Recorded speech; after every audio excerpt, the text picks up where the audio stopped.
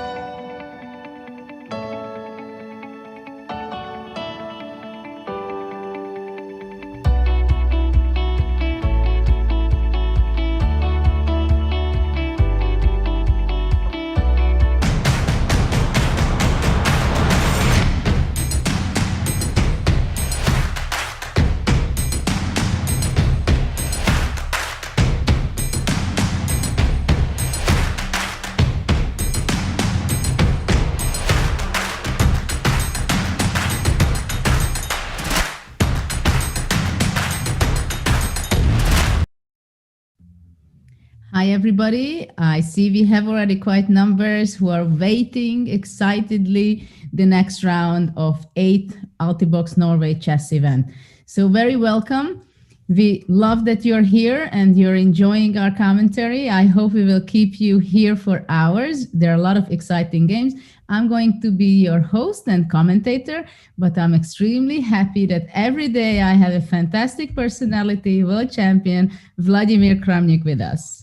Yes, with a huge Russian accent.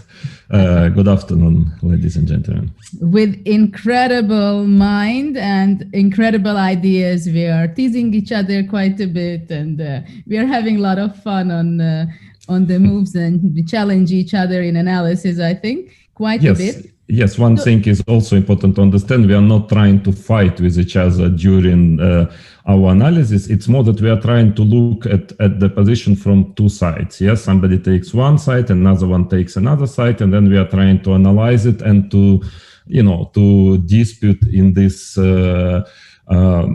in such a manner, but to have a very global, view on the position. But it's not a fight for sure. I'm very happy to commentate with Judith. It's a big pleasure, and I hope that you're enjoying it as well as we do, as much as we do.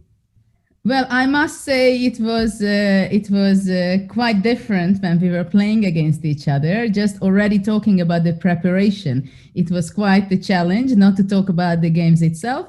But now we are having the chessboard front of us, and we challenge ourselves, but not each other. So let's talk about the standings of the event.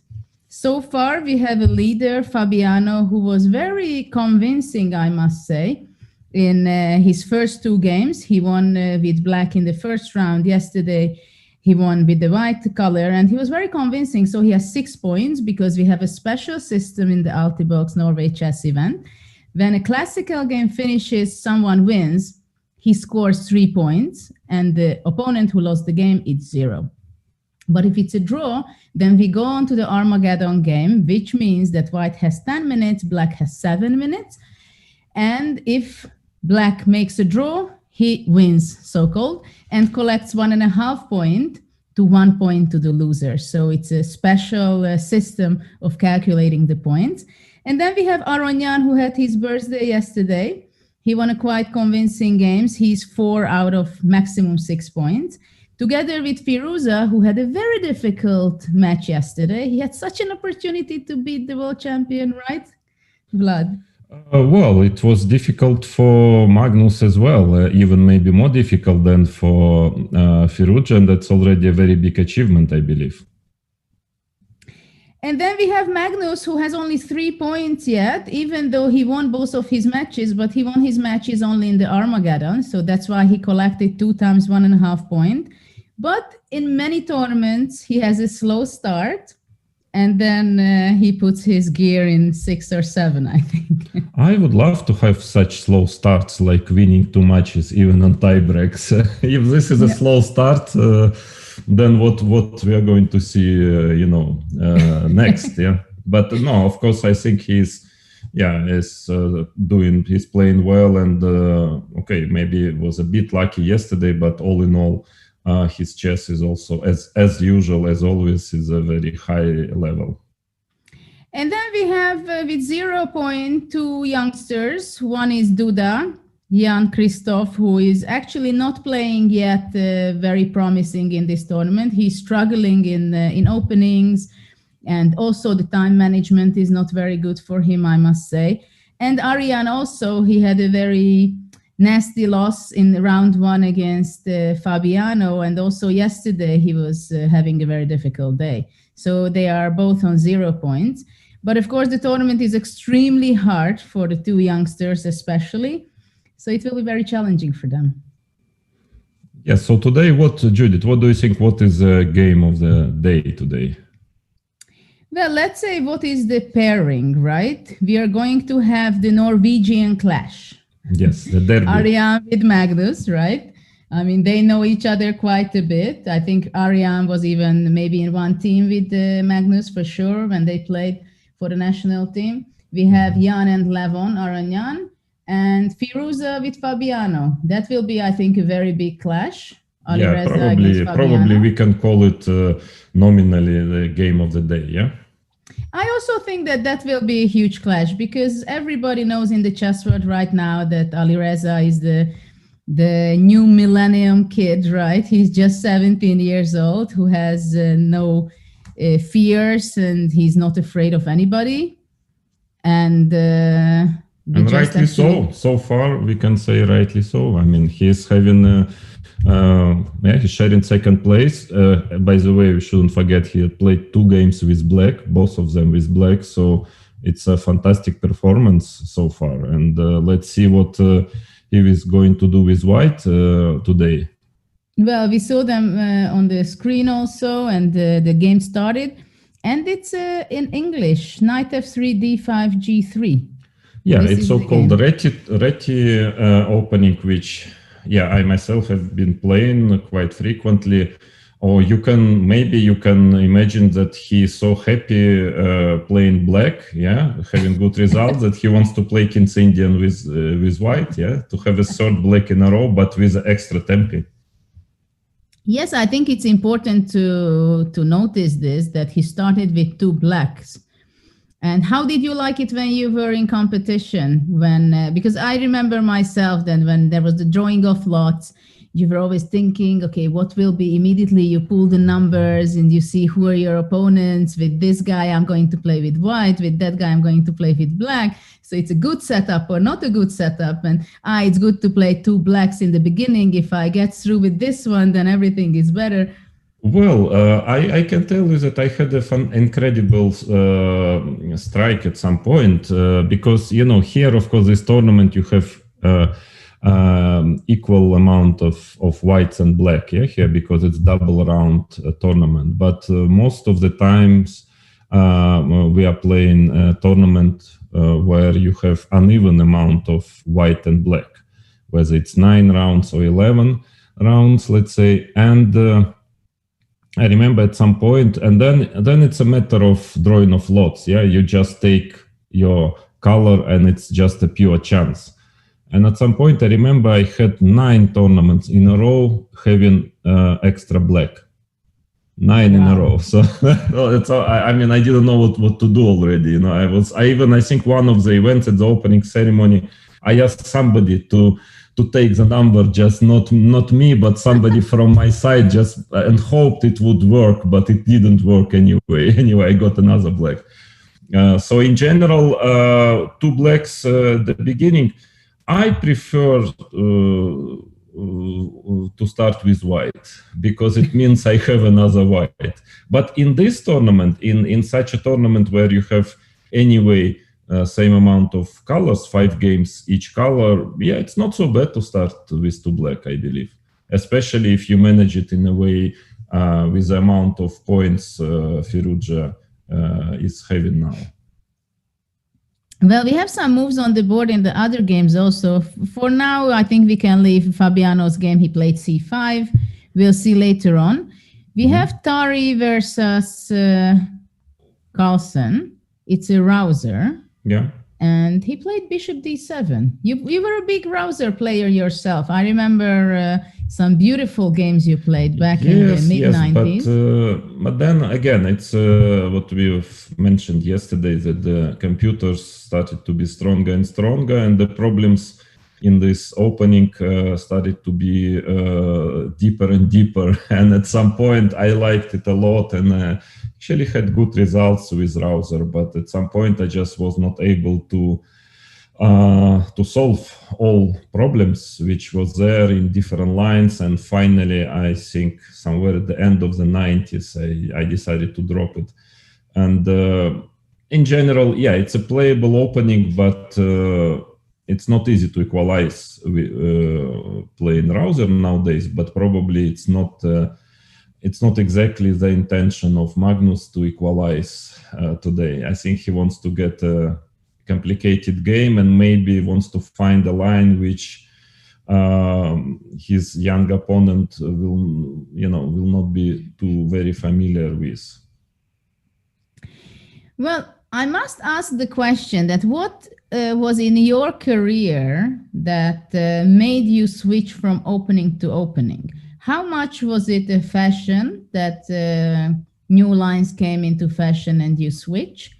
And what is the method? What is the algorithm in your brain when you switch from one system to another? How much is it you, and how much is it the fashion, and how much are you influenced or were you influenced by the other players, or hard to say, but pretty often it was actually simply out of tiredness. I was just tired to play always the same opening, and or sometimes white. Let's say if I'm black, we're finding certain lines where it's probably objectively a draw, but you still have to be accurate, and there is zero winning chance.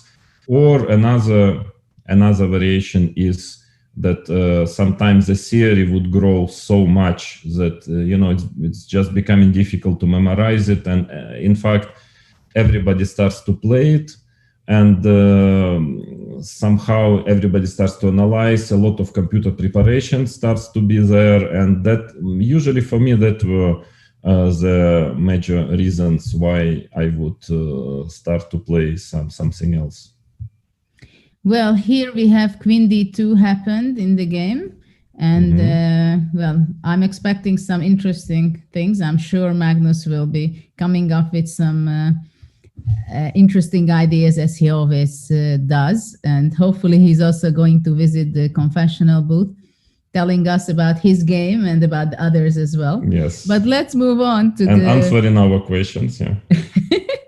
Let's move on to Levon Aronian's game. It looks like it's a pretty solid game without queens already. If we go from the start, it was a 4-knight, bishop b5, knight d4, takes, e5.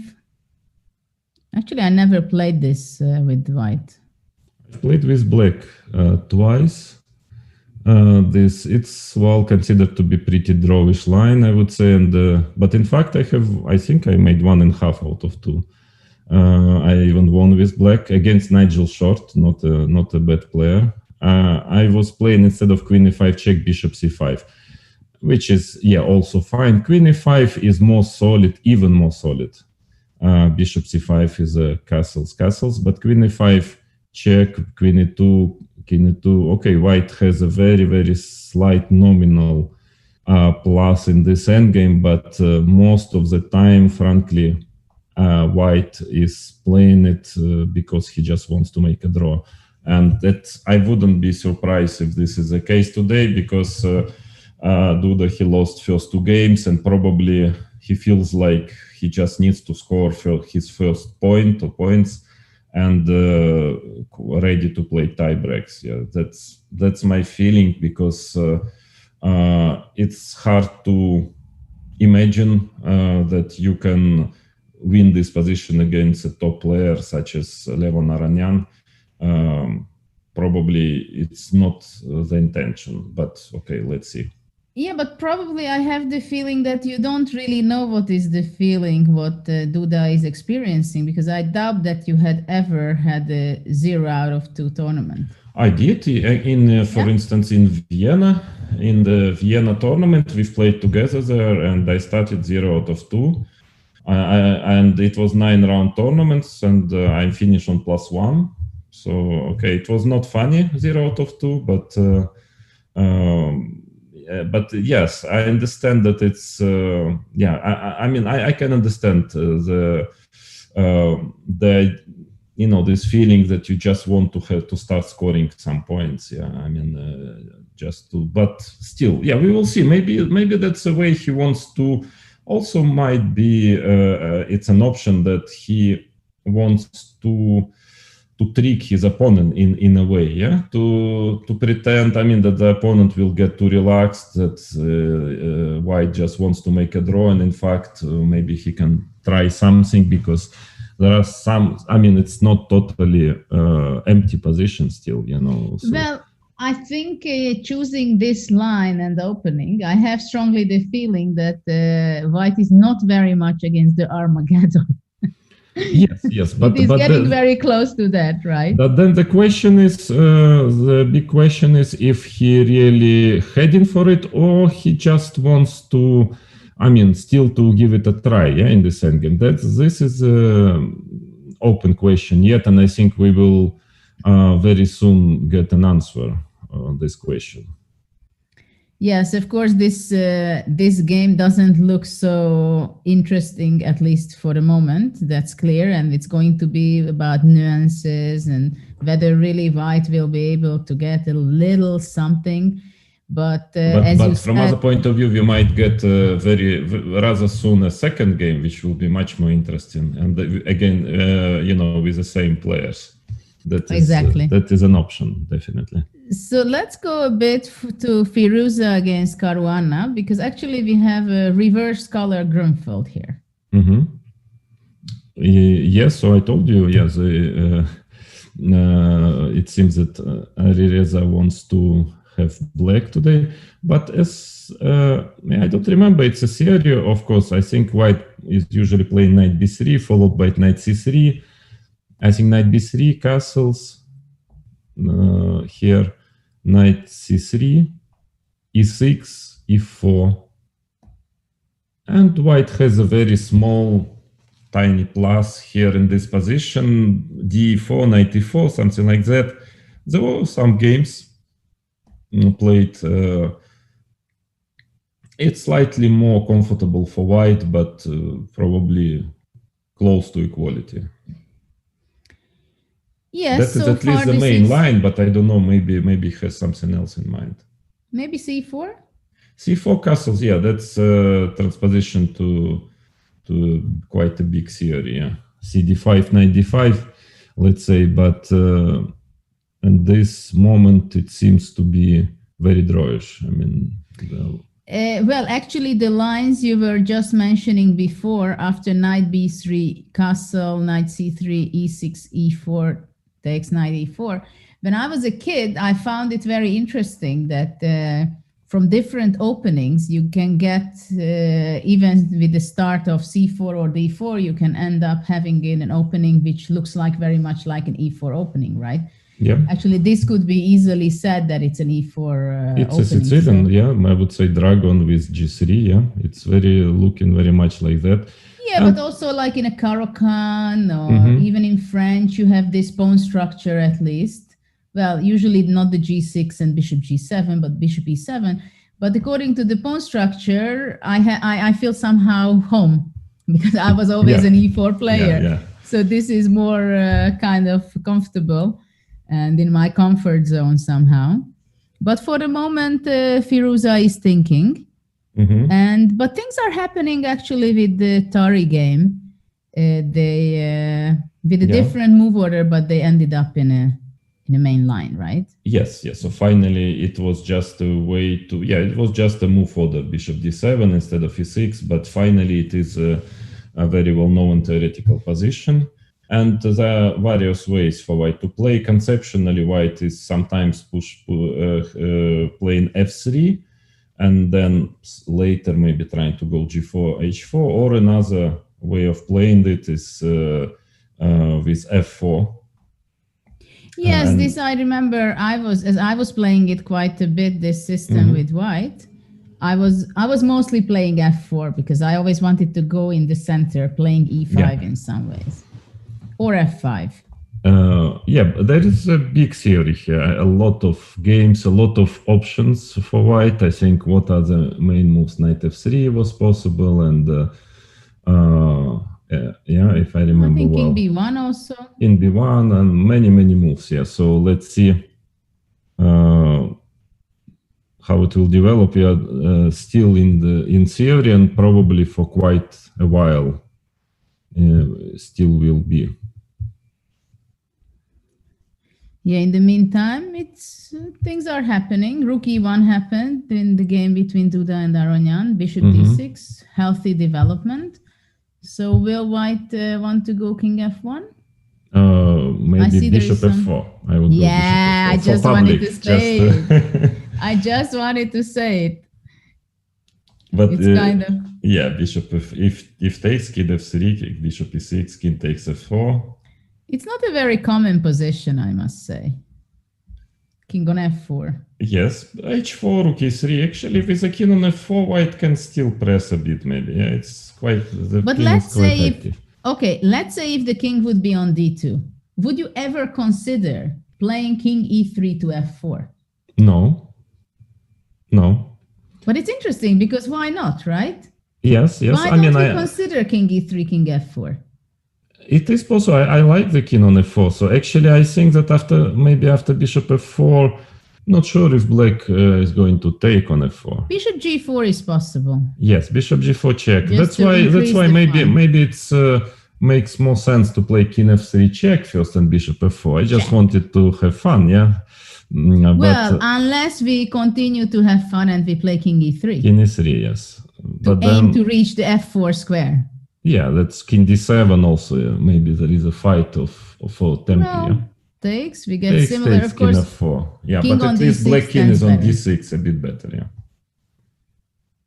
Still h4, right? h4 and yes, if you double your rooks on e line, then try to get some activity on the king side.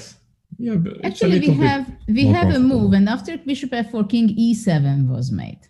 King e7, yes, possible. King e7, king f3 check. Bishop e6. Maybe c4 then, just to try to. But after c4, after c4, I think king d7 will be the move. King d7, my plan was maybe rook d1 or something, I don't know.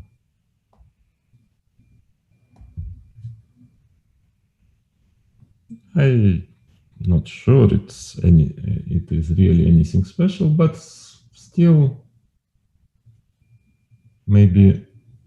It's interesting. White has a small plus. I mean, I think Levon is a little maybe too quick. I mean, I don't say he didn't do anything wrong yet, but I would be slightly more careful. I understand there is no real danger, at least yet, but there is certain potential. Yes, so for White to start pressing, so he should be careful and maybe spend some time on his next few moves just to equalize, completely, and just not to give a slightest chance to his opponent, for a torture, for some kind of long but unpleasant torture, which might happen. What about playing c4 immediately?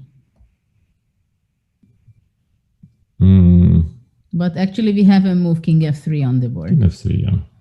It's also okay. Bishop e6, and yes, you can also just play h4 or c4. Maybe if white goes c4, maybe bishop takes f4. And the question if c takes d5 might be a maybe takes plus. And king d6. And then king f6. I wanted, to have king on f6. Yeah, that might equalize. Opposition. That might equalize because you want g5 check, and g5 check and take with a bishop on d5 or something. Nice intermediate move. It can be important. That might be completely equal, yeah. But because actually, if you don't play g5, but you take bishop d5, I think rook e5 can be strong. Mm-hmm. Right? And if bishop g2, I would give it check. King e7.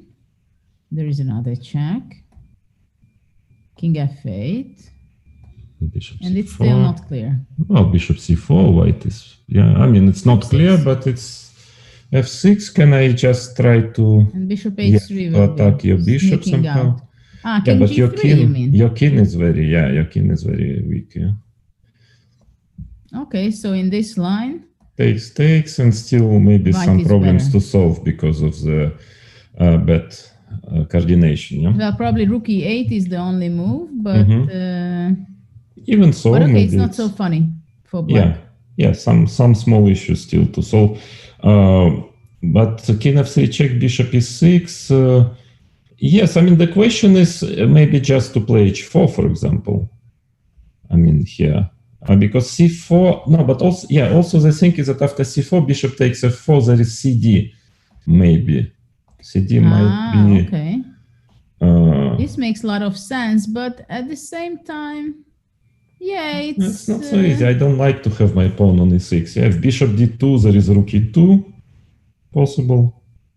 Well, even this, it shouldn't be really a big problem for Black, right? I agree. CD, but by the way, I have a crazy move like this. Oh. But it's more crazy than good, I think, because but d6, I'm afraid is possible. Yeah, c takes d5 is rook b1. C takes d5 is, I mean, it's very solid for Black. I mean, this shouldn't be a real problem for Black. No, but at least okay, the king is aiming to go to d4. Yeah, right? If king gets to d4, at least, you can try. You can keep on trying here. So, so c4 is an option. Another option I would say maybe is to try to play h4 here. I would say just start pushing pawns like h4 and stopping. What about h5? h5, then the bishop endgame will be lost. Yeah, one day. It's very far, but like take on d6, king f4. Yeah, I love it that when we talk about games, each round, at some point you say something about the pawn move, of course, and then you say, I don't like this because it's going to be dangerous one day. No, it can be, because you see 30 moves later, and you visualize what's the problem. This pawn structure is, or I could have just started doubling rooks, or even king f4, yes, it's... king f4, this g5 square, rook h6, f3, f6, and h5 pawn will be potential rook e3, maybe rook to g3. Can I go g5 check, maybe, maybe here g5 check. Even so, maybe king g3. Yeah, but probably I can be more precise after h5. Maybe I can start with rook e3 to gain a tempo. Yeah? That would be more, instead of exchanging the bishops on d6. No, without exchanging, maybe. First of all, let's to play c4 as earlier we said, and also playing rook e3, and then I don't think Levon will play h5, even if it's perfectly playable. But it's the only thing is that if you play h5 with Black, of course it has its drawbacks. But let's face it, White can also go h5 later and simply gain space, right? h5, g4. And the e6 bishop can have problem if later on also f4, f5, g5. No, it can be, it's a little better for White, this position. That's why actually one of the reasons I was playing bishop c5 instead of queen f5 check. I thought it was even simpler. back move 8. Yeah, I think this endgame, not that I was not afraid of it, but I had a feeling White can press a little bit. And here castles. This is because bishop is very good on c5, and the main line is that if bishop takes d7 here, otherwise Black just plays d6, like Nigel Short, he played something, queen h5, d6, and it was bishop is very good on c5. Rook gate, queen h5 is the idea. And then at least there is a pawn. I think, but the best is bishop d7, bishop takes d7. That was my game with Alexander Morozevich from Rapid Chess a long time ago. Queen takes d7, rook a d8. Now, fortunately for White, he has queen g4 move because we leave a second to our audience. What would they do here? But for sure, we would do this. Yes. And rook d1 mate. So that's why White's only move, I think, here is queen g4. Yeah. And now I think simple rook f8 was the best even. Because if bishop g5, there is queen g6, and simply that Black has very powerful compensation for the for this double pawn, because he got the two rooks on the open lines, and absolutely no problem for Black. So that's why. And my game with Nigel Short was, I will maybe show you later. It was more funny than anything. But how was yes, that? It was castle. I think Nigel played queen h5, d6, and then I have to check how was the game. I will maybe show it later, just for fun, because at some point it was quite interesting position. So now we have c4 on the board. Yeah. It's still not totally clear to me if White is trying to press, or he actually just happy with the draw. Okay, but what happens if I just take on c4? You take bishop it back, takes right? c4. Okay, bishop takes f4. King takes f4. Takes, and I just go rook d8. Yes, I mean, after all, this d file is not much for White. I agree with you. Take on e6. And I take it takes back. And maybe rook e2 somehow, at least to try to double. And yeah, it is. Black it's actually might even be the king f6, king f6 simply. Yeah. It might be actually even the simplest way for Black to play. Yeah, because this so-called weak pawn is not really weak. I mean, it's not too difficult to defend it. And probably Levon maybe wanted to have a sharper game today, but maybe he just doesn't mind. He says, okay, draw, we go into Armageddon game and let's go. No, of course, in such tournaments, when you're Black, okay, and your opponent wants to play very safe, what can you do? Yeah, because everybody is strong here, and if you are trying to play very sharp from the very first move, it can end not too well. So that's why it's very normal. He's just playing his repertoire, and also it was quite unexpected, I would say, probably from Jan-Krzysztof, that he would play such a solid line, because in general he is a rather aggressive player and plays quite sharp chess. So I guess it was not expected from the Levon side. And in any case, you are Black, okay, you don't have such a big choice as Black in such top tournaments.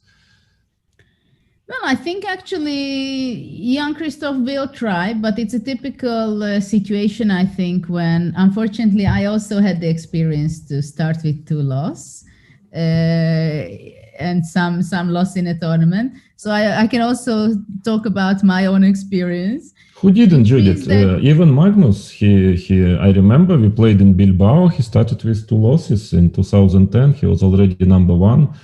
And Kasparov started with 2 losses. If I remember, it was a rapid tournament also in Mainz. And I remember he started with 2 losses, actually exactly against the same players, like Magnus, me and Vichy, both times. Yeah. So, and both times first and second round, I think.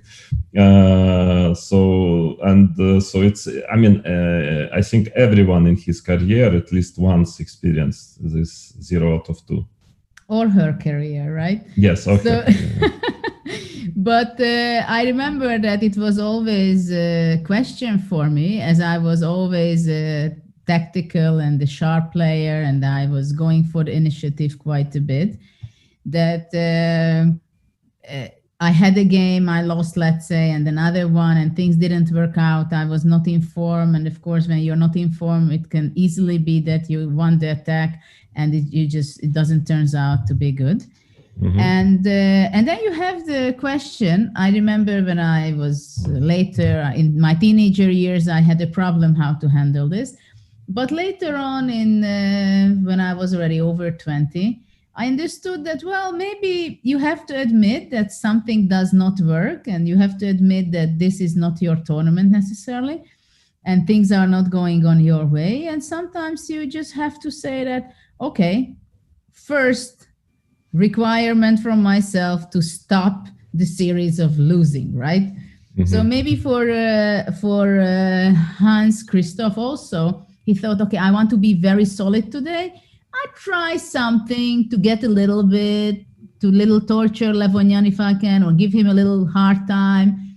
And okay, if he plays the best moves in this kind of position, it will be a draw. So what? We play the Armageddon, right? But that he wants to choose a solid line there. He's not playing for a draw, but he says, I want to make it not being provocative today. No, that's true. That again, all of us we do it from time to time. Yeah, I also did a few times this, because when I felt like whether I have nothing really, no idea in the opening, or was not feeling well, was not in good form. Yeah, I was just trying to play with white extremely safe, line, and just giving it a try. And I can tell you that more than once it worked. More than once I would manage to win actually such game where in fact I was not really playing so much for a win from the beginning. Yeah, that happened to me a couple of times. So, but probably not this time. Yeah, because well, we have on the board all this what we were discussing, only that Levon played from A8 to D8 with his rook, not from H8, which is actually probably more logical, I must say.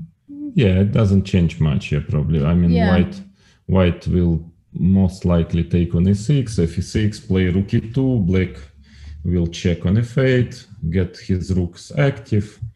Well, this is why probably the A rook was more logical, so that black can play rook H F8 if he wants to, and maybe to protect. Maybe white must try rook A D1 at least to change one pair of rooks. But rook F8 check in E3, and maybe even rook D5 to improve the pawn structure, just in case, even if it's absolutely not necessary. But and probably very soon. In this position, what do you think? Who does it favor to exchange a pair of rooks? Or it depends on what circumstances it happens? It depends on the circumstances, but in general, I think it doesn't change much. Yeah, it doesn't change the final outcome of the game. I don't know. Somehow I have a strong feeling that we are not going to look at this game for too long. Yes. For some reason. Yes. So let's try maybe to see what is Magnus doing. Let's see what Magnus is up to, right? We left at bishop e7, where we considered that there are different alternatives for white. Knight f3 is one of the, I played it quite a few times, knight f3. The idea is to play e5 eventually, of course. So b5.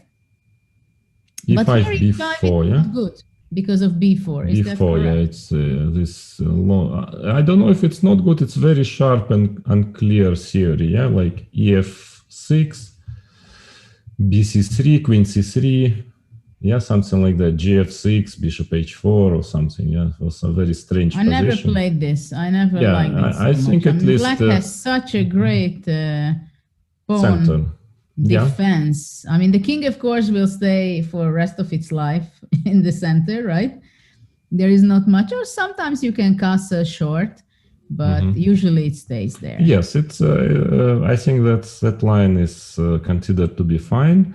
But bishop f6 is the main move, right? G takes f6, very normal, common in the browser that this G pawn is taking back.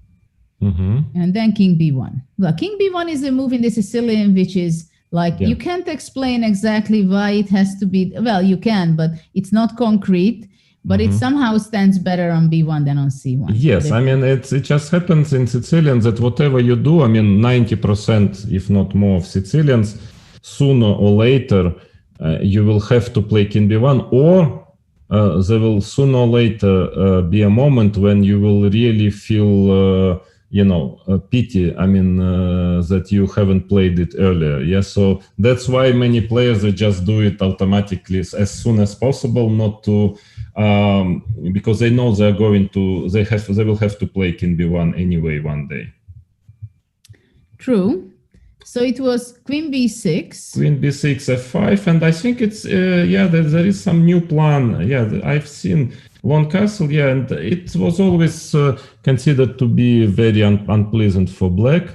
But now it becomes fashionable again from the black side because he found some interesting plan, and there are many games on, reasonably many games on the top level, and it seems to be very playable position for black. So it's interesting. I, of course, don't remember exactly how is it going, but it might be, it's a kind of fashionable, the fashionable line in this unfashionable opening, I would say. Well, I think we have a little break because we have a guest. We have Benedikta Westerskog. I hope I pronounce your name properly. Welcome in this show, Benedicte. You're one of the key persons of the organization of Norway Chess. Thank you so much. Yes, Thank you for having me. Afternoon.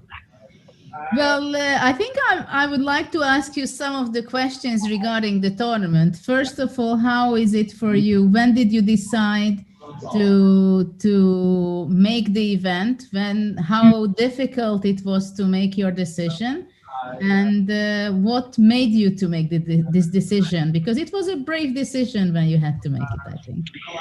Yeah, I mean, as soon as everything happened for everyone in March, we pretty much very quickly decided that we wanted to try to postpone instead of canceling the whole event. So we thought that, first we had to look for an opening in the calendar, so to speak, where we could fit in an event like this, both chess-wise and also with other sports and so on, even though everything had pretty much stopped, so we couldn't be sure. But we decided pretty quickly that we wanted to postpone, and we thought maybe October there would be a better chance, at least, to be able to organize an event, physical event. So were the things and plannings, did it go according to your plans, or was it much more difficult than you expected it to be? Well, it was definitely much more difficult because we didn't know exactly what would happen. So we couldn't really prepare because things were changing basically week by week, even day by day.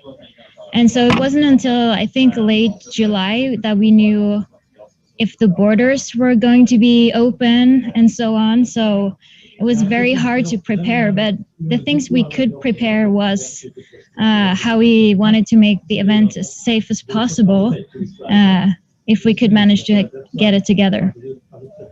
How were the players reacting on the changes and that the tournament was postponed and it was going to be organized? Were they skeptical, positive, open to it, or what was their feedback? Were they very worried about that? Well, as soon as we postponed, we told the players that we didn't really know what would happen for sure, but we asked if they had time to just move it from June to October. And almost everyone had the possibility to do that. So then we scheduled the ones that we could. And we tried to plan as best as possible for that. But the players, I mean, most of them, they weren't really skeptical because we kept an open communication with everyone to just keep in touch, like the updates on changes and so on, and the situation in Norway, the situation in the countries where the players were based and so on. So I think that the open communication there was really helpful.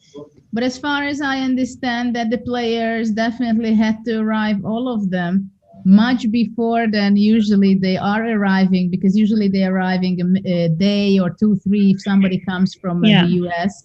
But now they had to arrive like 10 days before the start of the event. Is that correct? Yeah, that's correct. So they had to stay here in Stavanger for quite a while before the tournament started. But even that, I think they've handled really well. And I think some of them were really surprised too that quarantine wasn't that bad, in the sense that it's quite free in Norway because we have a lot of space outdoors and you can be outside, you don't have to wear your mask and so on. So we tried to do our best also to make it as nice as possible for them. So we brought them like lots of like goodie bags with snacks and stuff and games. Like we did so many things just to try to like not make them go get cabin fever. And we have like really nice bikes here that they can use and so on. There's the hotel where they're staying is close to 2 really nice lakes, the ocean, and so on. So I what think it kind was not the worst place to be in quarantine. That's for sure. What kind of measures you have to take in order to make the tournament venue safe and all the players to feel safe and to be safe? Do you make any tests during the tournament, a COVID test, just to make sure?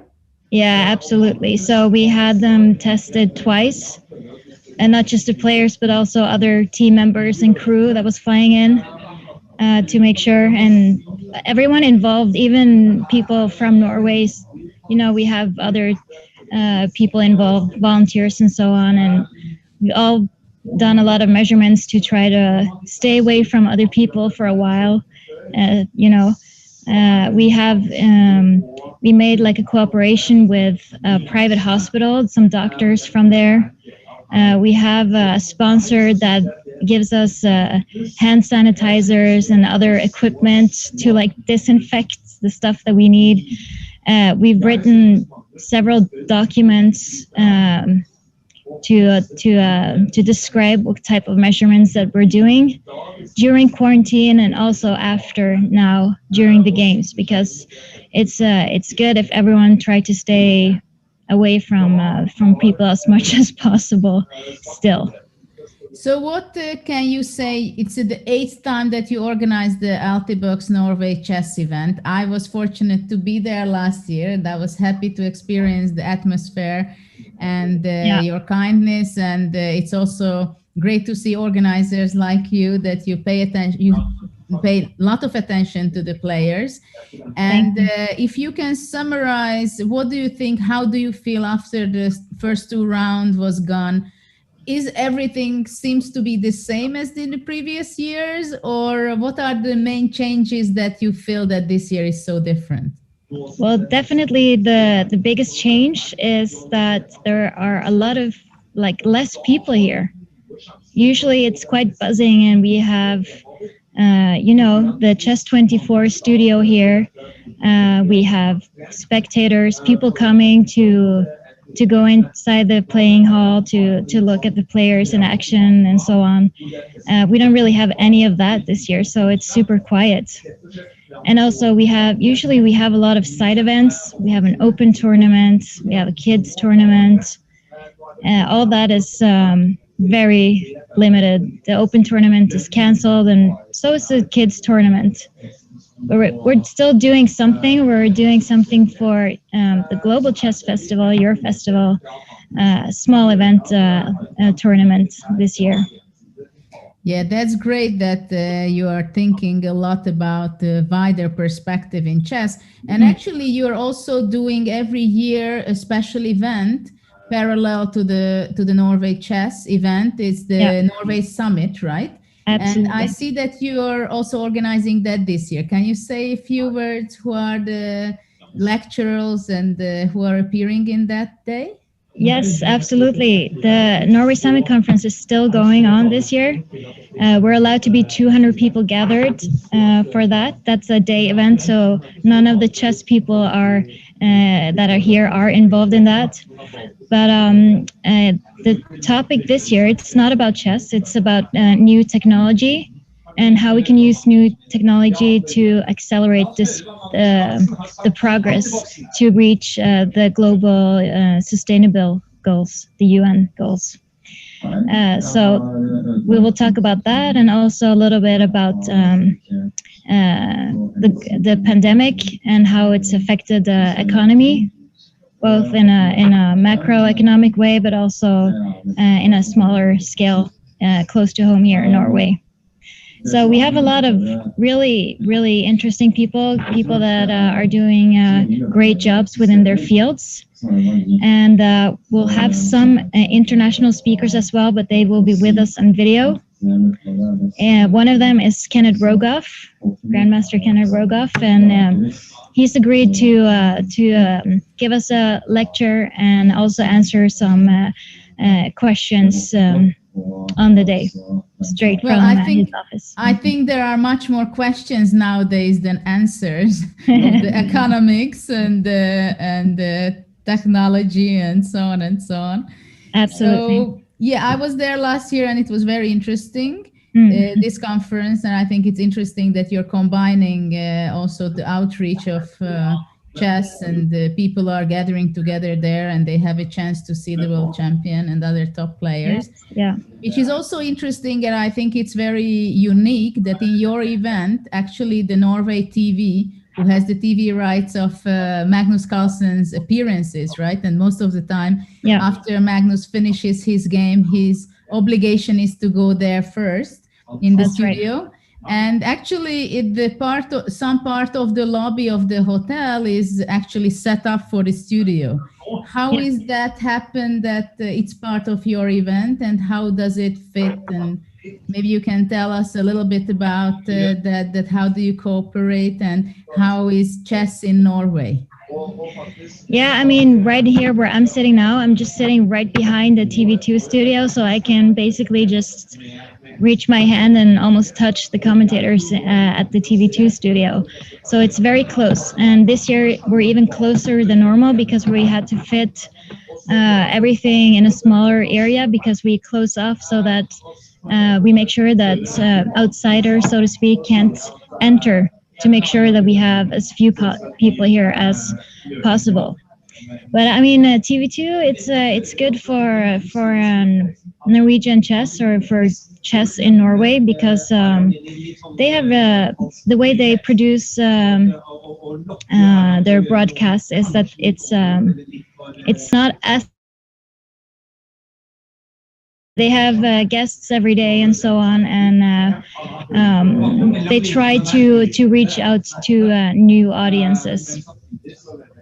Yeah, I think it's quite exceptional what Magnus and in Norway, the professional media and the professional people could create in your country, that chess became so important and the whole country is following Magnus's success. Yeah, but it's not a given. I mean, we had some meetings with TV, I think it was back in 2012, and the feedback we got back then was that chess would probably not be as popular on TV.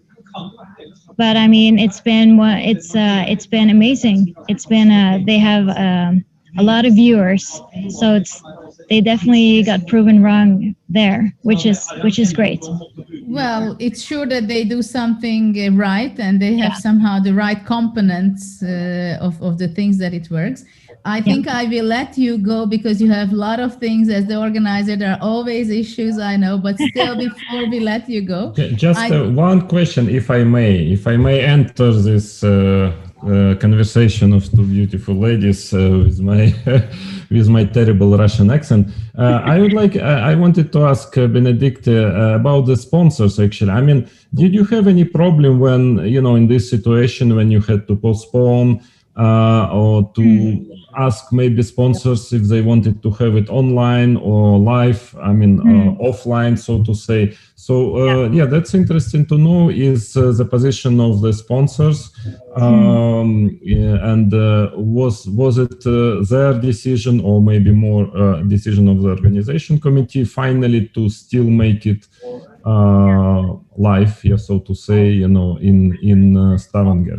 Yeah, that's a really good question, actually, because part of the reason why we ended up deciding to postpone and not to cancel, because it would have been easier for us as well to just cancel it and have even more time to plan for next year.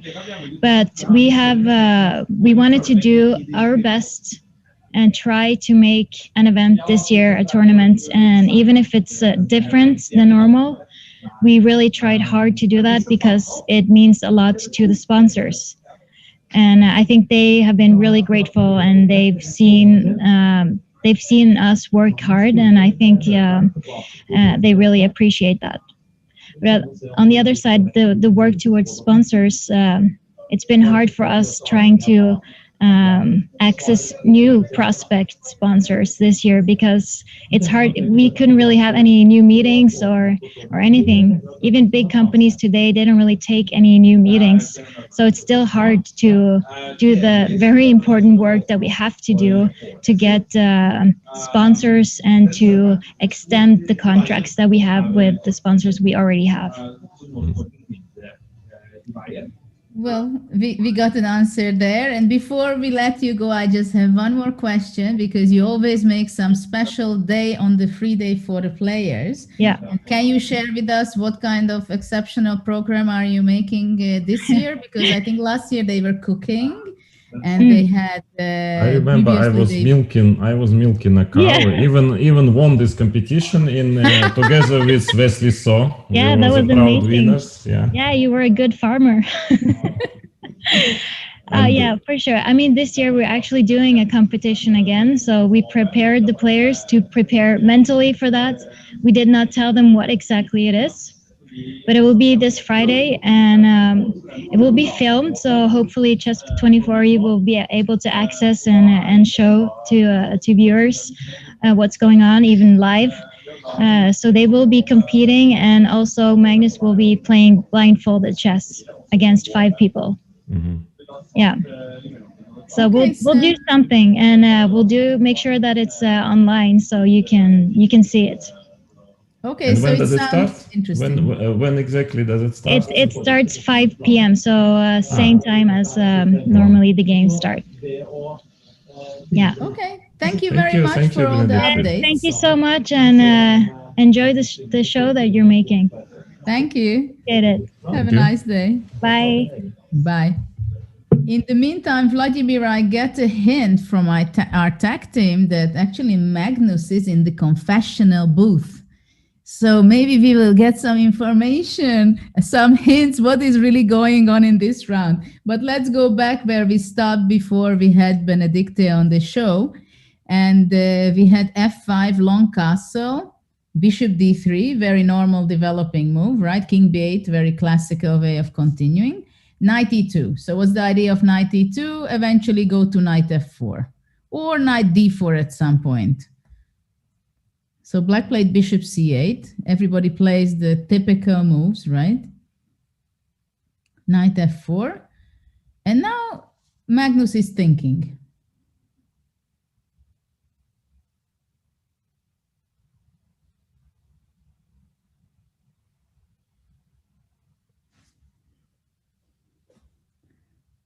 So what can he be playing, you think? But please unmute yourself, because the valuable words we don't hear from you.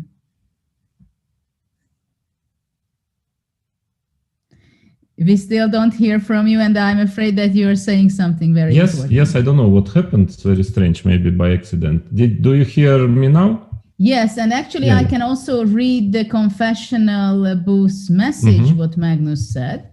He says, I have actually done everything wrong. I destroyed my pawn structure. I castle to the side where my king is not especially safe. I got the bishop pair. 1 second. Is that as long as they are still there, it has a value? That's what Simon Agdestein used to say. Well, he was his coach, of course. The bishop pair is best in long games. My hope is that it can gradually become strong when the position is opened up. There is also a danger for white that he plays too aggressively, thinking he can do anything. I think it can become quite an exciting fight. Currently, everything is possible. Yes, what I would agree with all he says, but now it's actually a very interesting moment if black maybe can try to play d5 now. It looks to me like quite an interesting option. Because he has to hurry black. White. Actually, in the meantime, Magnus played knight e5. Knight e5, yeah. But d5, what you just mentioned, it looks very aggressive, Vlad. It's more even prophylactical than aggressive, yeah, because I think white might otherwise get c4 and get a lot of grip on the position, yeah. So d5... Sorry, Vladimir, but you can't sell this to me that d5 you play for prophylactical purposes. Sorry about that. No way. I mean, it's trying to do something before you are in a difficult strategically situation. And ed5, yeah, there's some ideas like knight b4, but actually ed5, yeah, probably. Yeah, I guess you have to take it, but I think white is going rook e1. I would be very happy to play it with white, I think. Black has his play, I believe, here as well. Let's say you can maybe try even to play d4, trying to go bishop b4 somehow. Then I mean, there are some black squares, and it's sharp. It's hard to say what is the position, but black has his chances here as well. I mean, at least it's an interesting option, because very often white tries to exchange the pawns first, like fe, fe, and then to play knight f4. And then already d5, e5 is not so good for black. But this is always an issue in these positions, right? It's always a question when to take on e6. And if you take e6, then the tension is not there anymore. If you don't take it, then, for example, what you said, d5 is possible. Yeah, of course. But chess, in general, chess is quite a complicated game. I don't know if you noticed, Judith. There are lots of questions like this, in practically in every single game. Yeah, and Sicilian is a complicated opening. But yeah, you're absolutely right that that's always one of these questions which white has to think about on each move practically, whether to take now on e6 or not, or wait. Knight e5 was played. I still like d5. I don't know. I prefer d5, but of course it's very okay, knight e5. Probably if I would be white, I would just try maybe to go rook h1, something like this, just to try to... Yeah, that should be the place for the rook. Because now already it's not easy to push d5, yeah, as far as I understand. And well, you stopped c4 already with knight e5.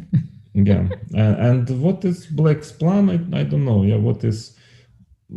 because, of course, black would be very happy to play bishop b7, to put bishop there, but now this pawn on e6 is hanging. Well, eventually, probably he may play h5, maybe even now, and later on to play. What do you think about bishop f8 and? Yeah, that's a possible h6 plan. But after h5, maybe white has also his ideas. Like, for instance, trying to go bishop f1. I mean, as an idea, and then already knight d4 might be a threat at some point. Where do you go? Sorry, bishop f1, for instance, F1, or even yeah. or e2, maybe h5 pawn is hanging also. Bishop e2, a little bit strange, but.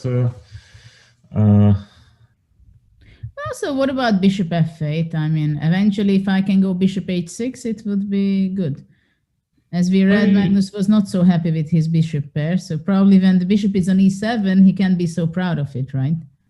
Yeah, but maybe I can now take on e5 and on h5, or take a knight h5 immediately also. It has to be takes. But what about taking e takes f5? D5 square, then yeah, it's Well, now it looks like a Sveshnikov, right? Yes, Structurally. strange Sveshnikov with a king on b8. Yeah, maybe, Yeah, but EF. I mean, it's complicated, but I would say pretty dangerous for black, in my opinion, with the king on this part side. Yeah, maybe g4, bishop f3, g4. Let's say g4.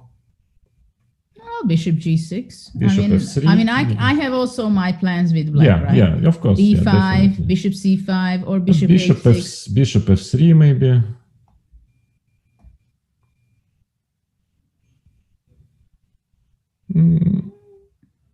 And after bishop h6, you want to go g5? I want to just queen d5, just some... queen d5, sorry. Actually, I wanted to go d5, but I can't because both of my pawns. No, of course, then, you need to start calculating variations always, but somehow I thought d5 was... I liked it more, but knight e5, let's try to analyze it further, because rook e1, I want to understand what is the black's plan now after rook e1. Because white's plan is pretty clear to me, yeah? I mean, white wants to get bishop f1 and knight d4, maybe, or bishop e2, knight d4, bishop h5. There is a certain... I mean, white has useful moves, so now black has to choose whether he's trying to maneuver his bishop, to h6, or maybe rook h8, bishop f8, just to protect the e6 What about pawn. rook g8? Rook g8, yes. Let's say bishop f1. I still follow my general plan. Because once you play bishop f8, always knight h5 might start to be. Yes, that's why I was hesitating actually, because knight h5 I didn't like too much. Though still black can go back to e7 and your knight is not standing so well on h5. Now d5 will be in there. Maybe queen h6 and then again you need to start to calculate variation. But yeah, now black now is... I may take on f5. Yes, it's true. But also I can go, knight for takes example, f6, knight g4. Maybe. Knight g4, queen takes h7. You're greedy. Sorry, but you're taking such a poisoned pawns. Yeah, I need to break through somehow on the king side. And it to me seems that it works. Rook, but you maybe just it's just a draw. I can play rook h8, rook g8. But fe, if I take fe here... Bishop takes. You want to take with a bishop, then maybe. Well, I can't really take with anything else, right? Yeah. Knight f4. I don't know if it will work. Well, it's perpetual, I think. Rook h8 and. I wanted to sacrifice the queen. Sorry. No, I wanted to sacrifice the queen, like knight f4, rook h8, queen g7, and knight takes e6. And I like my position here. You're happy. Finally, you could get rid of your queen. Yes, sacrifice something again. One knight on f5, another knight on d5. Okay. That's still a huge journey. Nowadays, you don't travel so long, right? Yes. With your knight from f3, I mean, it takes years until you get to d5. But to f5, you reach out. This type of play, it's hard to say. But of course, at some point, and pretty soon, it will probably become rather concrete. Rather direct play, because black has to protect all his pawns. Yeah, but of course he's got a lot of counterplay chances for counterplay. So I think what is Tari thinking about now? Maybe he is hesitating if he maybe wants to play bishop e2 right here, just to avoid losing tempo, so to say, on rook e1. It's but an usually, I mean, the rook's place is on e1, no? Yeah, I agree. Actually, we can talk a little bit about these rooks, generally speaking, because for me, when I was a kid, it was quite obvious where I put my pieces, generally my bishops, my knights, even my queen, my king. I usually castle different color sides, so I castle long. But in some cases, of course, I had to castle short, or even playing with the black pieces. But in many positions, I had to understand, and this was, interestingly enough, it was not an opening preparation. As we discussed it yesterday, we touched this topic already, that how much you have to have your opening preparation, how many moves, and how much you have to understand the middle game, right? And in most of the positions, in the d4 systems and in every system, somehow you have a place for your rooks, right? In this position, usually white has his rooks on d1, e1, that's the most common, and also sometimes on f1, I think. Yes. On the f5, right? So for black in this position, your rook is on d8, or sometimes rarely on c8 if the bishop is still on d7. The other rook usually goes to e8 or g8, but most often it stays on h8, right? Yes. Something like that, yeah. But for black, it also very much depends on what kind of plan is he choosing, because there is a plan trying to push his h pawn here, like trying to play h5, h4, then of course you keep it on h8. And another conceptually different plan is to put it on e8 in order to protect the pawn on e6 and in order to be able to move your bishop to b7. So it's, there are two, I would say, those rook e8 is already clearly showing the plan, the next few moves. But I would say most of the time they're trying to play h5, h4, something like that, because the problem often comes with knight h5, queen h6. If rook is moved out from h8, then yes, something like that. But then knight h5 is coming. Yeah, it seems like rook e8, bishop f8 is not the best possible plan for black, I have the feeling. Quite often, yeah. That's because knight h5 is there, right? I mean, and then you have to be ready for d5, for example, here, and just maybe it works d5, and then here? Just to calculate variations very, very deeply. I mean, in advance d4, and then to see what is going on. Yeah. Well, you would probably go knight e5 here, right? But let me move my queen. Also looks quite damaging. But who knows? Let's say, what about some strange play? And I'm sure you don't expect anything else from me than that. But yeah, I don't see. Now maybe it's difficult. I don't see how it can work. Yeah, maybe ef. Yes, but ef knight e5.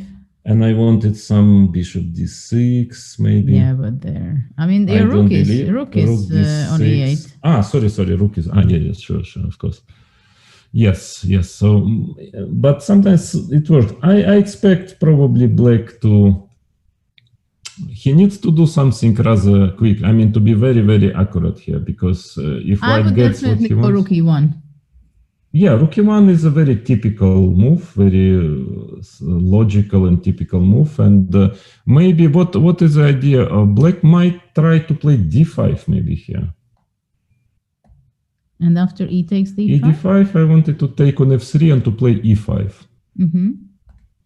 Something like that. Makes a lot of sense. If it works. I'm not sure still, because ef4 is not threatening. It's not threatening. But yes. But it will be threatening one day. Maybe c4, if it works, then b takes c4 and bishop b4 will come. Yeah. And also the f5 pawn is under attack time to time. And otherwise it might be pretty fine for black, because if he gets back the d5 pawn. So you see lots of nuances. Like, I mean, maybe d5, f takes e6, then maybe fe d probably. d4, I suspect. Takes? No, it should be fine. Even knight f3 and fe6. So yeah, that shouldn't be. But after fe6, knight e6 is not possible? Knight e6. Bishop. Well, you think only you can sack? No, I'm just going. Well, even bishop a2 is not a big maybe deal, but yeah, of course I would try to keep. Well, your king on b8 is not something. I would try to keep. And now maybe rook g8 if I can. Yeah, the back rank is and rook g1 is coming. Yeah. After b3. Yeah. Okay, so what do you think? We analyzed this pretty much. So now we are waiting for Aryan to decide where he's going to place his rook, which is kind of the most logical, I believe. Oh, bishop e2 makes some sense, because it might be a good way to prevent d5, because then already That's after true. even so, I'm not completely sure it prevents d5. No, but actually, bishop e2 has not only the idea of preventing d5, but moreover to go knight d4, right? So it is very concrete. Even if again after knight d4, now d5 might work already. Yeah, knight d4, d5. So it's first black has to make a move. That's the first. But actually, can't black take on f5 and after knight d5 in b7? Usually they don't do it, yeah, but sometimes it can work. And even queen f2 is not, because I have to defend the e7 bishop, of course. Okay, ef probably just. Bishop takes. If I took it already, then I really take the pawn. Yes, maybe knight d4. But knight d4. Bishop e4, I suspect. Yeah, but then the king can't really start to experience some knight c3 or knight takes e7 and rook e1. Maybe knight takes e7, then bishop But it f3. doesn't look so bad for black. It's not too bad, but the king is still like a long. Rook e1, I will go back in b7.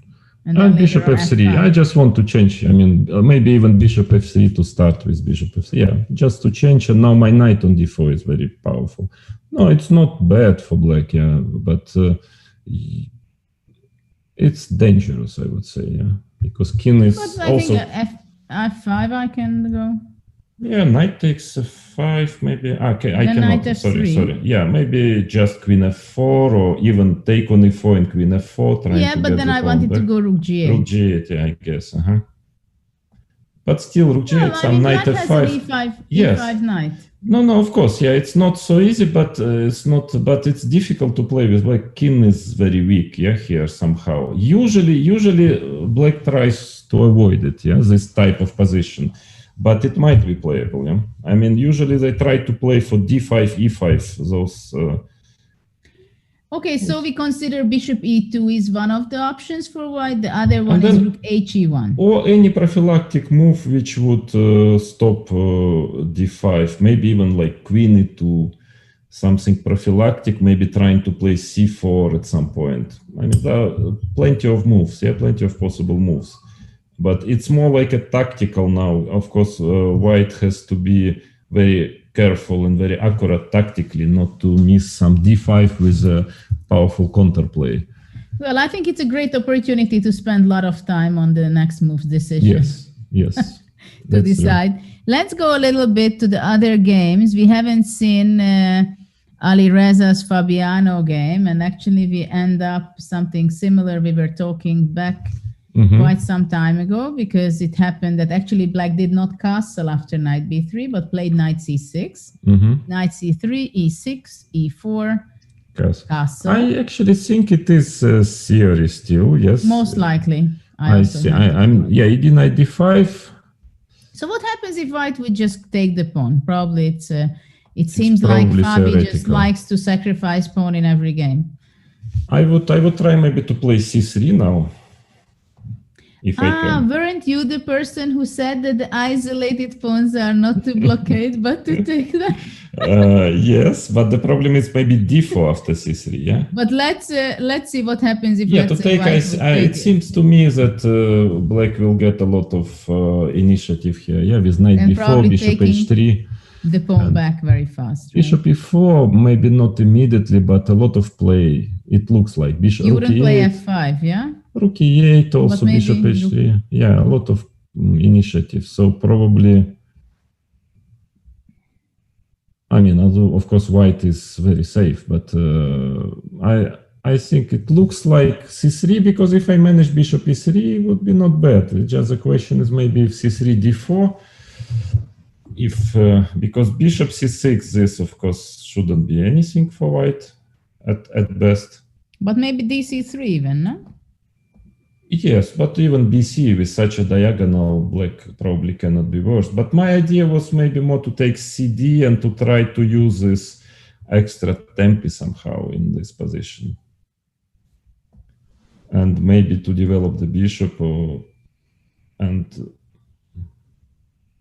it's almost symmetrical, but maybe this tempi, my bishop e3, yes, probably. Knight f5, maybe. Knight bishop c5, I want, yeah.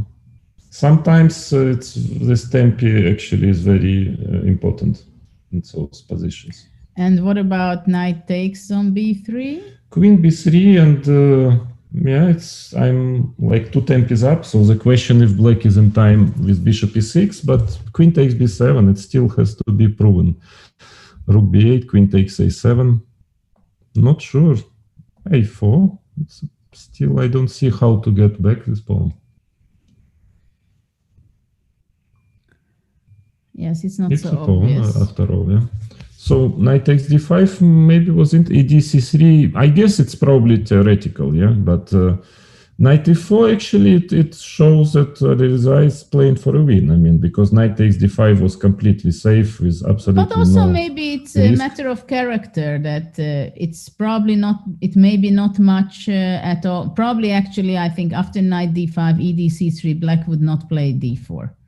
But then I get bishop e3 and I know it's... Well, black goes, let's say, bishop e6, bishop e3, knight e5. Bishop d4. That's a very nice torture. Very nice torture. I'm enjoying, I'm already, give me white. I want to change these bishops and... So you get back to chess, yeah? To competitive. Now you have the feeling that I want to play myself this one. No, actually, I think I won one game not such a long time ago. In 2018, in very similar structure against Fabiano. And yeah, somehow I managed to torture him till his death, in this type of position.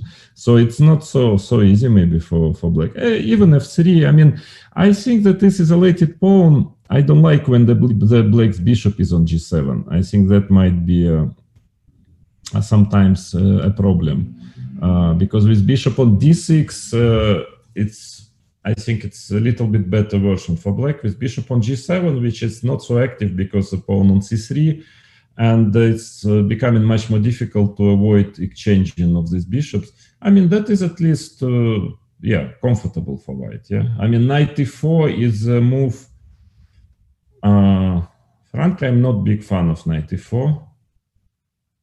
But interesting move was played by Fabiano. Knight e5. What a nice knight parade. No? Yeah, now of course knight d4 must be played, yeah? Of course. We have to, at least they didn't play, we have to, best possible place for the knights, right? Yes, that's true. And very rarely happens, to tell you the truth, but actually white played h4. h4? But of course, since we have alpha 0, h4 is kind of a must move in every game, don't you think so? Well, of course, Larsen was back in the old days, was also h4 all the time, but... No, it's okay. Actually, it is interesting. It's quite interesting idea, but very unusual, I would say. Very unusual.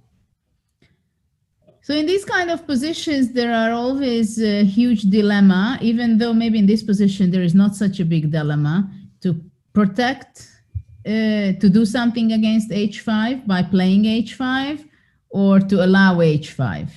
This is always a question. True. I wouldn't actually, of course, black can always play very safe h6 move, yeah. I don't know if h5 in this particular situation is so dangerous, but probably if I would be black, I would play h6, just in case, just to be safe. So what about just playing queen e2? Yes, queen c7, probably black should try to get to c4 somehow. Yeah, that actually bothers me from white, that if you play queen c4 next or even knight c4. Maybe white would finally go knight d4 and c3. Something like that, at least to block this diagonal. Knight d4 should be happening in the game, must, right? Yeah. Knight d4, why not? Also, you want knight b5 somewhere. a6? a6 and now c3, just to protect the knight or something like that. I wonder if black can play f5 anytime. Or it's too much? Yeah, we'll go back. Yeah, the e6 pawn. Because where you go? You go to d2? And to d2, yeah, probably. And what about f4? Or this is too provocative? A bit of weakening. It's okay, maybe I don't go f5. I just go bishop d7. Yes, and rook d1 or rook e1. Very, very strange position. Yeah, very interesting. Very interesting, complicated. Also, h5, g5, f4 might be an option at some point. So very, very complicated position. But it's an interesting way. What white played. I'm pretty sure I would have taken on d5 and tried to squeeze something there, and probably wouldn't manage because, frankly, after knight d5, e d5, c3, d4, c d4, knight d4, bishop e3, knight c6 probably should be good enough to equalize. You're still there in this game. Yeah. Knight d5. You're still here. Yes. You're still here. So probably d4, c takes d4. But for us, it's much more interesting that they played knight d4, knight d5, definitely. and h4. The game is much more interesting. I agree. I fully agree. I mean, I don't think it is any worse than knight takes d5. It just keeps the game going, keeps the tension on the board, and I'm pretty sure the game will be very tensed. I'm pretty sure about it because. Do you think h6 is the best move? Clearly.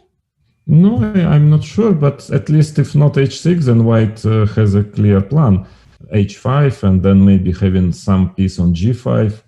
But another idea is maybe b6. Yeah, b6. But I'm pretty sure h4 was a surprise for Fabiano. No? Mm-hmm. b6, trying to go bishop a6. h5. Yeah, bishop a6 and rook e1. Maybe.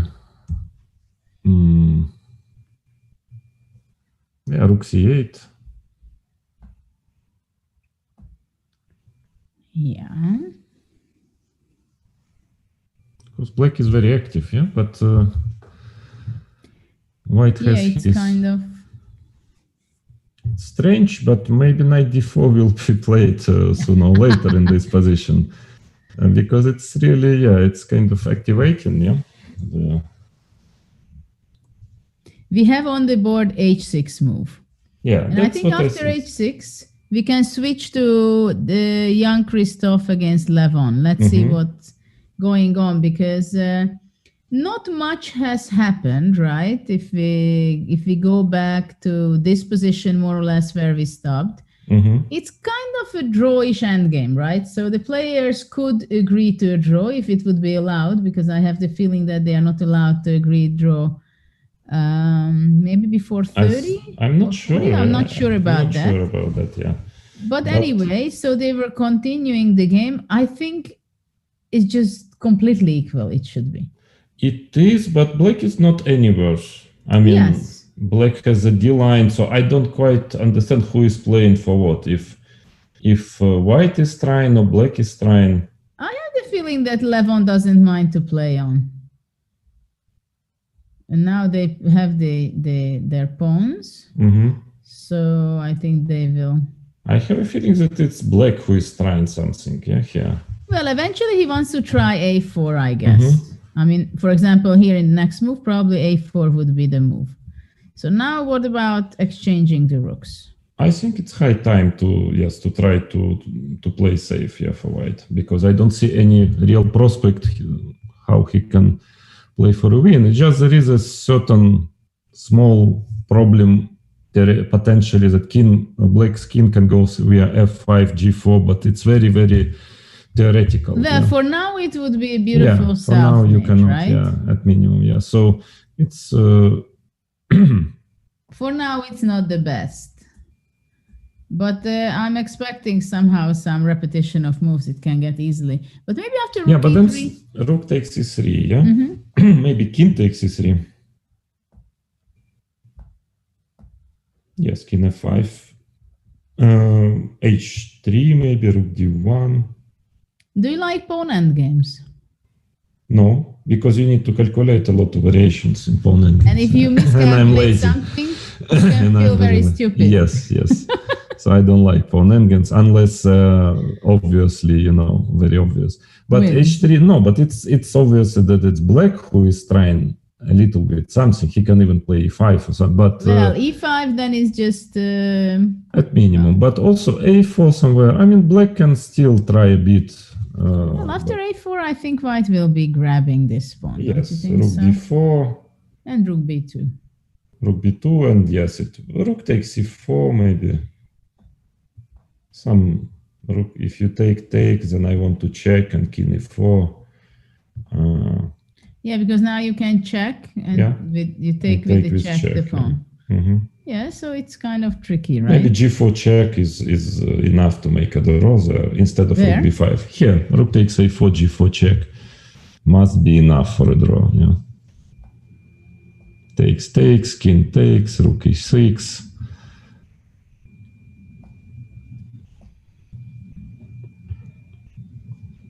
So, must be a draw, but still, it's. I think that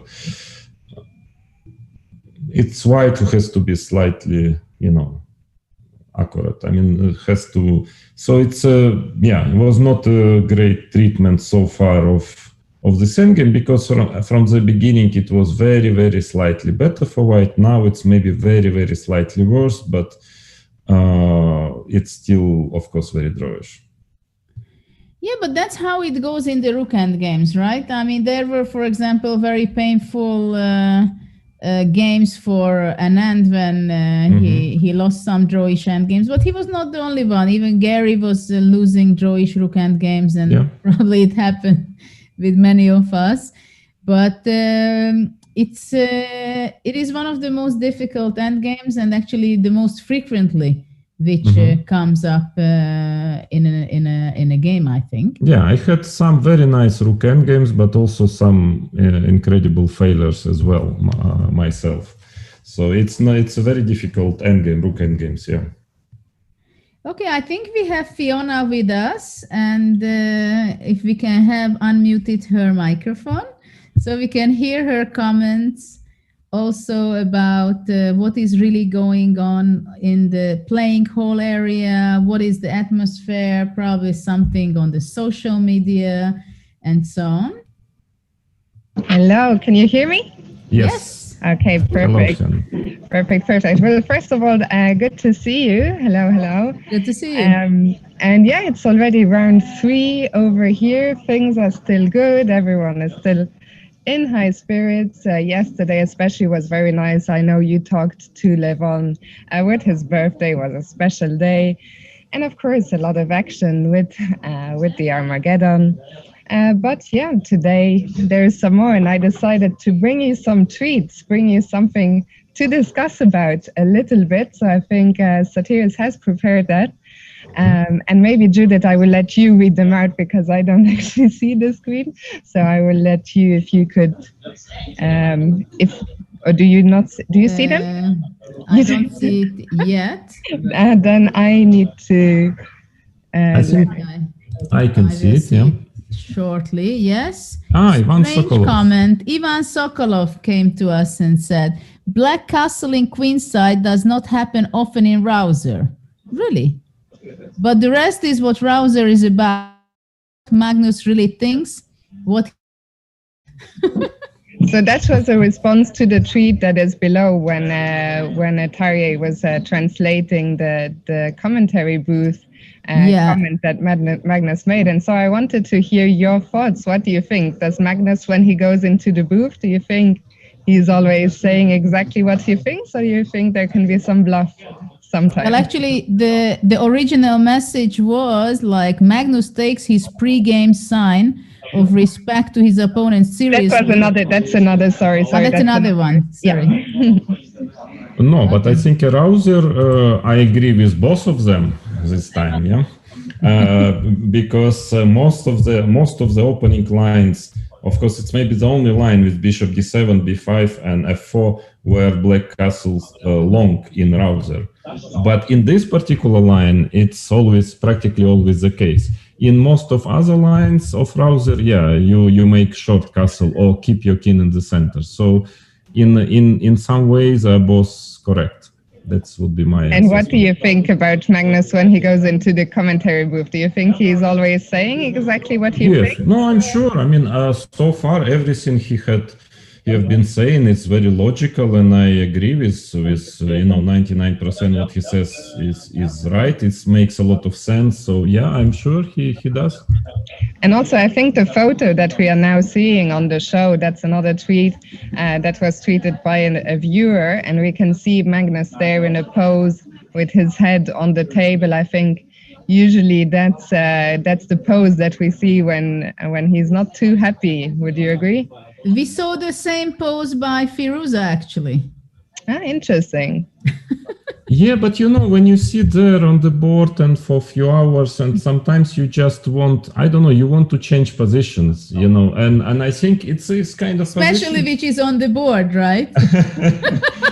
and in fact, this is a position, it's like a stretching, yeah? It's in a way, it stretches your body. So I do sometimes this thing just it's like feels like your muscles start to live. Yeah, I mean, your blood starts to circulate. So it's more physical than psychological, or let's say, I don't think it's so much connected with position or with emotions you have. It's actually a very strange thing that I felt exactly this position is quite, you feel better in your back after that. And for me it is with my height, and it's always an issue. So I know I think it's not connected with the position. But I'm not sure he likes his game so much, Magnus.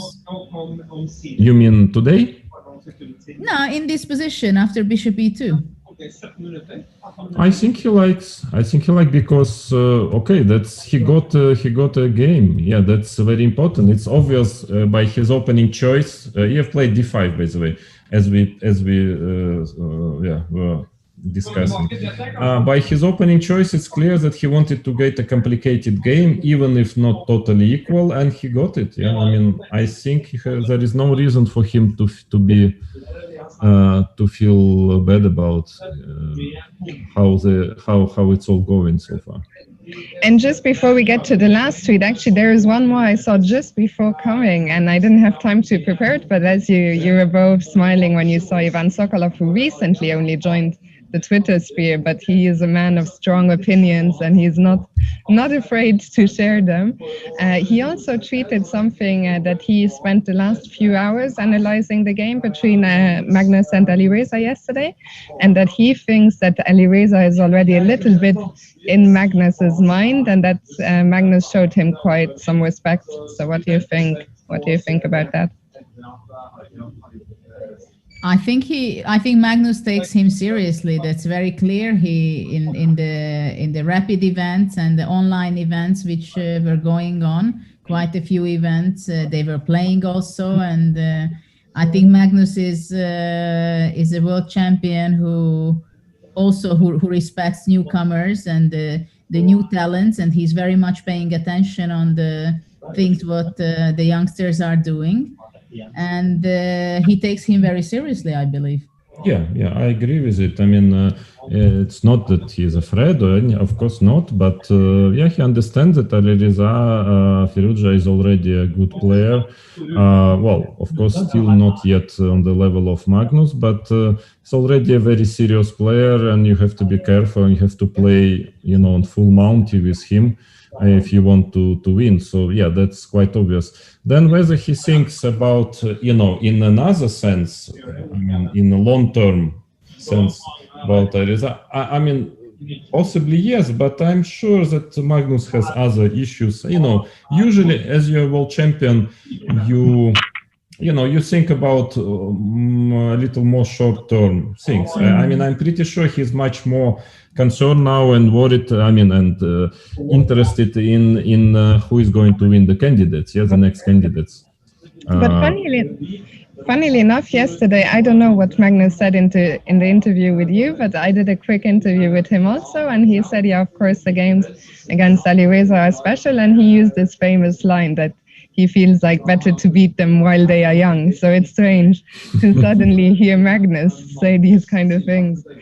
But I think also it's important for Magnus that actually he likes it when there are new talents showing up on the scene, because it also motivates him and gives him extra energy that he can look for new ideas, new inputs from here and there. So I think it makes him happy in some way that he likes to be challenged. This is what I feel all the time with Magnus.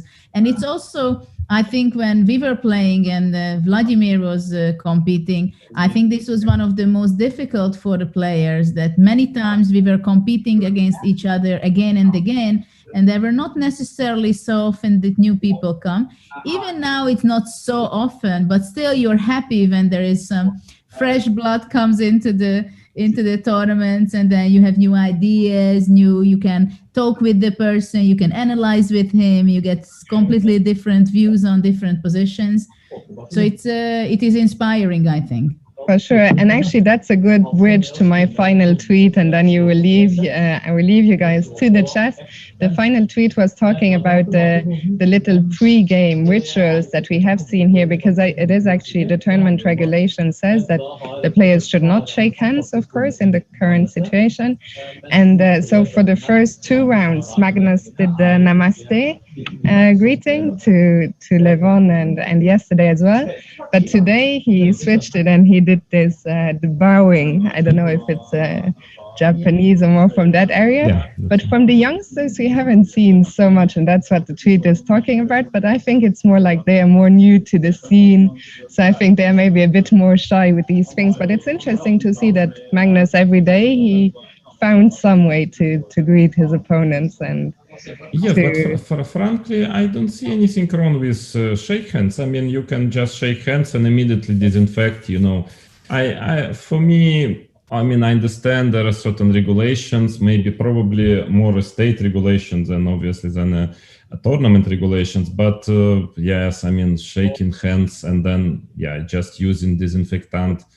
I mean, I think I would really ask organizers to allow me to do this. Of course, any other way of, but it's so unusual not to shake hand, especially after the end of the game, especially, Of course, in round 1 at the end of the... Or when you lose a game that you congratulate, it's a bit, I don't know, you feel a bit strange, It feels strange, but if it's not allowed, I would definitely try to greet in some other ways. There are actually many more ways. I mean, once I even remember seeing some article about it, and there are lots of ways in some African tribes. There are some funny ways to greet each other. So there is a big space for new things. I agree with you. And I mean, being here on site every day at the start of the round, I'm always hoping that I will see something new, something funny. But we will see what the players... I remember just one thing. I was very impressed because once I played in the World Cup 2013, I think, in the first round, I played with an African player, a young man, and he was wearing a hat, a very nice, quite a big hat, on him.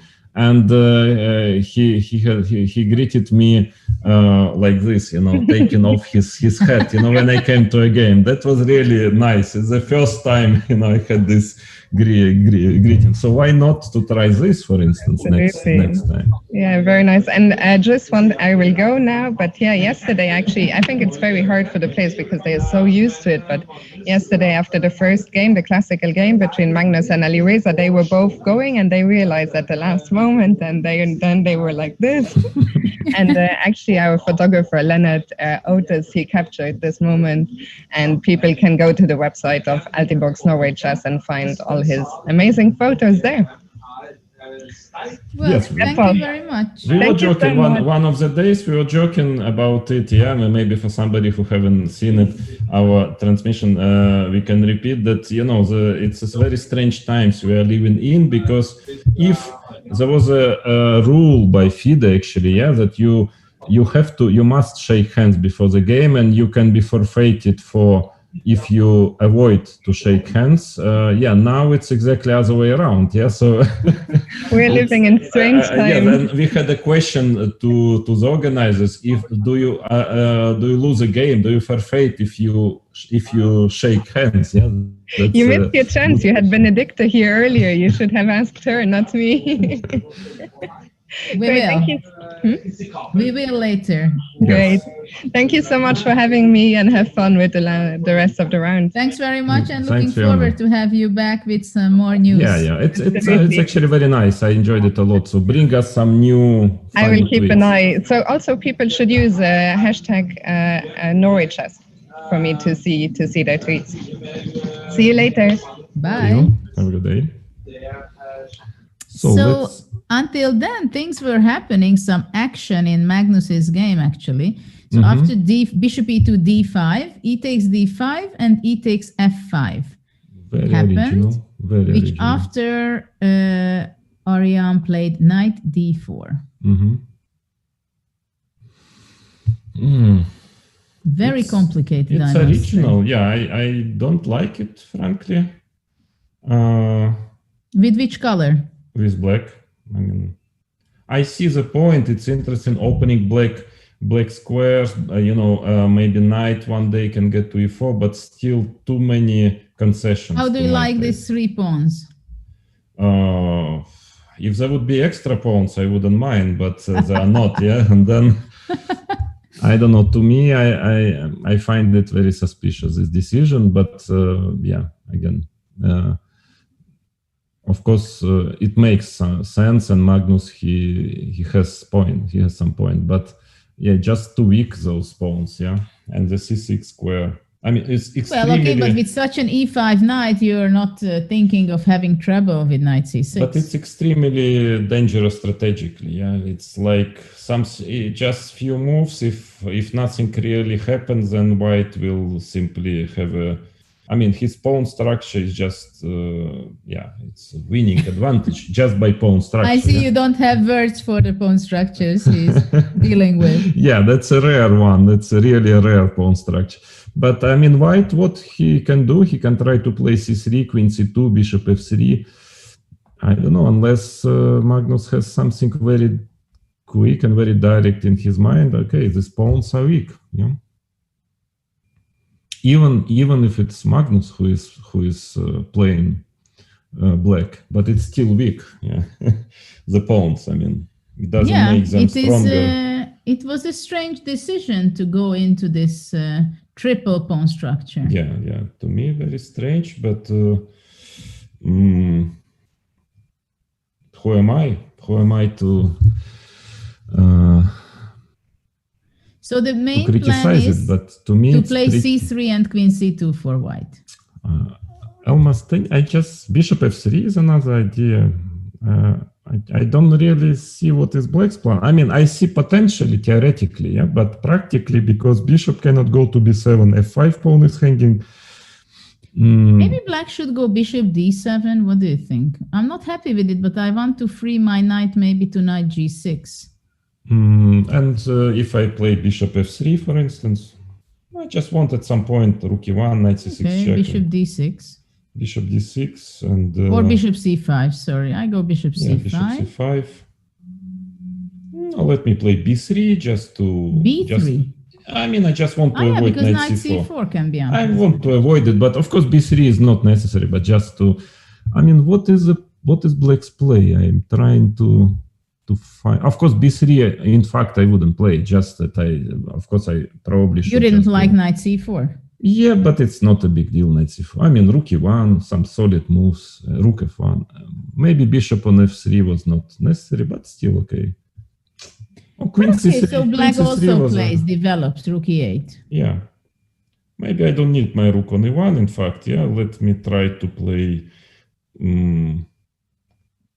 let me try to think first, at least a little bit, yeah, because I'm just telling you the moves. I like so much White's position that I cannot concentrate. It looks like almost any move is better for White, but in fact, it's not true, of course.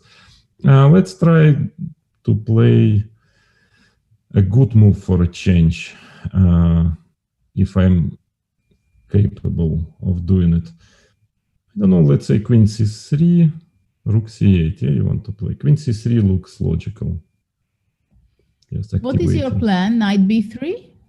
Not really. No, knight c6 check maybe at some point.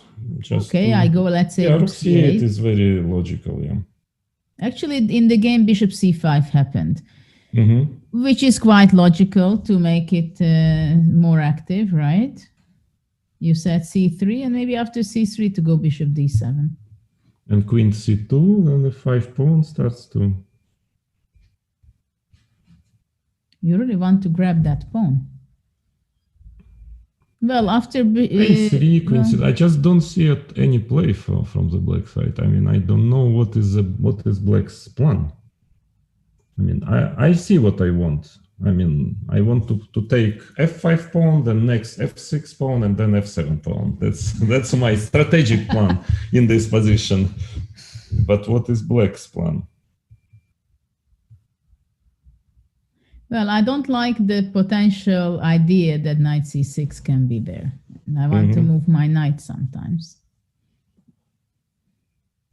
But even if you get bishop d7, let's say I play a3, rook f1, how black can actually proceed in this position? I don't, because rook f1, knight h5, I'll start sooner or later, I will start, attacking those pawns. Let's say rook f1 even, I just don't. You don't play a3? Whatever. Rook f1, let's say. I just want to see what is black's plan. What about b4?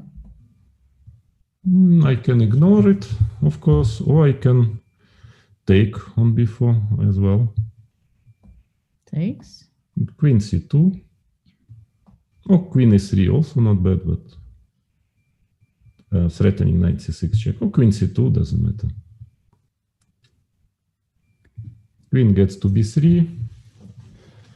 Yeah, something like rook c8, queen b3, you go.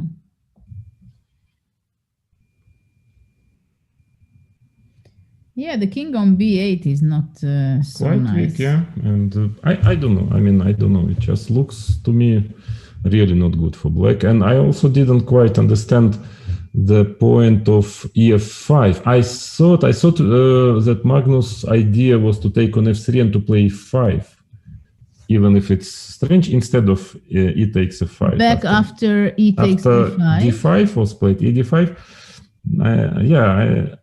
I suspected he wanted to take and play e5 and try to take on but f5. After all, d6 you can take at least, yeah. Well, d6 you take on f4, I guess. Yeah, and then you try to take on f5. I mean. Yes, but it's not so simple. Yeah, it's not necessarily. simple. After bishop f5, I can even go g4 and knight g3. G4, bishop, maybe c8 also, I don't know if g6. Well, okay, fine, I go. Yeah, you get, of course, your squares, knight g3, h5 maybe. But it doesn't look so bad, it looks like there is some counterplay. h5, knight h5, f5, rook h5. When do you want to go rook h5? Immediately, of course. You know me already, yeah? gh, f5. Isn't this exaggeration? It's risky, but maybe it's not so easy because e4 and there I have rook h8. No, but I mean something like that. It looks like quite a typical Sicilian play. I don't know. I would think that this is too much to offer. Yeah, I agree. Most probably it is too much. I agree, but something of that kind. I have an h pawn, 1, 2 passed pawns there. I have my 3 pawns. But I agree. I don't say it is good, but at least this sort of play, it looks also h5, let's say knight h5, e4, maybe at some point. No, g4 is not. Yes, it looks very playable for black. I was sure that was the idea, because now bishop c5, rook f1 is played. If we come back to the game, yeah, solid move. And what is? Yeah, it's a big question. How does Magnus want to solve this knight c6 threat? Maybe king a8. What about rook d6? I go rook d6. Rook d6. That's what I'm gonna do. Rook d6. And how? I still, well, first of all, b4 might be quite unpleasant, maybe. Because I'm forcing you to check queen takes d4. Yeah, but okay, I have a knight on e5, which actually... Yeah, which gives certain drawing chances, yeah? You mean that's what you wanted to say?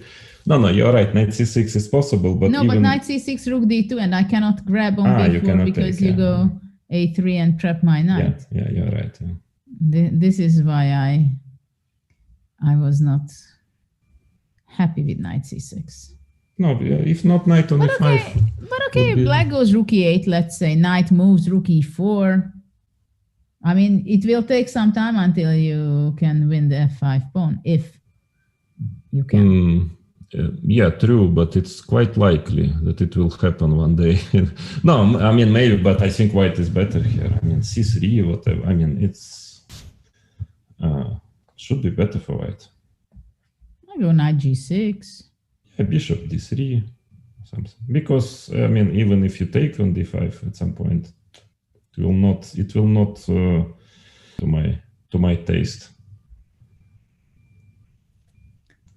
Yeah. Very strange decision, but okay, I don't know. So what else? Actually, rook d6, I was kind of happy, but you really play b4. Yes, because I change everything. I mean, actually, the main, I think, one of the best black pieces is this black color bishop. Yeah, and if I can exchange it so easily, so to yeah. You know what I can do? What about knight c4? But probably it's not good because you take and be c3, right?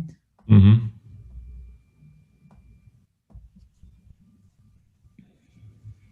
Yeah, a5, but it's a5, a3. At minimum, yeah, at least. Also, knight c6 check should be checked always. But yeah, it's okay. Strategically, it looks pretty dubious. But well, let's see. Maybe black must try to push before a5, something at least. Creating some play on this flank, yeah, trying to stop c3, etc. Okay, b4 makes a lot of sense, but actually black played rook e8. Rook e8. Mm-hmm. So now we thought that c3 is the move. One of the most logical. One of the most, yeah. Still b4 is possible, but it's less. Maybe, b4 here, you're joking? Why not? b4. Yeah. I'll just go back with bishop f8. Yes, and now let's say queen c3 maybe. It's a computer move, b4. No? No, I don't say it's a good move. No, probably not, but it's also possible because, you actually limit a bit because black doesn't have any attack there or anything. I mean, I put pawn on a3. It's quite, in a way, it's quite typical Sicilian move in the situation when your king is on b8. Maybe I want knight b3, knight c5, or even immediately instead of queen c3, knight b3. I find it perfectly possible to play before. Well, probably black would be playing bishop d7 and rook c8. Bishop d7, and now... so to stop all your ideas of knight let's say if I play even maybe bishop f3 now. No, actually, I think what was better is knight b3 after b4. b4 is the interesting knight b3 here, maybe, if but it works. But I think after knight b3, maybe knight c4 is that's a question. If knight c4, I wanted maybe queen d4 takes knight a5, maybe bishop c4, bc4, knight a5, if I can. But after queen d4, can't black take on b4? Bishop takes c4 was my plan. Then. Oh, actually, after knight c4, maybe I can take bishop takes c4, bc4, knight a5. If it works, it would be fantastic for white, strategically. Knight a5. Bishop b4, knight c6, queen c6, queen b4, queen b7, and you end up in an annoying endgame, most probably. Yeah? Queen takes c6, queen takes b4, queen b5, a3. What is this? It's still, maybe a3 is not necessary, but it's still white who is fighting for advantage. Yeah. My feeling is interesting. This b4. He played a3. Yeah, that's also okay. Preparing b4. Yeah. No, in fact, he's just asking Magnus. Well, what do you want? Yeah, what is your next? What is your plan? And making useful moves like a3, maybe next c3, next b4. Yeah, a3 is interesting. It's a very useful, healthy move. Yeah, keeps all options open. Yeah, Ariane has a good game, I believe. Probably bishop d7 must be played. Yeah? I don't. At least it's a plan. I don't know if it's good, but it's a plan. Just to get rook c8 somehow. Well, the question is whether c3. Actually, in some cases, I'm not sure I like a3. For example, if white wants to go c3, then maybe it doesn't fit so well. But I want b4. I will play b4 and knight b3. You go b4. Before knight b3, yes. But maybe b4, bishop d6. Bishop d6. Well, first of all, knight h5. Can you protect everything? There's many things starts to be hanging. I know that it would be great. Again, it's one of our new chess variations, yeah, where you can move bilateral pawn movement. You can play f6, g6 now. That would be great. But well, I think to play f6 to g6 is more than a dream. Yes, in such a position. But it's more here than it's pawns they start to fall simply. Yeah. Yeah, so it seems like it is. Well, or bishop f8 if you play instead. Yeah, but then probably bishop f8 already immediately, right? Yeah, that's what I mean. If immediately bishop f8, first of all, still knight h5. If I wanted knight b3, which is also interesting, but even if knight h5, I mean, I'm laughing at you, saying, okay, mate me, attack, show me your attack. Well, there is not much of an attack right now. a5 probably. a5, b5, of course, yeah. Yeah, a5, b5 simply. Well, it looks like yeah, screaming for help, yeah? Then f6 starts to be falling. No, it looks like the position is kind of falling apart, right? But yeah, so that's my feeling. A3. Okay, so why don't we look the other games, what's going on? Yes. Okay. So strangely enough, the game, the game Duda Aronian is still on, yeah? It's still going on. Yeah, Duda Aronian, what has happened, they exchanged the pair of rooks, which was expected. And right now, I think white is ready to exchange the rooks. So actually, but black is playing for a win, obviously. Yeah, that would be a draw, I suspect, yeah. What is this game? This must be drawish, probably. Yes. F5. H3 or something, yeah. EF, GF even, and I would, just in case, I wouldn't take maybe on E5 just to be on the safe side, maybe H3, EF, GF, because then I don't see how black can enter. G5? Yeah, FG. King G5, okay, if I want even A4 probably draw, but King G3, yeah, because white has extra tempis, yeah, white has 2 extra moves. So I don't know, maybe here, yeah, I don't know who is better and why. After A4, you need to calculate. Yeah, if I want King E5, King G. No, I think that white who is winning, no? If, yeah, I don't know, but at least he can always have a draw with King E3, yeah? King G4 is, it looks like white it must be. By far ahead. Yeah, by far, I think, yeah. Yeah. Also, pawn endgame is probably a draw, but of course, Levon, he tries to squeeze. So King F3. A4 was played, yeah? Levon played A4. Which was actually expected, that if white doesn't play A4, and actually probably that would be the move with white if he wouldn't have played A4, I think. Just to stop. Yeah. Fix the pawn structure. So A4, let's see, BA4 maybe. Of course, I would be, I don't like to let black pawn get to A3, obviously. Yes, that's the problem. If black pawn gets to A3, then there are some the ideas of having rook on B2 and then King F5 and then already pawn endgames might be lost with a pawn on A3. So A4 is, practically actually BA4. It's already on the board, so it was... Duda was not even hesitating about it. Yeah, now maybe rook C1, or rook B1 maybe also. But... Well, we get something very similar what we were looking before. right? But let's see what happens. After this, I have the Rook feeling that c3 rook check. c3. Yeah, rook c3 check. First, let's say king g2, black takes on c4. That is dangerous for white. Rook a4. It's not so funny for white. Not easy. King f5, pawn to c4, king to e4, very dangerous position. Or king well, doesn't matter. King f5 first also possible. Yeah, no, that is pretty dangerous. I mean, it's maybe still a draw, but already not so. Maybe rook e2.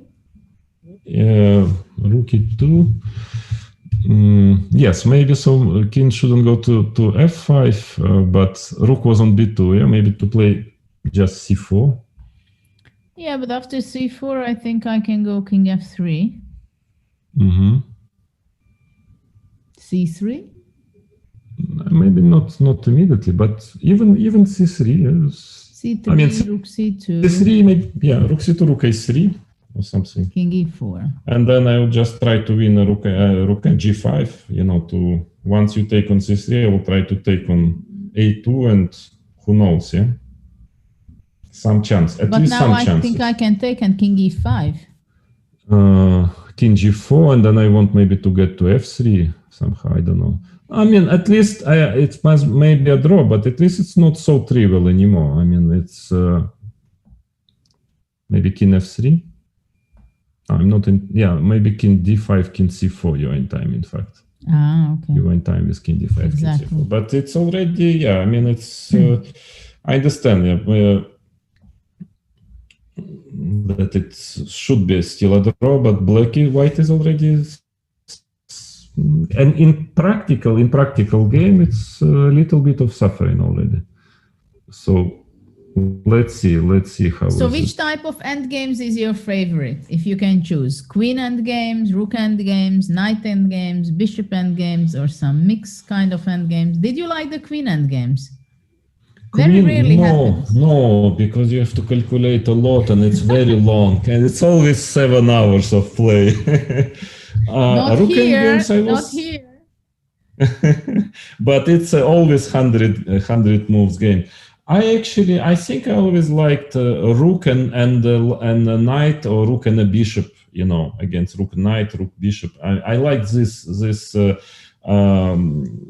this type of endgame. Of course, I like 2 bishops, especially when against bishop and knight, or 2 knights, obviously. Lately, for some reason, I started to enjoy 2 knights. I actually started to play quite many games when I had these 2 knights, so Morozevich style. But endgames, yeah, I would say probably most successful is when I had a rook and a light piece. And how do you think about endgames? Were you ready to play verse endgames also? If you had a choice, you prefer to play a verse middle game or a verse endgame? Probably middle game still. Depends how much verse and what, but it's no fun to play verse endgame, frankly. I mean, it depends if I know, and also it depends on the time of my career. I mean, when I was this period of career, when I played my match with Garry Kasparov, I was very good at defending endgames, and I would prefer definitely endgames. Now, since I'm, for instance, especially now when I finish playing chess and I'm playing more for, I'm just trying to enjoy, I would rather play lost middle games than a worse endgame, because, okay, I lose, who cares? But I don't suffer, at least. But no, seriously, it pretty much depends on the. But I think in general, endgames were always play was my strong part. I mean, all my career. So I was never avoiding endgames, definitely. How did you get the love for endgames? Because I remember when you were like playing the first Olympiad in '92, and you won quite a few endgames there. Yeah. It was very clear that you have a great ability to play great endgames already at a very young age. I think it is very much, it's quite accidental, because I'm from the provincial town, I would say, in Soviet Union. Okay, I was born in Soviet Union and on the Black Sea, but we didn't have many chess books or even or any more or less serious chess trainers. So when my father, he taught me chess, he showed me chess, and I really liked it from the very beginning. And I think there was only one chess book in our bookshop in the city, and that was best Karpov games, of course, yeah, because he was a world champion, yeah, and like 100 best games of Karpov, and for quite a while it was my only chess book, and of course I've studied it intensely with comments and so on, and I think it actually made a big influence on my chess. I kind of because he won a lot of nice end games and very delicate play, very excellent technique, and he was at that time my hero because I barely knew any other chess player, and at least because of that, not only because of course he's a great player.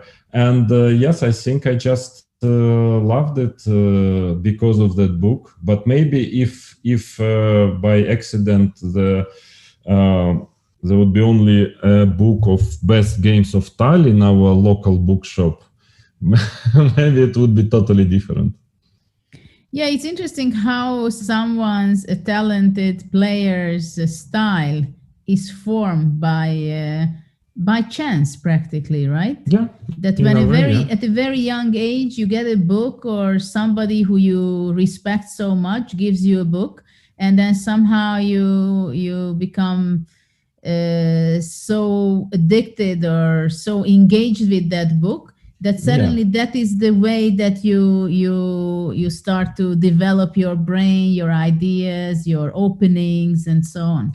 Of course, everybody, every top player, he sooner than later becomes a universal player. Yeah, he or she can do many things well on the chessboard, but still there are a couple of things, or in case of Magnus, more than couple of things which he can do better.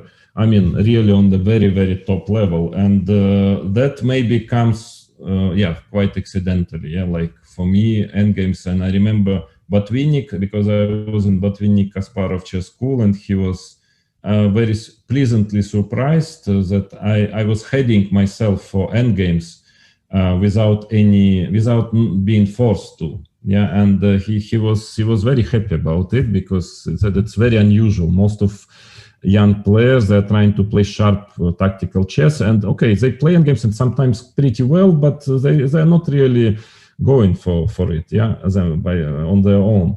And I was using almost any adequate opportunity to change queens, and I received a lot of praise for it from Mikhail Moiseyevich. Yeah, these are so interesting, that what kind of character, kind of player you would have been, because later on, of course, we could see it very clearly that you had such a sharp, wonderful, beautiful games of yours, that it was not something far from your character. But especially when you were playing the black pieces, that's when you had the sharper games, like in the Rouser and some others. And with the white pieces, you were kind of in the shell that, you play c4, d4, knight s3. You don't mind to enter into, it was so often that your games had the queen swap at a very early stage of the game. Mm-hmm. And of course, with full ambitions you were playing. You were looking for the details, for the nuances in the 6-7 hours game, and you had all the patience, and many of the games you win. But okay, it's finally also I guess you started in maybe with Tal or Fischer, more than Anatoly Karpov. But at the end of the day, finally you are becoming a universal player also. So it's but Morphy was your.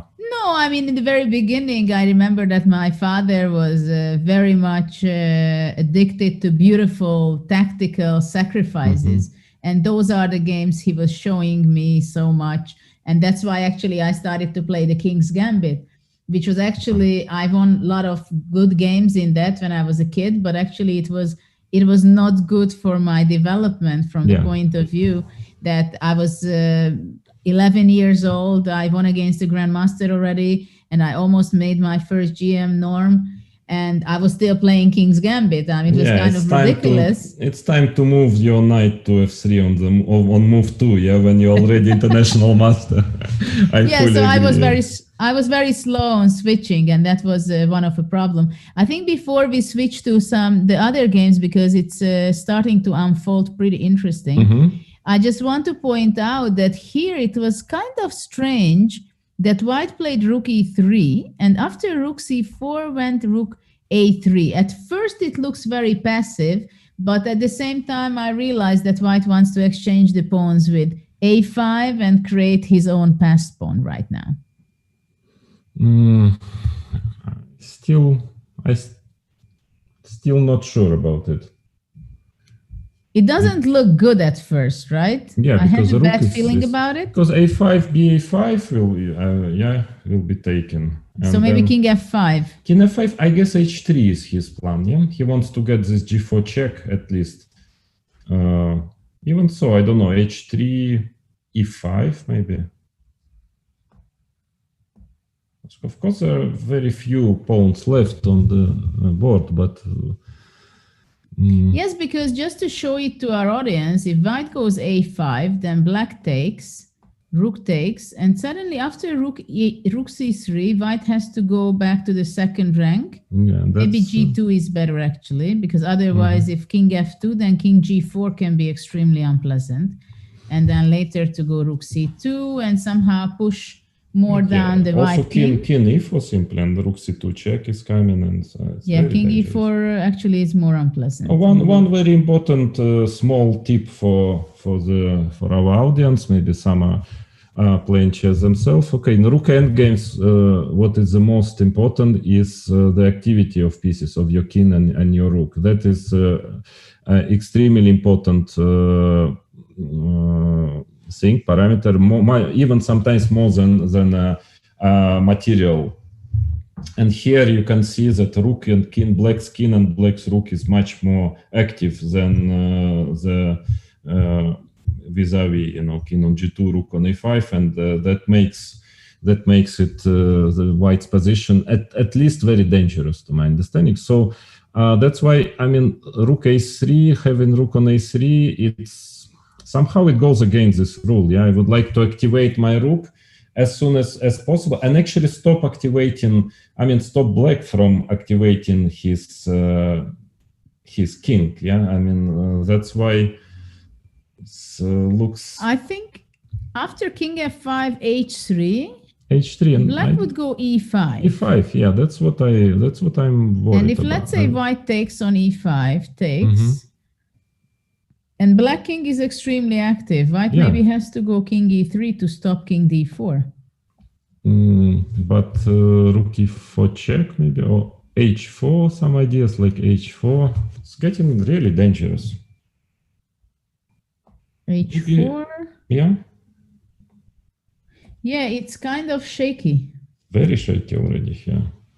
Because pieces, I mean, look at the activity of, equal pawns, only 4 pawns each, but look at the difference of, of the pieces of both players, yeah? Black. Well, I think let's go move on to after rook a3, let Levon think. How is he going to But I'm pretty sure he's getting already excited.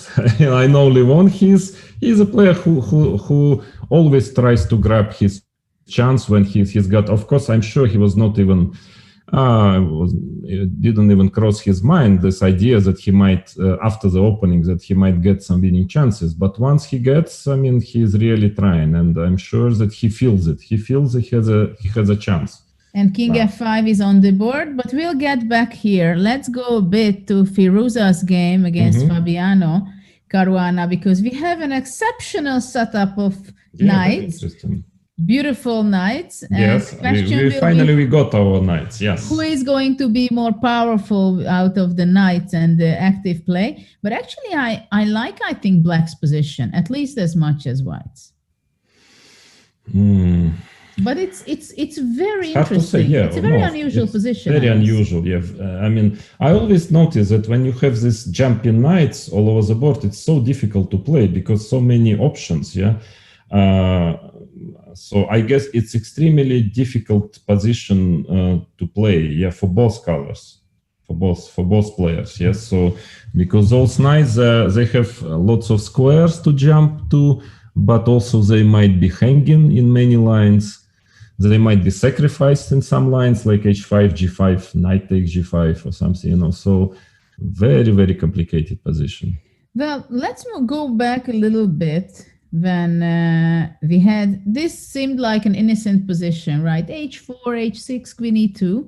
But in the last few moves, black started to push it with a5. Mm-hmm. So to go a4 and a3 possibly. Makes Their sense. knight went to d4. Of course, after a5, black has to be paying attention on the weak b5 square.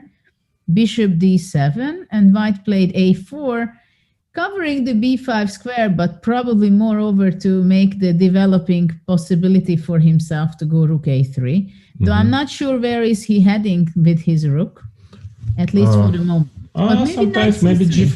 G4 and rook to the third rank, you know, trying to attack somewhere. I think that, I mean, he has it in mind, definitely. But also it's just a way to activate the rook in general, yeah, to try to... And what does he want to do if black goes knight c4? Yeah, that's a good question. I was hesitate. Maybe rook f3? Well, okay, if black goes knight e5, it's repetition of moves, right? Yeah, But I really like black's yeah. position, so I wouldn't go back. I agree. Yeah. Knight c4. Let us think after knight c4. Maybe he has something like rook b3. If I try. And the a4 pawn, you don't care? Yes. And now the question is some tactics. Yeah, maybe some tactical things. Somewhere taken on e6. I don't know where yet, but let us be creative here. Maybe h5. It's like I don't know. you have this trademark that in every move, at least once you have to sacrifice an exchange. This is the goal, that every game you will sacrifice. Yeah, but because it's d4 knight is pretty weak, I doubt. Yeah. No, it's because now you're in desperation, I think, no? Yes, pretty much. Also, this is, but I want to get some tactic. Rook b7, knight c5, knight e6. You know, some tactical motives. But of course, it's dubious. Well, okay, I just take your rook. Yes, my idea was cb. Get rid of it. But that's not. Yeah, f4. But yeah, that's. But it looks like. No, it doesn't work. Yeah, of course. No, it just. It's a desperation, panic. Yes. So knight c4, yeah, rook f3, knight e5, maybe not rook d3, yeah, possible. Still, you can go knight e5 if you want. Probably. No, I mean, I think black doesn't want to repeat or anything like that. I just wanted to point out that already I think black can play easily knight c4 where white is. Maybe after knight c4 he wants to go rook a2, by the way, and place b3 c4. Yeah, but knight b4 is coming also. Oh. It is quite. No, it does not look good. Yeah, I actually don't like knight rook a3 move. I mean, it's of course interesting, but why it was so? I mean, I think it was just played now. Yeah, rook a3. Yeah, this was the last move. Yeah, can we have a look at this position? This is the position. It's very difficult to develop with the white pieces, though. Yeah, maybe just to play c3 or knight b5. I mean, at least some solid move. c3 can never be too bad in such positions. Yeah, but after this, rook a3, you cannot go with the idea of g4 or g3. No, not. Of course, I have different. But I think after c3, the problem can be that black is able to play f5. F5, yes, of course, but it's still knight d2. At least I can maybe have some targets. Yeah, now this on e line. Yeah, Knight it's a very F4? complicated position. F4, I can maybe even come back to E4. Even go back to E4. No, I mean, it looks a bit strange to move it here and back, but maybe it's okay. Yeah, anyway, black is doing fine. Yeah, just trying to understand rook a3. The idea after rook a3 is probably to repeat after knight c4. Yeah, probably. And if not knight c4, of course, I would maybe consider a move like queen c4 just to change queens, just in case, not to get mated. But after the queen c4, what about taking and rook b3? You would go b6? But this a4, taken on a4, then d line starts to be like bishop a4, knight b4.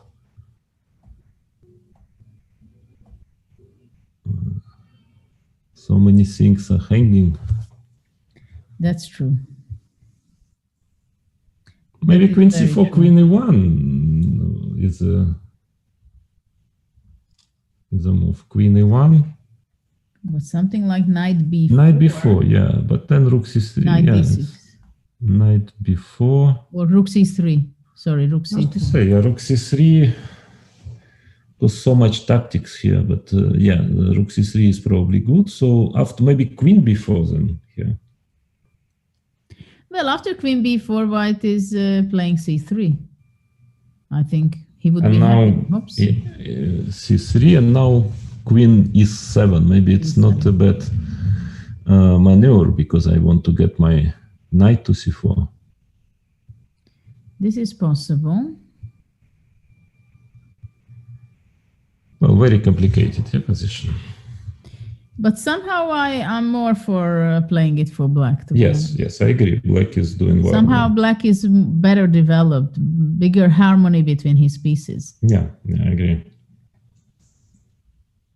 Because somehow white cannot finish his development with his bishop. Okay, let's see what Magnus is up to. What do you think? Mm-hmm. King a8 was the move. King a8 finally. And so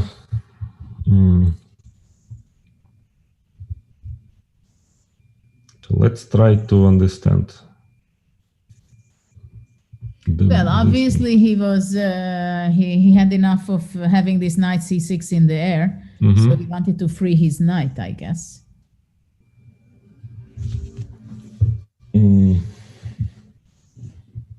So what now? I still sorry to be c3. So, no, before. Or b4. Sorry to be obsessive, but I still like before.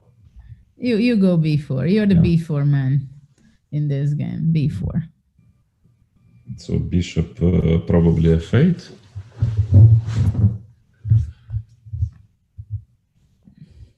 And now time to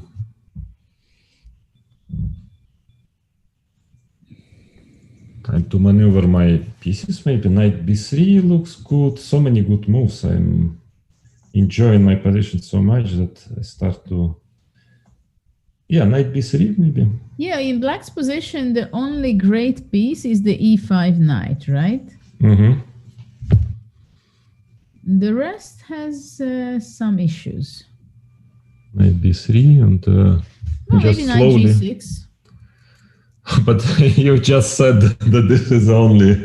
Yes, but I want to bring my rook to e4 Yes, or e3 somehow. Yeah, but maybe even bishop f3 simply. I don't know. It's, then I go back.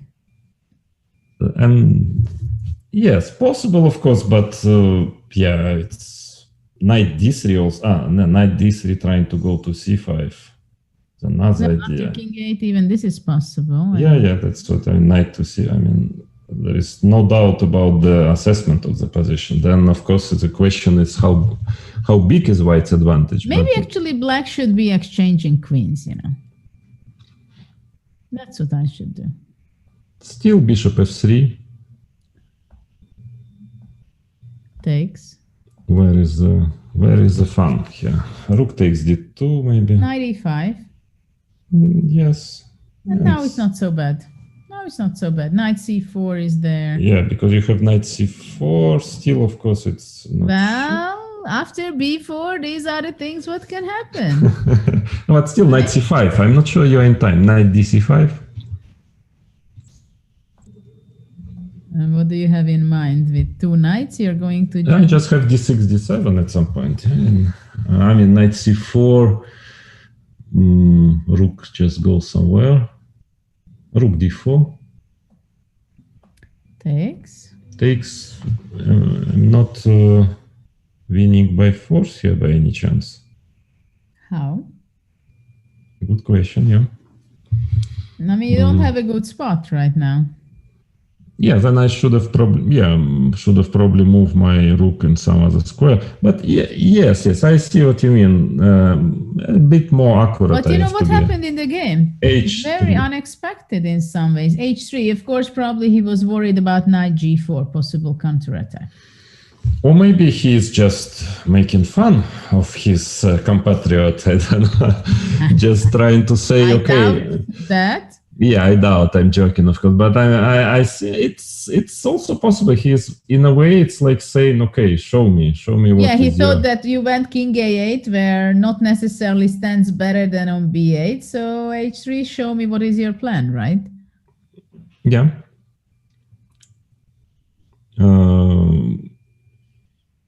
Very difficult. Still a very strange move. A very strange move. Unexpected. Very. I don't. Yeah. I mean. Possible, but why? Why h3? G4, he wants G4, but no, I wouldn't. It's also a plan. It's a plan, but doesn't look like. I would rather prefer to play G3, yeah, than H3. Yeah.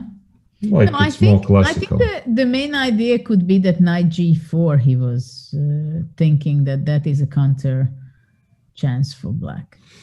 I would even say pass if I would be sure that black would go knight g4. Yeah, I mean knight g4. Of course, it's bishop takes g4. Yeah, it's still quite sad. No, it is a possibility. Yeah, knight g4, but I don't really believe in it also. But anyway, let's see. Very strange, but let's see how the game will continue. And maybe, yes, so maybe, Judith, we can have a small break. Yeah, and now, then because things are happening, but not yet. In the meantime, just to let you know, knight c4 happened in Fabiano, so when we are back, we can see some happenings. Mm-hmm. Okay, good. So okay. we are back in a few minutes, yeah?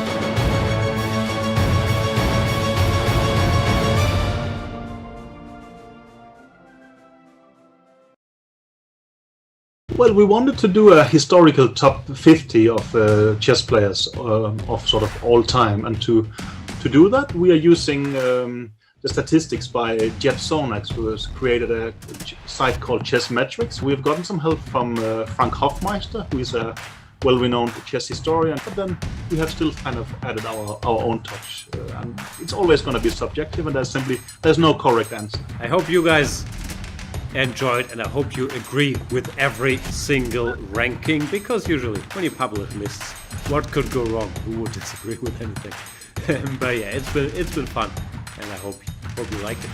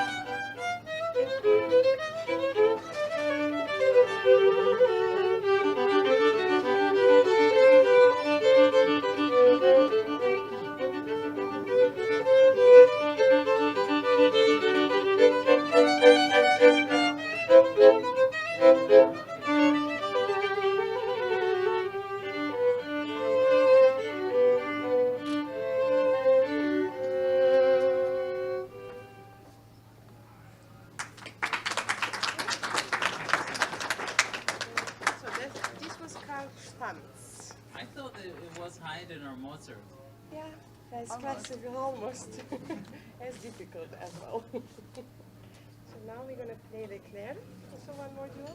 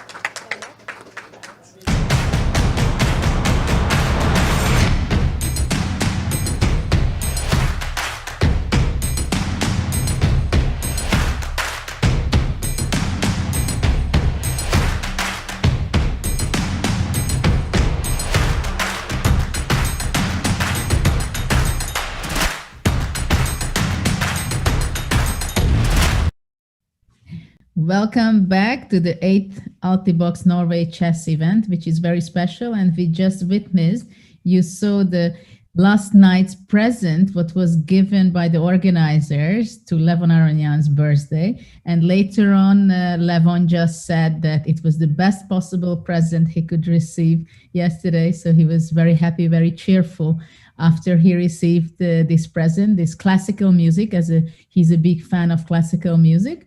As well, I think, as Vladimir is a big fan. And actually, I must say that I don't know much about classical music, but I was many times, for many years, I was preparing on Tchaikovsky's music when in the background. Yes, and we might also learn something about it tomorrow. There is a fair chance of that is for later. Yes, so Levon... Go ahead. Yes, so Levon is enjoying also his position now, yeah? Well, actually, yeah, I was wondering before we go back to the other two exciting games, if we talk about Levon, that actually he has 1 hour, 11 minutes for the rest of the game, but his opponent has exactly less than 1 hour, less than 1 hour compared to him, and only 10 minutes. But I wonder if what kind of chances does Levon have in this game? It seems to me that it's a theoretical draw. Now, I mean, must be a draw. Happening actually very fast. Rook Yes. H1, King G2, Rook takes G6, and the game played very fast. The rook will take the G6 pawn, I guess. yes, and it seems that it's going to be a draw finally. Are you sure about that?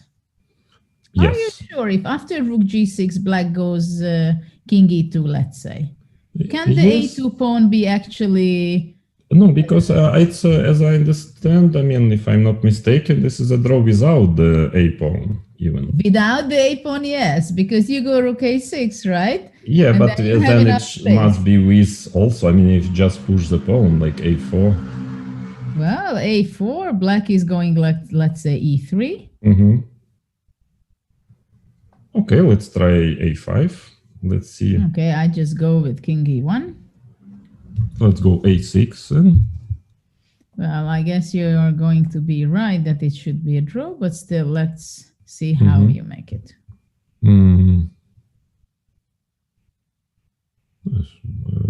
Rook B6 even, yeah, if I want to draw. Yeah, I guess it should be a draw indeed. And after Yeah, E2, you would be going check, right? King here. Though still there are some chances to lose it, by the way. Yeah, some chances, but Because maybe... for example, if white goes Rook B2, Black would go King D1. And this would be, for example, a loss for white, right? Even this I'm not sure, because Rook E1, because of A6 pawn, yeah? Okay, but King D2. King F2 I wanted to try. But I'm afraid there is And King G3. But that's, that's already desperate. Yeah, A7, and who knows, maybe I and will Rook boost it. E1, Rook G1. Yeah, and maybe it's a perpetual. King H2. You're joking. King H2. And you want us to know this when there is the table base, which we could ask, and in a fraction of a second, we would know exactly what But it that is? must be, yeah, because I guess with checks, you will just take the Rook on G1, most probably. It should be a draw, right? Yeah, it should be a draw, but maybe you could have won with just going with a Rook to A8 somewhere. But yeah, of course, A pawn, yeah, that's his chance. He's No, trying actually to... here Black just goes Rook F7. Yeah, obviously, yeah, of course. So I mean, I should be more careful, but of course, it's I just want to demonstrate that even when we talk about the theoretical draw and it should be a draw, still a player should be paying attention a lot, right? And a lot depends on the psychological state of mind also, whether is he scared that, oh my God, I may lose? And actually, he has only less than 11 minutes for the whole game. So if 1 or 2 or 3 times he makes a move or he blunders something or there's an unexpected opportunity for Levon, then it may be some problem. Yes, of course, that's true. Yeah. In a way, I mean, I don't think that pawn on A2 is it changes the assessment, but maybe without the A2 pawn, it would be easier actually to make because it it would be very familiar. Because it's very theoretical position. Yeah, you just go to Rook A6 and. But anyway, King A2 is played. So and now actually, white has to make a decision because normally if the A2 pawn would be not there, then we'll probably go King G3 and King Rook G3 A6, first, yes, and then Rook goes away, let's say, and then the draw would be Rook A6. Yeah. And to play Rook A2 check and to give checks to the Black King, and it's important that there is three lines in between the king and the rook. Now, most likely it's a draw, but white has to find the exact draw setup here. Something tells me it's a draw in many ways. Yeah, probably. There are a few ways to make a draw. Let's say King G3, Rook H1. Let's try Rook B6, E3. Yeah? And now start checking. I think it's a draw, and you know why? Because the rook pawn on b3 a2 check. Because once king d2, king c3, white has anyway rook b3 check. Yes, and then so maybe rook it's b3. important to keep the pawn on a2. Yeah, there must be a draw, but still, I mean, of course, anything can happen. Yeah. Time is ticking, and it's only 9 minutes left for Duda. Let's see what was going on in the meantime between Tari and I think Carlsen. it seems to me that the situation changed dramatically since. It changed dramatically, and what happened after h3, that actually black did play bishop d7 eventually. Yeah. And I'm not sure that king a8 was a help, but we see, I saw the next move, so this was the idea for Magnus maybe. And after knight h5, he went knight c4, takes, and after queen c3, he's looking for counterplay. But there is a lot of counterplay. First of all, rook e3 is threatening. Now, I think white's position is quite critical all of a sudden. But he played rook f3. Yeah, but now maybe even rook e1 or some tactics might come. I mean, I don't know. It just looks bad for white. No, rook e1 is not possible. Oi, for white. Let's see what it is. Takes, queen b4, and queen just moves somewhere. Let's say c7. Wow. It doesn't look good. Wow, rook e1, what a move. What a move, rook e1. But also, I'm afraid the other moves are also strong. No, I mean, it's was a quite you see, the knight went to h5. He started to get away from the center, and things fell that apart. was strategically again. Yeah, because also maybe even bishop takes d4 might be winning, because you have only move rook takes d4. Because queen takes d4, rook e1 wins. E1. Yeah, rook e1 just wins, as I understand. With the intermediate move of rook d1 check, and rook b6, and black has a rook up. So, okay, so let's see if rook d4. Yeah, rook d4, rook e1 check, for instance. And then king a2. King a2, and now it looks like it's bishop a4. So, I mean, it looks like the mate is almost there. I don't know if it's mate, but it might. But as we know in chess, almost does not count. Yeah, I agree. But so maybe it's not. Yeah, maybe, but it's also a very interesting option. But frankly, rook e1 is just.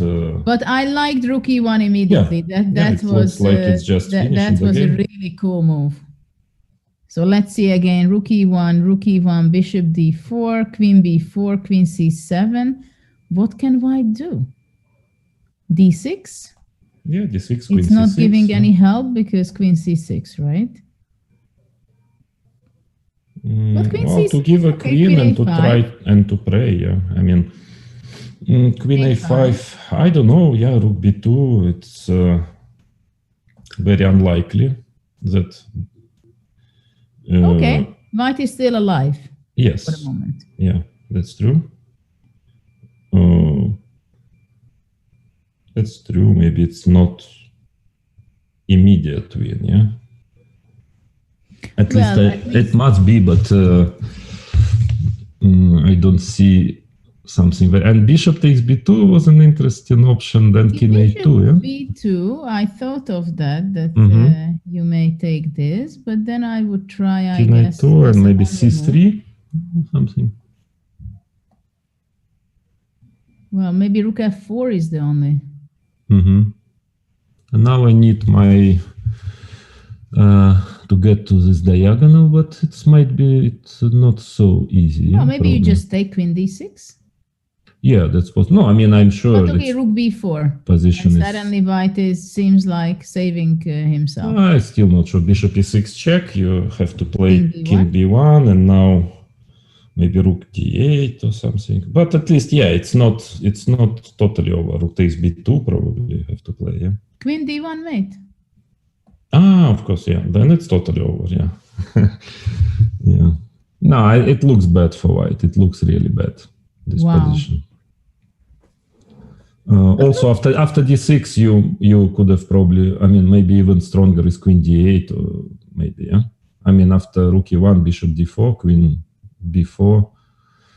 Immediately, queen c7, d6, queen b8, queen d8, maybe just to After queen d8, I planned queen c4. No, you have queen c4, yes. No, of course not d8. Let's try to queen see. c6 you have to go, I believe. Maybe queen c8, because then I want bishop e6 with mate, yeah? Potentially. Queen a5, bishop takes b2.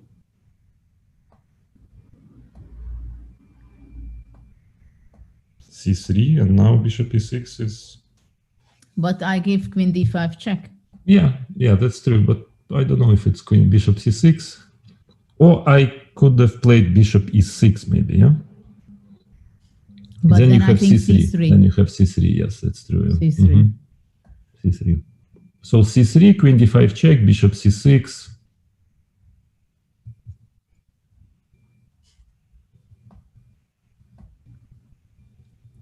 And what is this? I'm not sure you're winning. It's not obvious at all. You think I think it must be a win. Queen c4, bishop takes f3. Very simple. And queen takes. You have this d7, yeah? d7, who is winning? Bishop d5 check. No, bishop d5 check. I take back gf3, don't worry. What about your lovely bishop on b2? No, bishop d5 check, of course, was my idea. Sorry. Of course, but I understood that there is king b1 and d7 all of a sudden. Sorry. Yeah? King here takes d7. That is a problem. Yeah, and rook e8 all of a sudden. Yeah. So somehow it's... yeah, but it's clear. It's not... I mean, that was very strange. h3, knight h5. Yeah, there is... h3 started to go on the bad path, I guess. Yeah, and knight h5, I mean... He wanted to be too careful. All the way around. I mean, I don't know. It's a similar problem with previous games of Aryan. Yeah, so he is, somehow, because like a3 before is a very prophylactical move. Yeah, you just stop counterplay. Yeah, and then knight c4, rook b8. I mean, he got his knight to the edge of the board, and we have already mentioned yesterday what Mr. Tarash would think about this. And of course, in Sicilian, you immediately get counterplay. Yeah, so it's conceptually wrong. What I also wanted to say yesterday, and it's just not right. Yeah, I mean, you just shouldn't do it, even if it works. Yeah, so there is a certain, I would say, maybe strategical problem in Aryan's play, is that he is doing things, he's maybe too calculative. Yeah, he's doing things which are just do not, how to say, just don't feel like it's the way to play. Yeah, I mean, to my taste, because h3 is very strange move. Yeah, but now it's... But actually, the real mistake, if we can say, it was knight h5. Yeah. I mean, h3 doesn't make any. It's just not a great move. But knight h. Yeah, I mean. Knight h5 goes away from the e6 square as it becomes very important, right? Yeah, I mean, I think rook e1 is on the board. Rook e1 is on the board. Yeah, I mean, all those pawns, you will take them anyway one day. You need to stop the counterplay first. Yeah. I mean, that could be a very good example for my lectures, because I do sometimes lectures, and this is a very, I mean, typically kind of conceptually wrong decision, that you have to be careful first. You stop. I mean, your pawn structure is great. You have much better pawn structure. You will always take those pawns sooner or later. Yeah. And instead, you just have to watch out for the knight c4, rook b8 counterplay. You play b4, for example. And then slowly you will get to this triple F pawns. But now, yes, I mean, I'm sure it's lost for white. It's just a matter of accurate calculation, yeah? Here. And queen c7 is on the board. So on the board, yeah. Tari is having a very, very difficult situation. He had such a nice position. He gave a difficult time to the world champion in the first part of the game, in the first practically 22 moves, and then he somehow slipped. Yes. And now yes. suddenly the bishop pair eventually will be in the game, in the open diagonals. So let's see what is going on in Yeah, Duda let's see. Aronian, because I see this very strange rook on a1, and it's pretty confusing how the rook. And actually, White, Jan-Krzysztof is under 5 minutes, but maybe he will not need time. But it looks extremely suspicious for this moment to have rook on a1 when your pawn is on a2, right? Yeah, I mean, it's Isn't so it? strange. What have happened? Can we let's have a look from the king e2 position? Yeah, we saw that king g2 takes King e2, king g3, rook h7. Okay, why not? White went rook b6, e3, check. White check. And now went to Rook a1. But now maybe he's just in time because whatever black is going to play, I guess rook f7 or e2, white is going a4. And after e2? And after e2, check. And king d3?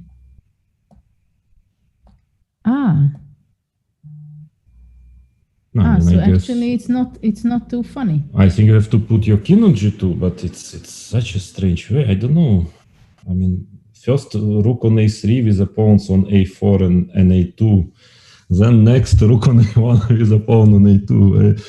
Even, I mean, maybe it works, but I just we just got a hint from our tech office that actually blunders are happening in every move. And actually, I think rook h7 was a blunder at the point of rook a7. Sorry, in this position. But that is anyway maybe winning or not. King g2 now, yeah. And the rook h7 was not the best move. Something else was winning. I have the feeling that rook h1, but rook b6 again was a mistake. But I think after that, again, some mistake after mistake. But of course, it's very difficult. Yeah. And this is also, again, it is incredible that we know the patterns. We know that without the a2 pawn is a draw. And you see, I told you that the a2 can be something that it's in the way. Yeah, that's true. But it can also save, in some variations. So now rook f7, a4, e2, and now king g2. Yeah, it's maybe... Yes, I think, you're absolutely right.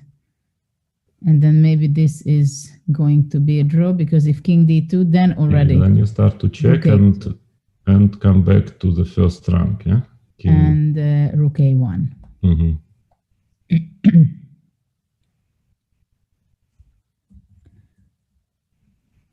After rook a1, is there any possibility for black to win? So now it's black to play. Yeah, rook f, and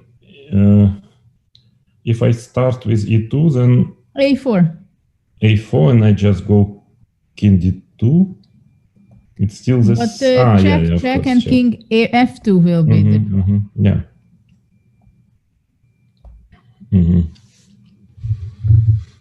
Yeah, no, that is a draw. That is a draw. King f2. Of course. If in one of the variant you think that it can change the game, right? You have many variants. Then a3, only one move at the time with the pawn. That probably would be very difficult for white. But what about giving rook g7 check in this position instead of e2? Rook g7 check is not. Rook g7. If I check, yeah. Rook g7, king f3. King f3, king d2. a4. And now after check, king g2, yeah. Yeah, again, it's the same story. King g2. Yes, must be a draw. And if I would, yeah, of course I understand it's objectively a draw, but maybe black has some. But maybe not. You know what? Maybe you have e2. Okay, so e2. A4. A4. King d2. No. not king e2. Rook f7. That's what, and king g2, yeah. King g2, king d2. Check, check. King e4. Yes, back to the And rook first d7. round. And rook d7. Oh, rook d7. Hoops, hoops. Yeah. Rook e1, king e3, yeah. A5, Yeah, that's beautiful. Well, not from the white side, I must say. Yeah, that's true. Now the a pawn is yeah. So let's see. Yeah, it looks like a forced variation. Yeah, rook f7 from the start position. Yeah, rook f7. So now after rook a1, but you see, I mean, you had the feeling also when you saw the diagram, you see, let's see Levon's game because that rook on a1 looks not good. Yeah. No, of course with a pawn on a2, but maybe it was already not savable. Yeah, rook f7. Yeah, but there is nothing to do. It's totally forced. But it's crazy because this position would be a draw without the a2 pawn. But now another version of your new variant of chess when you take your own pawn, right? Yes. Yes, that would be the save and reserve. Yeah, happy to give up the pawn.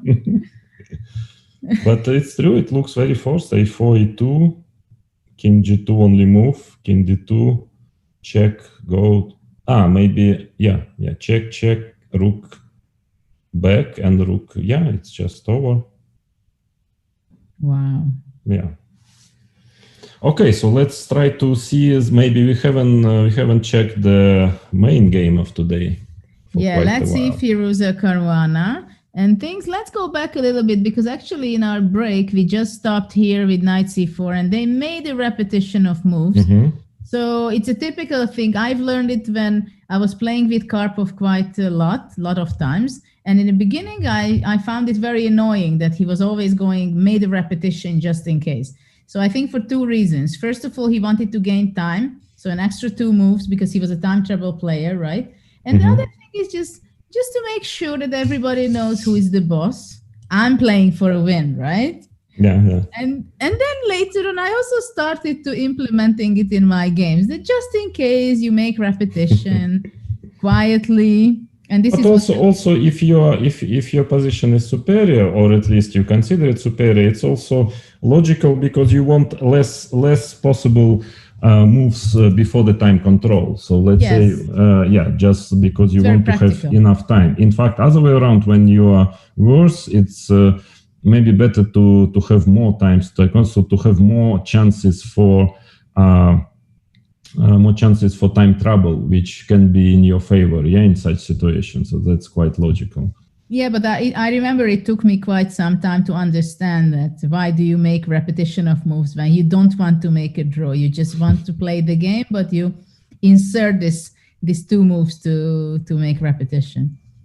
It's a psychological weapon as well. Yes, as well. Yeah. So what is rook e8?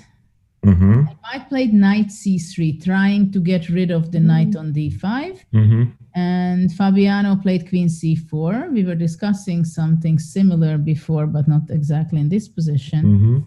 Takes, queen d2. How passive white position is the c1 bishop? Yes, but it's already, I think it's already a matter of just trying to not to lose some material, because maybe queen d2 obviously is not it's not a move you would like to make in general with a bishop on c1, especially, in any position. But here it's about somehow getting your pieces, collecting them together. f3 I don't like. Was it necessary? What would happen if white goes rook f1, let's say? Knight c6 or? Yeah, there is an option to try to go out, to go away from c4 with a queen and then get knight c4, knight c6. c5 or c7? Or a6? a6 maybe, just to stop rook c3. But yeah, because very I don't know, but comfortable. this F3 move, it is something that gave a lot of improvement for Black. Yeah, he wants Queen F2, I suspect. Yeah, there's some idea of to have Queen F2 and then maybe to. I mean, White needs 2-3 moves, and he will be fine. If he will get, in time Bishop E3 and so on, I don't think he will have a real problem. Only that I'm not quite sure that after Knight C6, for example, that he might. Under some tactics here? What if Bishop F8? Bishop F8? I always have Rook C3 in the worst I case. would just want to take your pawn on A4. Yeah, I see. But maybe even, I wouldn't mind already to give you this pawn just to have to improve the position of my pieces in return, like B3. Queen B4. Yes, and Rook E3, Bishop D2. Yeah, it's a pawn, of course, I understand. Well, yeah. But here Bishop F1 was played. Let's see, Bishop F1.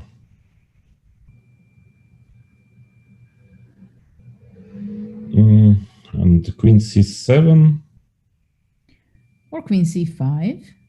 Because I also want to ask questions about the G3 pawn. Oh, but anyway, probably Queen F2 is a must. Yeah, maybe Queen F2 anyway. Yeah, it's not a pleasant position for.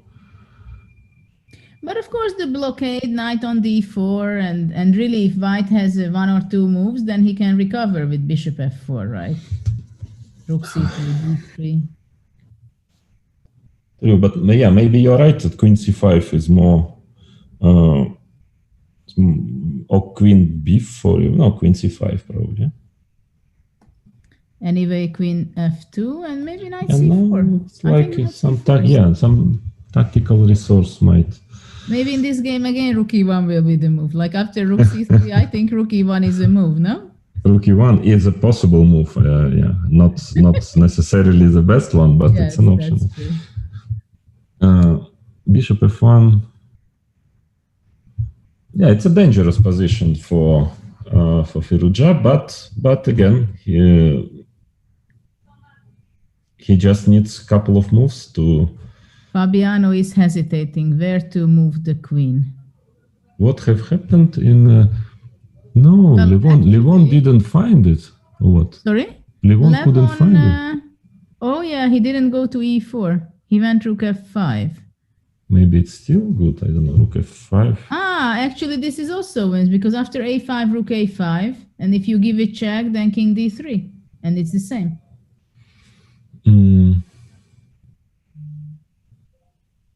Are you sure? Yeah. Well, I mean, maybe we are going to witness after A5, Rook A5, Queen against the Rook.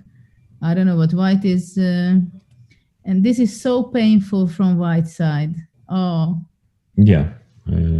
I can feel so sorry for Jan. Oh my God, having 0 point out of 2 and then. No, especially after such an opening, which was so safe, and I mean, it was like impossible to lose. Yeah, you play it when you want to be sure you are not going to lose it, and to lose such an endgame. Yeah, this is one of the most painful way of losing.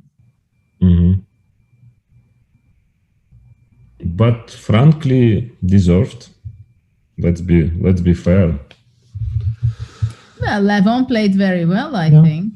Yeah. I mean, he was playing on and he said, okay, fine, show me, play until the very end, show me that it's a draw. It is a draw, but you have to prove it, right? Mm-hmm.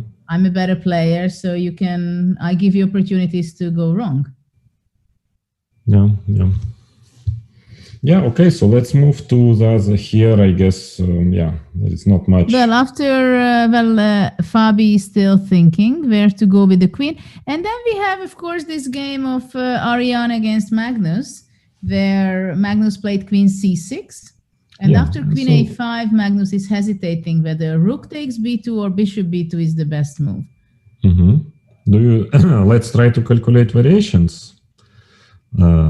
I don't know if rook b2 will win, you know? I like bishop b2 better, I think. Yeah, true. But king c1, something tells me it might be just like a slow win, like queen takes d6 or something. I mean, just, you know, without any, no hurry. No. For instance, why not? After queen d6, I want rook b5. Sorry? I want rook b5, and if check, rook b8, everything is totally protected. Wow. Why not? If I go queen d8 and rook e7, you just go rook b7? Queen d8, rook b8 was it? No, rook b8. Rook b8, yeah. sorry. That is my plan, yeah. No, queen d8 is not possible then. I mean, yeah, I want... But I can go rook d1. Rook d1. You know, I go rook d1 and I counter-attack you. Yes, rook d5 maybe. Rook d4. Rook d4, queen d4. Still you don't care. Maybe. But it's, yeah, not that clear. Must be bad, but yeah, there may be some chances. Queen a6, queen f6 or something. Yeah, that's not the most clear cut. Even if it's a win, it's not the most clear cut win, yeah. Well, it seems like it is a clear cut. No, here, yes, here it's true. Yeah. But anyway, bishop b2 looks like... Actually, how? Here. Here, how? Oh, just positional move, maybe. No, just positional move, maybe here. c3 I like. No? Not even queen g2, you just want to go... I want c3, I want to enter with my bishop. You like to torture, yeah? Oh, bishop b5 first, I don't know, yeah. No, but okay, it must be also winning, but humanly, I'm sure computer shows already plus, I don't know, 1000, but humanly, of course, it's still, you know, you can get confused, but bishop b2 looks like it must be like a forced win completely. Let's because see if there is anything. a2 is only a2 move. is a must. There is no other move, right? And now also maybe bishop e5. Bishop d4. No, bishop d4, e5, I don't know where exactly. Bishop e5, I suspect... Bishop e5, well, maybe rook d1 or what? You go what? Queen b7? c3, yeah, this c3 is something. Will queen takes d6, maybe just. Then you'll get rook d1, yeah. No, but maybe you go queen b7, queen b4, queen d5, queen yeah. d5. Queen d5, yeah, that is painful, yeah. So bishop e5. Now maybe rook b1. e5. Yeah, rook e5, I suggest f5. Yeah, must be. I don't believe e6? You can say bishop e6 and, you know, c3, bishop e6 must be made, yeah, somehow. I don't know how, but it must be. Well, it's a tough question for Magnus, right? What to do? But it's a nice dilemma. Yeah, true. Yeah. And also what we have we're checking c3, I also believe after bishop takes b2 also probably must be winning as well. Bishop takes b2, king a2, c3. Yeah, queen c4 is a strong threat. And if rook f4? Yeah, now... You played queen d6. Yeah, but it seems to me that maybe something... maybe there is a simple way. I don't know. Looks pretty bad, yeah. Here. Bishop e6 check is at minimum, yeah. It's a very pensioner style move, yeah. But why? Are you sure you're gonna win here? You are. Me not, but black, yeah, it's very likely. Now here I go d7. What do you think? d7. Looks like I should be able to mate somehow. Yeah, it's here. Hard to believe I cannot mate.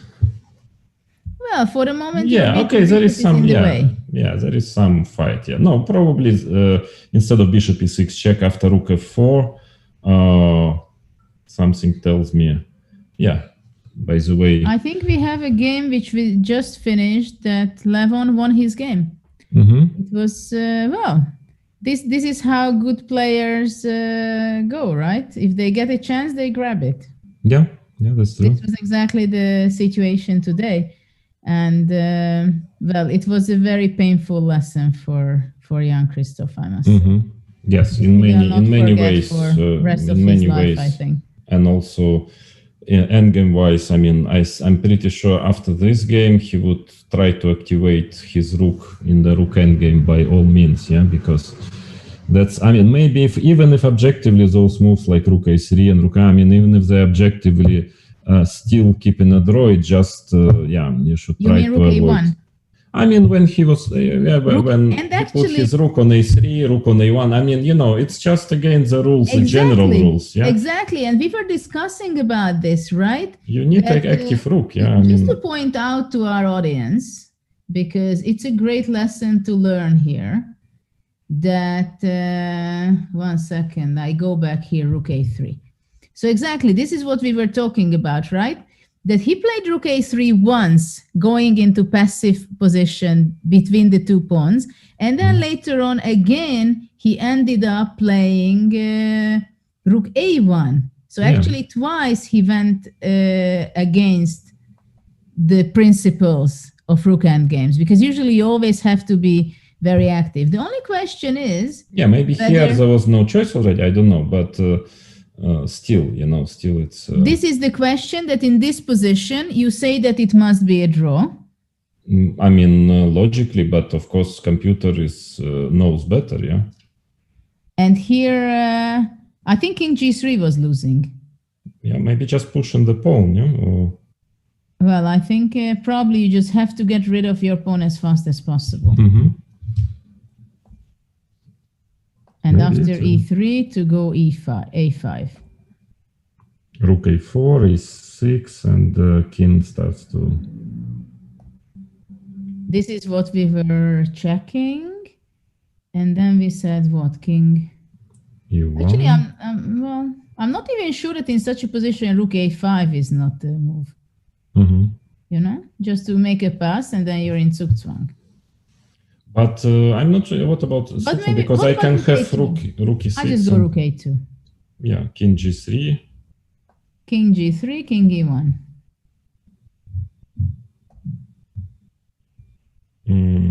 But yeah, that's... And now you go rook b6.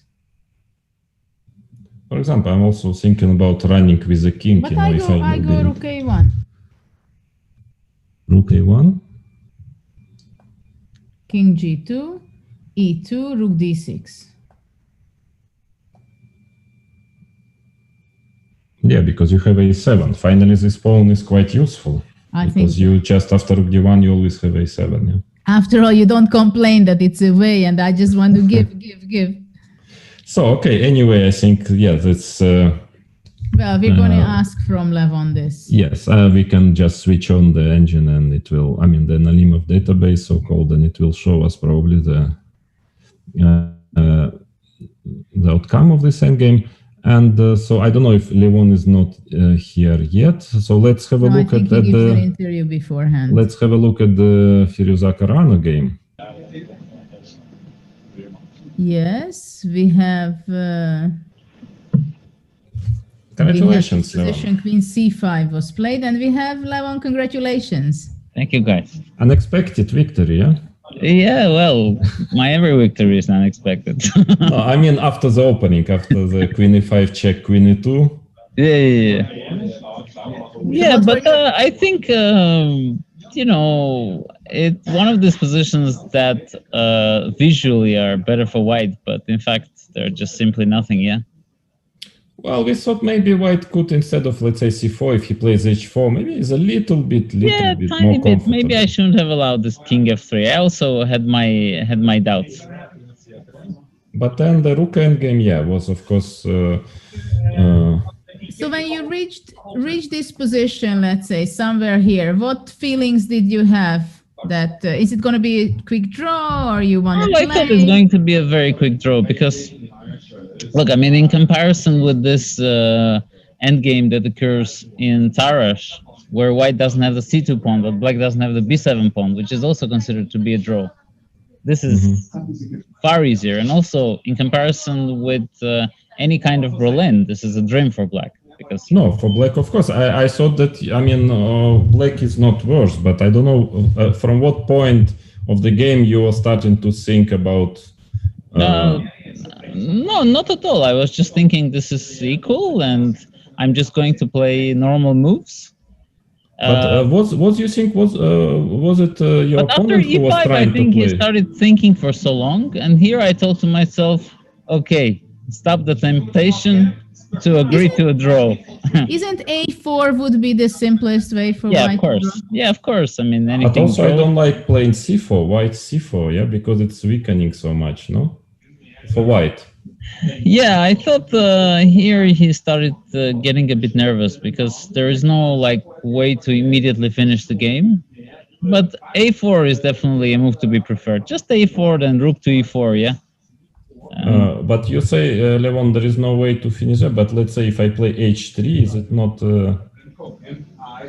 for instance? No, but I mean, it can never be better for white and can never be better for never. black. For white, never. But I mean, I think that white was already actually was not playing for a win. There is absolutely no reason. Yeah. So at least if you want to make a draw, you better do it I quicker. think he kind of forgot that after c4, a5, it kind of creates this little unpleasantness on the queen side, because this a4 might come at some point, and yeah, I think he made some inaccurate moves here.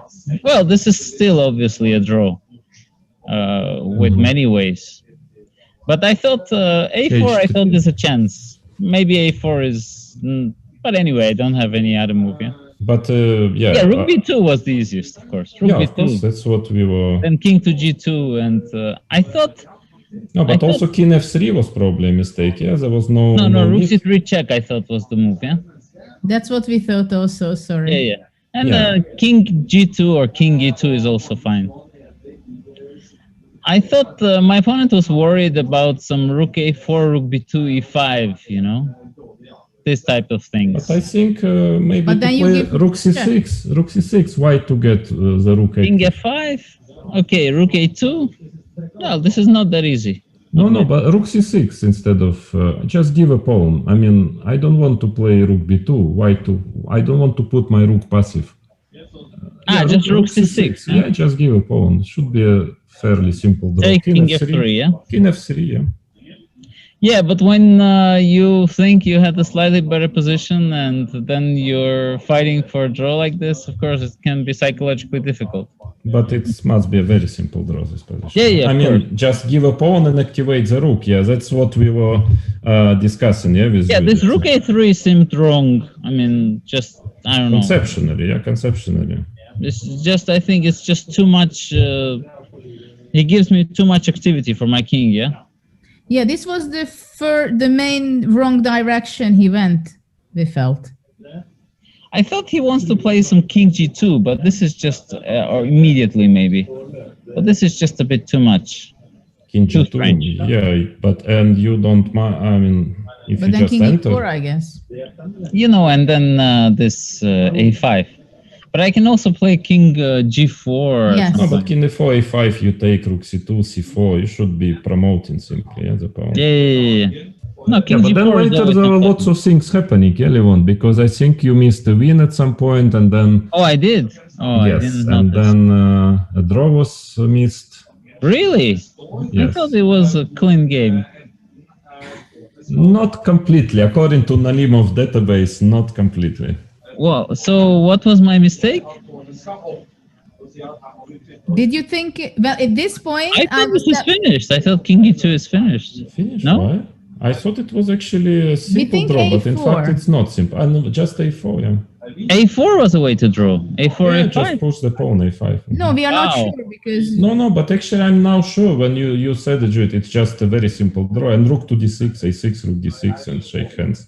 There is no way to improve the position, because when the rook gets to d1, you just play a7, yeah? Oh, okay. So, and what did I miss? No, then I think after there was again one more switch, yeah? No, here after King G3, I think Rook one more H7 switch, was yeah? not. I think Rook H1 is better. But Rook H1 was winning and Rook H7 was again a draw, yeah? Really? Oh, because of the same idea. Yeah, I this A4, A5, and Rook D6, I have to tell you, I underestimated. Oh, wait, how do you do it here? Wait, you go A4, I go E3? Yes. But maybe now I have time to come back. Yeah, maybe even time. Wait, what if I play Rook? No. Yeah, Rook D7 even. And Rook D7, A5. King D1. King D1. No, I think now we can go here. Yeah, now we have to go Rook B6. Yeah? No, I have this check. Yeah. No, but maybe well, now anyway, because we have King other D2? games going, probably we should go. Yeah, we will check it with. But I think there was another switch, yeah, in this game when White had the draw. But anyway, yeah. So. But it was a nice. You grabbed the chance. Yeah. Yeah, I saw this Rook F5. It finishes. Yeah. There are probably other ways. Well, in fact, King E4 was the simplest. Yeah, maybe. I mean, instead of King C2, King E4 and Rook to the 7th rank here. Yeah. Yeah, that was even simpler. But yeah, it doesn't matter. I mean, King D2 here simply. Then King E3, King E4, and Rook D7. Ah, the same. Well, I thought Rook F5 can even not given Rook against Queen. Yeah. Ah, like this. Yeah. Well, I'm kind of confident that I'm not playing against the computer. Against the computer, I'm not that confident with the Queen against Rook, but against humans, yeah. So what's happening in the other games? My God, Magnus is winning, yeah? Magnus seems to be winning. Yes, let's maybe move to one of those two games. So, of course, if Levon is ready to... I will look a little bit with you guys. Look a little bit with us would be fantastic. I don't know if you've seen the last few moves of this game. Well, I saw that White completely went astray at some point. This was the position, and after Rook F3, Rook E1. Oh, nice. Yeah, and now actually takes. How did this knight get to H5? It seemed like White didn't play any moves and Black did those. More or less, you are repeating our thoughts. But I mean, I think White was much better in my opinion. Yeah, it looked very dangerous for Black. Yeah? Then H3, Knight H5. I thought he had to play B4 at some point with White. You see, Judith. That was my idea. Yeah, I always tried to go B4. Yeah, at some point. Yeah. I mean, typical for this structure. Yeah. Yeah, and I thought it was a serious. Now, yeah, maybe Rook B2 was it, but Bishop B2, King A2, and now Bishop E5. Yeah, C3 probably is also winning. Oh, he played Rook B1 already, but this, I don't believe with such disharmony in the position, White can survive for long. Yes, maybe even takes and Queen takes D6. I think the knight is. But takes. I don't. Queen D6 is not winning immediately. At least maybe check on B7 and Queen D5 must be a way to finish it. Yeah, to finish the game. You still have. You want to go to C1? Yeah. No, but Queen D6 even looks. Yeah, Queen takes Queen D6. Yeah, Queen D6. I forced King C1. Yeah. King C1. It's. Maybe F4, like very positional, just to. Or I don't know, Queen D4 also. I'm half joking, of course, but just to show the knight on H5 was. Yeah, Queen D4 looks interesting because I have this Queen G1 very annoying. Thread. Looks like there are too many threads to protect, yes. I believe with these bishops there shouldn't be any perpetual. Well, Magnus was going into the confessional booth at the around move 15, 17 when he still had his bishops on C8 and E7, and he was complaining about the bishops that I have the bishop pair, but well, for now they are not playing at all. Unless the position will be open. Yeah, and he said the two bishops are very good, can start to be very useful in a long game. Yeah, he said. So if a game, continues, for some time. Well, we live to learn, every day. The wisdom is shared for free. Yes, yes, and I also twice already shared this wisdom of Dr. Taras. Yeah. What rook f1? With, especially after the move knight h5. But even if I take it and then cover with bishop b8 and take on g2, I know these are triplets, but yeah, those we were not a big fan of those triplet spawns. The triplets from Bellevue. There is a cartoon like this. But the thing is that even I guess even when you play positional like king a7 or some positional move, even instead of queen d4. h3, king c4, you're trying to do. We have this position on the board right now. Yeah, even if you just play quietly like king a7, just slowly trying to improve. King a7. I don't believe Magnus will play king a7. I believe he will go queen d4. I don't know. This king a7 is a bit. You allow queen d2, Vladi, then you might not win the game at all. Queen d2? Yeah. If I consolidate, after all, I have this. Yes, that's true. Maybe some material. Yeah, because I thought I have bishop b2 check, but king d1. I understand you disrespect white's knight on h5, but don't disrespect it too much. No, I want, if I would be black, I would be trying to punish that one, to show him, to show him the show him with queen d4. I mean, let your bishops.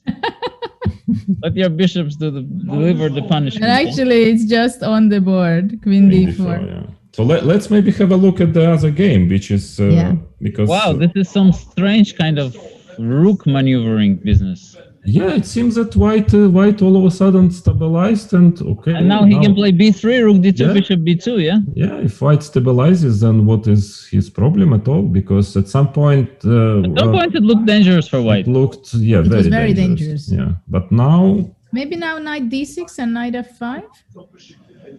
Yeah, but you can do it from knight to c6. But knight c6, knight b4. No, but knight d6, I can even go knight e2 or something. Yeah, I mean, just... But the c2? And this is like Magnus's game from yesterday. Yeah, knight f4, rook d5. I know there are lots of pawns hanging there. True. Oh, but white is definitely not worse already. Yeah? No, white is better. I think it can even be slightly better already at some point. Rook d2. I don't know. Let's have a look. Let's have a look what have happened after f3, bishop d7 when we left. Here, bishop f1. Bishop f1. Yeah, here it really looks very, very dangerous. Queen f2. Queen c5 and queen f2, and he started to consolidate. But maybe knight c6 was. And here he went knight c4. Oh yeah, knight c6 is a healthy move. I mean, at least you're not activating the rook. But maybe after knight c6, knight b5. But then maybe you can take bishop f8 or something. Oh, even d4. Yeah, d4, rook c3. Okay, not a deadly hit. This rook c3. Oh, yeah, that's maybe there is enough because knight c6 is so natural. So it can be that Fabiano was not sure that after knight takes c6 his definite slight advantage. I mean, maybe will not be enough for a win. Yeah. Yeah, he could take on f2, bc. It's a pleasant position, I guess. Bishop also even bishop takes c6 can be. Queen takes f2, king f2, even maybe bishop c6 just to be more active. Yeah. Okay. But then bishop b5, I don't really want to do rook c8, maybe I don't know, even bishop f8, some ideas. Yeah, maybe black has initiative, but it was a very strange. Knight c4 was played. And now he's slightly worse, yeah. Knight c4, so now a really very, very interesting battle will start, yeah, because I guess we will see a serious time trouble in this game and... No, he went knight d5, yeah, I think knight d5 is more natural than knight d6. Yeah, I agree. Rook d2 was played, rook e8, rook d8, bishop b2. And suddenly white is okay, very okay. Maybe still not more than okay, yeah, still because knight c6? Knight c6, I guess. Knight c6. Knight c6. I would consider g5 maybe instead of knight c6. Maybe bishop b2 is suboptimal. Yeah, I'm a little I would have played king g2 instead of yes. bishop b2. I'm not quite sure yet to which diagonal this Yeah, bishop I think belongs. king g2 just kind of threat knight b5, ask him a question, yeah? Bishop But g4 after maybe. king g2, maybe queen c3. Bishop g4 maybe. Wait, but queen c3, Wow. bishop a3 is there. He wants to go bishop g4. Yeah, but bishop g4, what are you threatening? No, I'm more hard Bishop joking. b5. Yeah. But there was queen c8 move also. Queen I don't know. c8, Yeah. I don't know. There is. No, but of what I course- need to do, maybe not king g2, but I need just to move my queen and then threaten But knight let's see b5, bishop. yeah? Let's see bishop b2 is played anyway. So what? Yeah. It's a So theoretical knight c6 discussion. is a must, I guess. Why? I like g5. I really like g5 here G5. because I want to get you played g4 it. maybe one day. And it's on the board. Is it? Yeah, g5. And if I capture and play g4, Yeah, that's what's also my idea. Capture and g4. Knight But g6. maybe f5 even if it works. But can't you take bishop g4? That's too much. Maybe not yet, maybe you but can actually. Bishop g4, f g4, knight g4. Oh, I don't know. Queen g3 is still not clear. Yeah, and then rook e1, yeah. Knight f5. Even c3 is more or less solid. But yeah, I guess I would just move my rook. Well, it's tricky. Rook e4 is in the air also. Yeah, it's very sharp. Yeah, but Rook e1, rook e4, queen g5. But frankly, I doubt that White will play g4. It's like it's Well, a he bit risky because captured on anyway g5. g4 is not a threat yet. g4 f4. Yeah. White has. But it's more about what is a useful move here. I don't like this bishop on b2. It's kind of wobbly. I wouldn't play bishop b2. a1. Bishop. Yes, this is a move. This is a move. Now he's Why? What is next? stabilizing. But stabilizing what? What is the next Well, move? the bishop just in case, because you don't have a threat yet. Not yet, but it can. So will you go f5, f4? Maybe f5 is interesting. f5. Just to add some mustard. Just to add some mustard. Yes, but maybe already king g2. Very complicated position. Yeah. F4. This is what I'm trying to do. Yeah, just to. I want to get my knight finally out. Yeah, like Knight to b5. play Yeah? knight b5 somewhere. Yeah, or knight. Yeah, knight b5. Maybe. Yeah, maybe f5 is. He played queen b6, which looks like a good move. What's the idea? To go to the king Queen side? h6 in case Or you play king g6. Yeah, h6 or g6. Yeah, very very complicated position. Nice yeah. idea, especially that after bishop a1, now bishop a3 is not possible. Now white might Let's play let's bishop maybe g2. quickly move to the Yeah, there some action is To the derby. happening. mhm. Suddenly, queen a6, king b8, c3 is on the board. And what does white want after queen He g1? wants to get his You king want to king e3. d2. Queen Well, he takes doesn't g2. want it too much, but this is what he got, right? King g3. I guess queen g1 check. Just to avoid Yeah, but it's not so simple. perpetual. In digital terms, I would say this is at least -3. It does feel like it. And still, you guys are cursing the h5 knight, right? Yes, Oh my it's God. still not king e3. So this is a position we have on the board. Actually, queen g5. Wait, why don't I play queen b2 here, guys? That's even more painful than. Queen takes c4 doesn't No, work. bishop b5. Once Yes. you unleash this other No, bishop, no, queen b4. Queen e2. E2, sorry, yeah, e2. Yeah, then queen, yeah, that is nice. Then queen b2 might be a... yeah, because you cannot take on f6. I take, give a check, and capture the knight. Check, capture knight. Yeah, that looks like a good Maybe move. the white has Maybe, yeah, there is still maybe a chance for white to keep it going at least. If Wait. I can still capture the knight, yeah? Queen c1. Yeah. But then You can take on c3 also. Then you have some checks, yeah? Well, I don't want to calculate checks. No, I think queen takes c3 is very Well. simple, because then you just push the c-pawn. I mean, queen takes c3 check. I think very simple. the position is so good for black that there is no need to Yeah, calculate. even queen d4 check and c3 Yeah, or queen something. d4. Yeah, just such a domination. Well, I don't know, g1 also. Queen g1 is mating too, yeah? Yes. Yeah. No, that's... well, there are some nasty things from. So Alireza played king g2. Wow, this is getting really exciting. And the idea is after queen h6, what is the idea?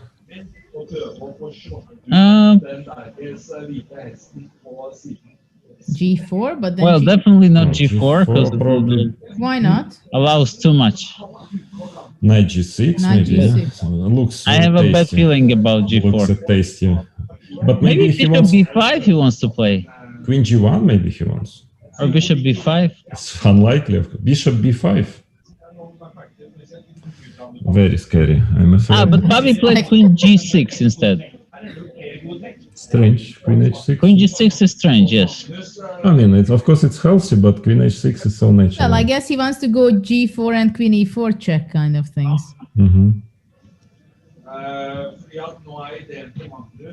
Yeah, but now this again queen in e4 the- doesn't really add anything. Just bishop b5. Actually, or maybe king g1 even back. Yeah.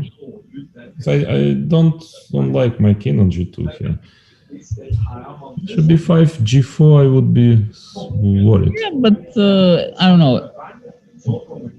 You guys think f4 is not available? But think maybe I f4 is take fine. first on B5.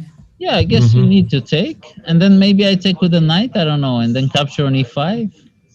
No, you're joking. Your knight on B5 will be the same story as the knight on H5. I agree with you. Okay, I won't do it. You regret it. Yes. Okay, so I don't I'll even have take to AB. prove it, I'll yeah? take Who knows? AB. Maybe knight takes f3 even here might work. Okay, let me take AB. a4 is interesting, yeah. Just pushing the pawn to a3, a2. Yeah, but a4, g4, I don't think it's No, a I good would just idea. go G4 and knight F3 or something. I would, I'm not sure about bishop b5, frankly. Yeah, bishop b5 is... I want my bishop on f1 to, maybe just king g1, just a quiet move. Look what has happened here with Magnus. I think he just sat down and calculated how to mate. Okay. Queen, And- Yeah, rook f3, queen e1, and king d4, queen e5, And king c4, and Queen something. takes the rook, I guess. He does, yeah. I mean, maybe even. And if King E4 immediately? queen d3 is unpleasant. It is a really unpleasant check. True, indeed. Yeah, so probably that's just winning. Indeed. But actually, in Fabi's game, I think in the last few moves, Black improved quite a lot. With Queen B6, Queen G6 was a very nice. It was a move. beautiful maneuver. Yeah. I have to take Fabi a credit. But this was possible only because Bishop A1 was played. Well, otherwise, Queen D6 had to be played. Maybe king g1 is... I trust Vlad's feeling of danger much This is more what than happened. mine. So King king G6. g1 is... King G1. But Queen H5, maybe. And then bishop g2. Yeah. Let's just forget about this bishop b5 ideas. Stabilize, Yeah, and just keep it. and then knight d2 somewhere, or knight b5, something I like would that. even say maybe sometimes, maybe just nothing later, just to stay, yeah? Especially since there is time trouble. I mean, it's very difficult for White to improve his position because immediately something starts to be hanging or something. Yeah, this is a typical King's Indian type of position, yeah? I mean, this hanging structure. You think you have this knight on d4 and you're controlling everything, but then things go wrong. So what about Big Queen H5? Bishop g2. No pasarán. Okay. There was any threat after Queen H5? Well, you have to make, just paying attention on your f3 pawn. Yeah, I mean that just now I want to play rookie 2, maybe. I don't know what, or 92, something like this. Oh, Fabio came back with queen to b6.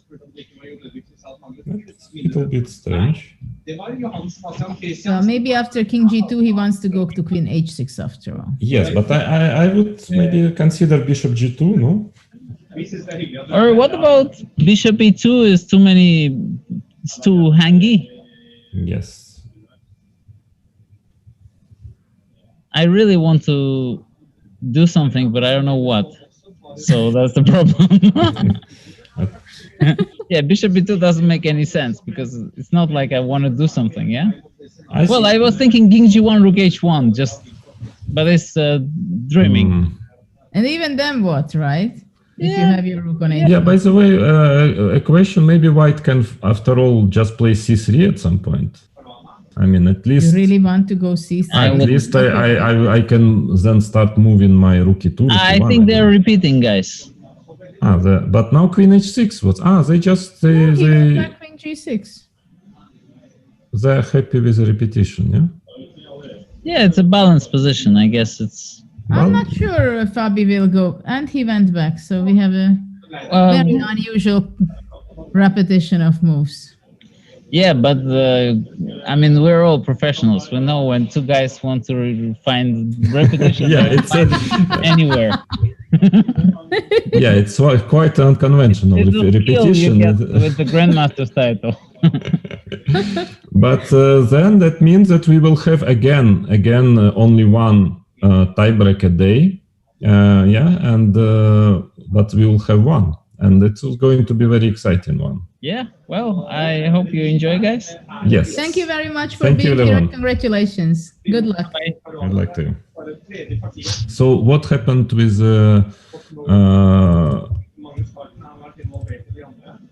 well, I guess again, is it still on the game? We don't have, I don't see if it finished already.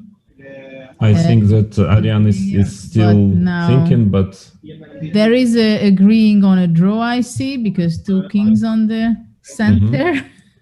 Rook f3 was played, queen e1 check, and I guess soon we will probably see Magnus in our studio. It's an extremely difficult case for both of the very young players in the tournament. Duda had a very tough day, I must say, very painful, even more painful than the previous losses he had. Yes, but also I would say that for Ariane, for Tari, also it was quite a painful game because, not that he was close to win or anything, but it was really going his way at some point.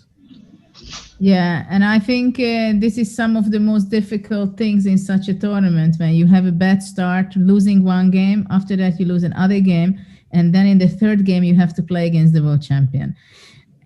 And then what can you say, right? If you lose, I mean, okay, it can happen to you, whether you start with 2-0 or you start with 2 out of 2.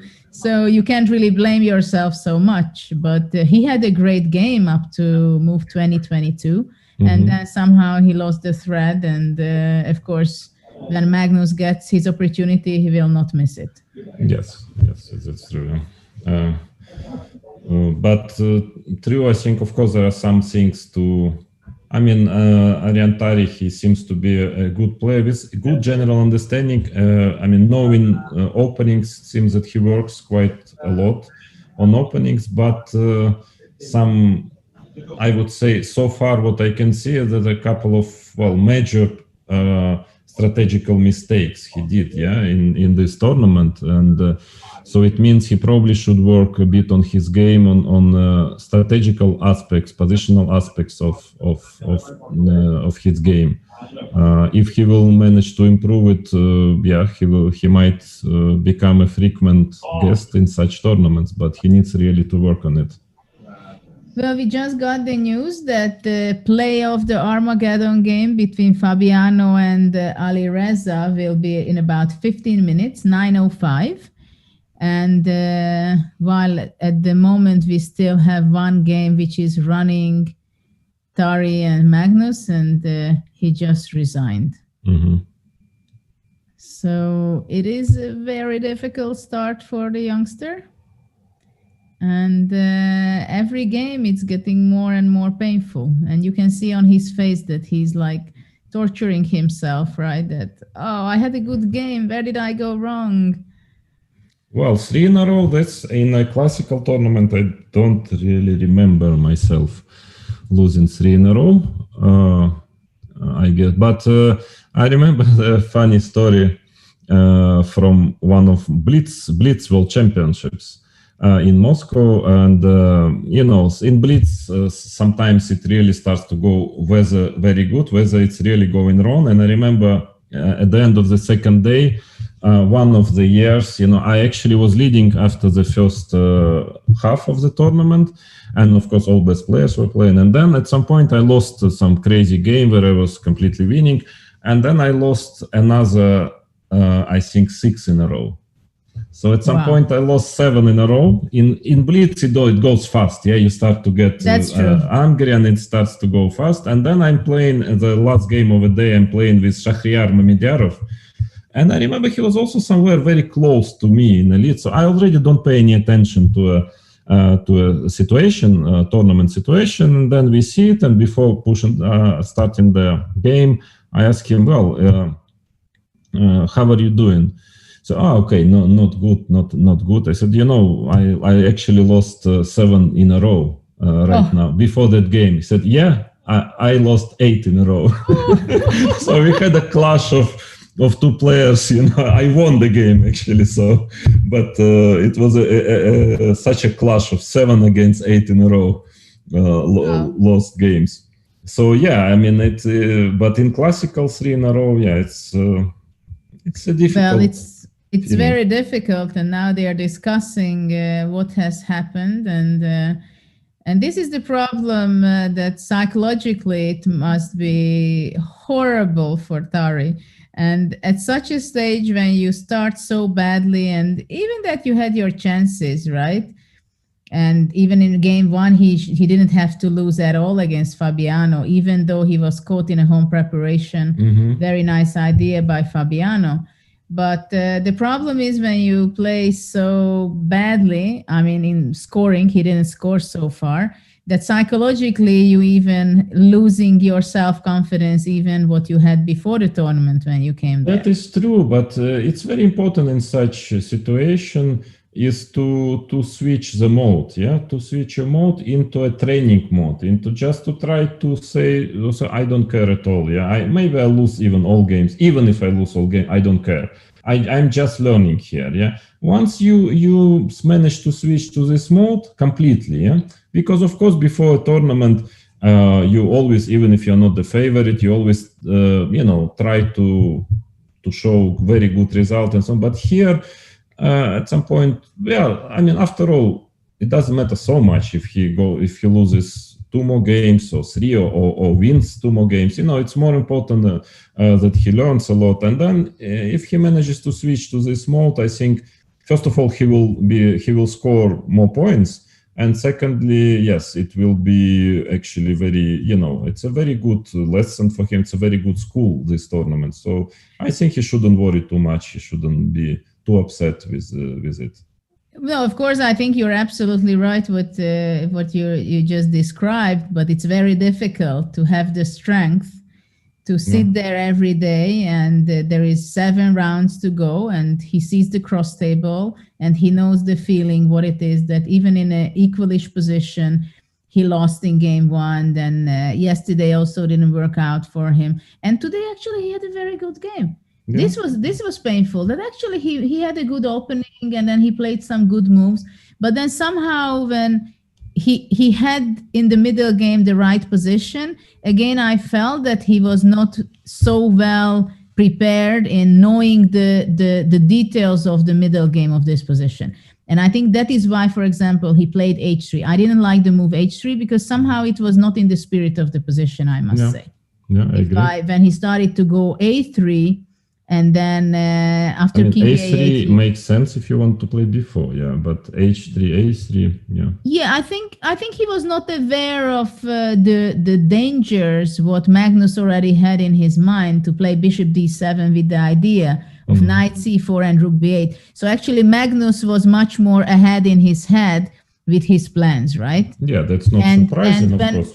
When he played knight h5 in this position, it was very clear that he had no sense of danger at all. Yeah. Because when you play knight h5, it means that you're practically looking yourself what you should be doing. And up to this moment, he was kind of playing against Magnus's plans. But somehow he lost the thread and he played knight h5, which actually, in this position, if he wouldn't make a move, probably he's not so bad. But by making knight h5, going completely out of the board practically, Judith, what I will tell you, I witness it quite often that there are very basic strategical rules in chess, which are nowadays, because the young generation, they learn chess and they work with computers all the time, and somehow it became, of course they know it, they know those rules, but somehow it's a computer, when you work with computer all the time, it's so tactical, that you forget about these sometimes general ideas. And I see already few times when both players, Tari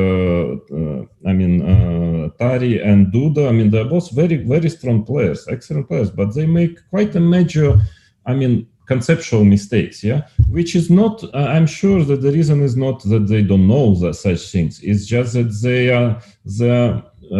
they don't think in this way, they're a little bit too tactical, their way of thinking. So because some things, let's say a move like h3, knight h5, frankly, I wouldn't make it, I wouldn't even consider it, even if it's good, it's just simply not right, It's this, I guess, Judith, the same goes for you, It's like, it's not the way to play this position, Well, I have a feeling that I was more able to play such a moves because I was very concrete player. But, of course, there are very few players in the world who has such a great sense of play like you, because you were always very sensitive on the positional and strategical setup for the positions, as we talked about it. Then you were so detailed, you were so fine in all these positional endgames. I think it was very clear that you understand all these positions and nuances extremely well and much better than anybody else. Of course. True, but here it's not even about, it's actually simply, it's about the rule, the knight should be in the center. At the end of the day, if you look at it, if you analyze it deeply, it's actually violating the rules of chess, knight h5, okay, unless you are really threatening to take, but knight h5 is not even threatening to take anything. And in a very dynamic position, you move your knight to the edge of the board. It is, it's quite strange. And okay, it's just a general, my very general meditation, so to say. But I've seen it pretty often. Sometimes it play extremely well, calculate once, and then all of a sudden, such a move which is just not really going not really in the spirit, not only of a particular position, but maybe not even in the spirit of a chess as a game in a whole. And that is surprising. That is quite surprising to me. And I think that a young player who would be very deep into it, of course, definitely Magnus. Actually, I remember even when he was 15, he was extremely, strong in these points. He knew where he should and where he shouldn't put his pieces. And of course, it's. Our generation, we were much calculation-wise. We were calculating definitely not as well as the young generation now, but. We would rather keep our knights in the center of the board, I would say. Well, at this point, we see Magnus giving the interview to TV2, and poor Tari, he also has to go, I see. Even though after a loss like this, it's definitely far from fun being there. But I see that I have the feeling that Magnus also, it took a lot of energy by him. And now actually the score, we can talk about it, that, well, Fabi, we don't know, he has a full I think score. very soon, we are going to have a tiebreak. Just within few minutes, we are going to, in about 5 minutes, we're going to have the Armageddon game. But now Aronian scored 3 points, so now he has 7 points.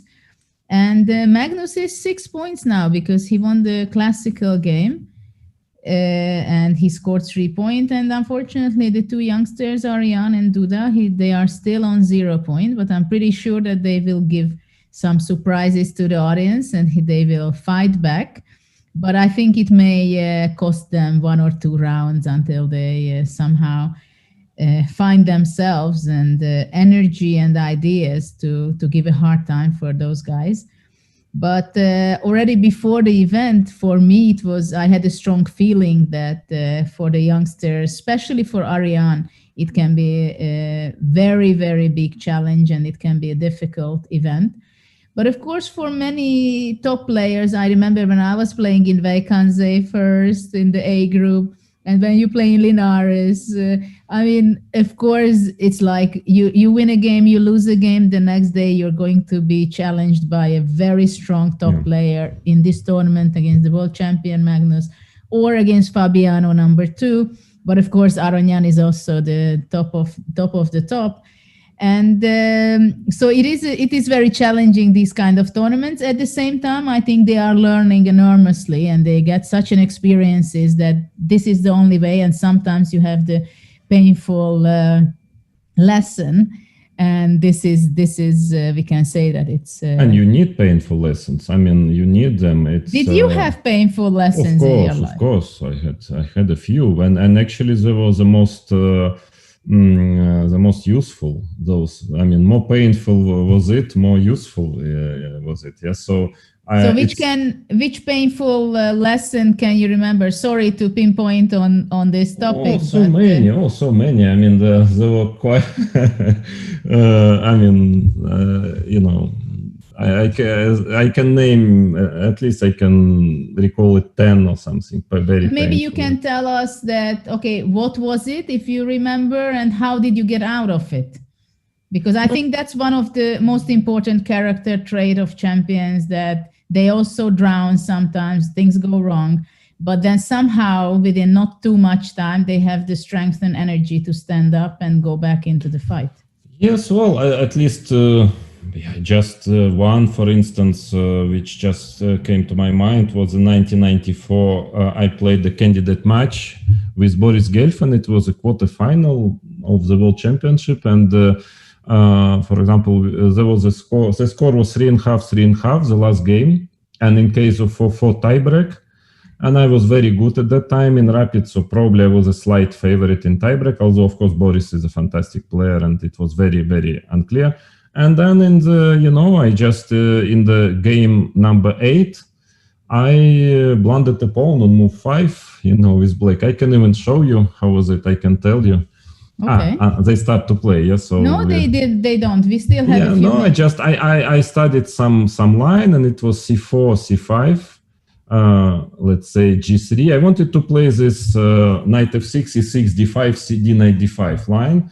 And I just was, I'm just confused the move order. I started with d5, and it's very well known that everybody knows you have to start with e6. cd, knight d5, knight c3, knight c3, and e6. I thought I wanted to get this knight f3, knight c6, yeah, this variation. And after knight d5, e d5, knight, queen b3, all of a sudden I realized that it's not a good beginning of this most important maybe game of my career so far. Okay, I'm just losing a pawn here, yeah, on d3. And then I was fighting, but okay, I lost the game without a big chance. It's simply a central pawn, yeah. So as one of the very, very unpleasant memories which I had, which probably was a good lesson to explain me in a way that I have to be a bit more solid and a little bit have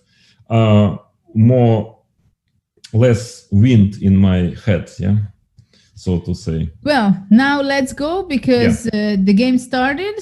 And I'm sure Firuza has some not very positive memories from yesterday. So I'm sure he's going to be much more focused.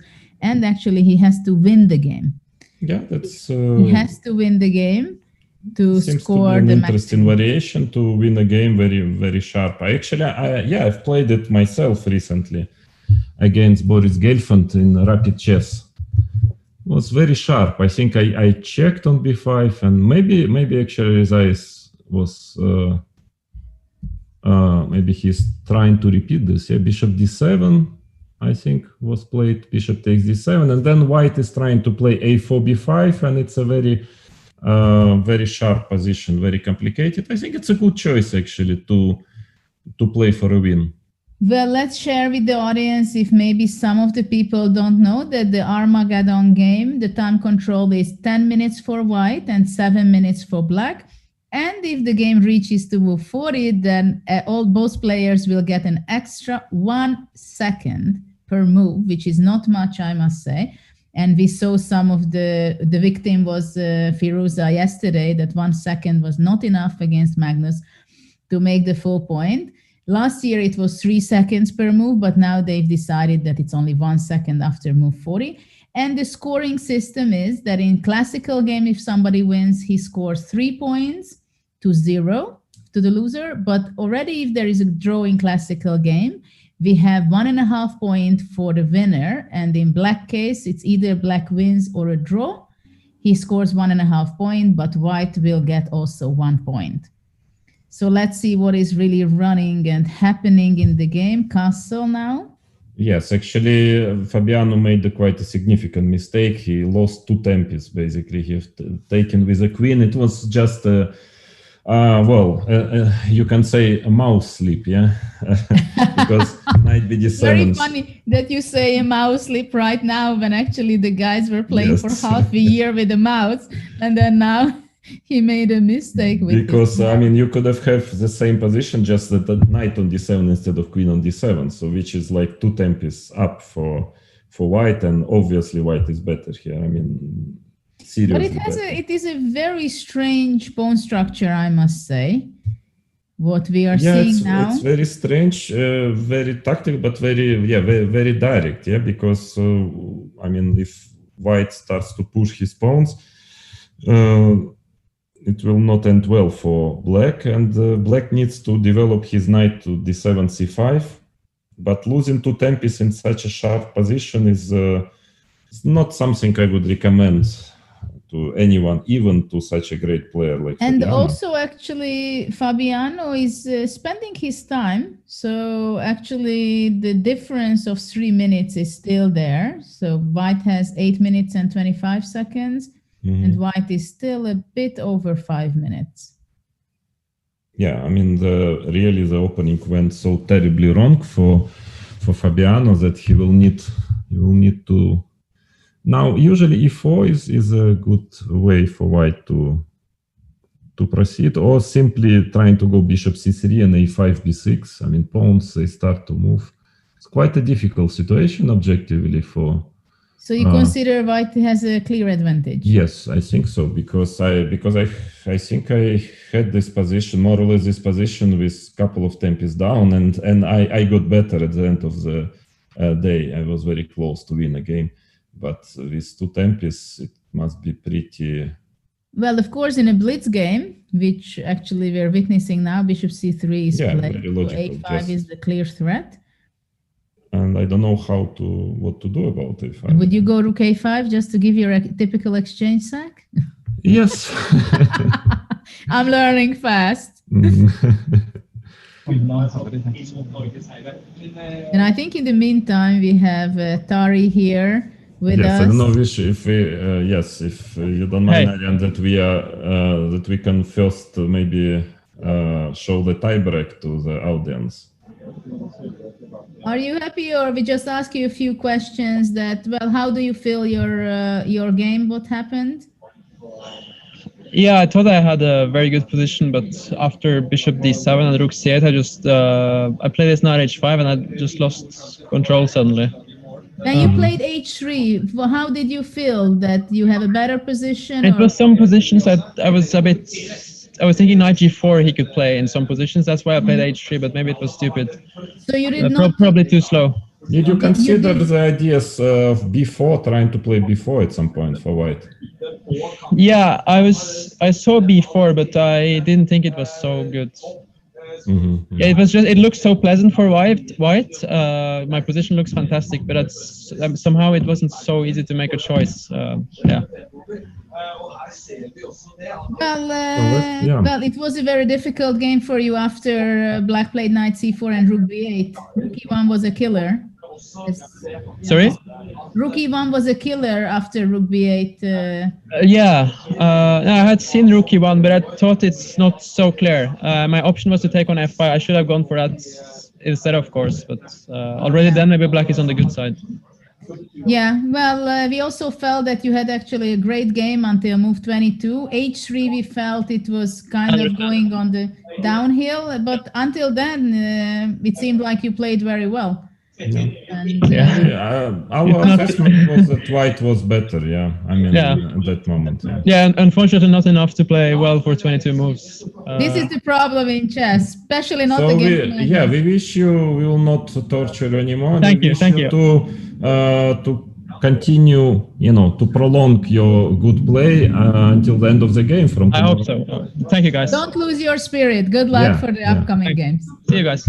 Bye. Well, it's very difficult to be in the press room and after such a game, but let's see what is really happening after knight d3. Actually, these pawns on a5, b6 is not very comfortable, I guess, looking at it from black side. From black side, for sure. I think knight takes c4 ideas are somewhere in the air, in this situation. Well, it's very difficult for black, and actually still the nearly 3-minute difference is kept.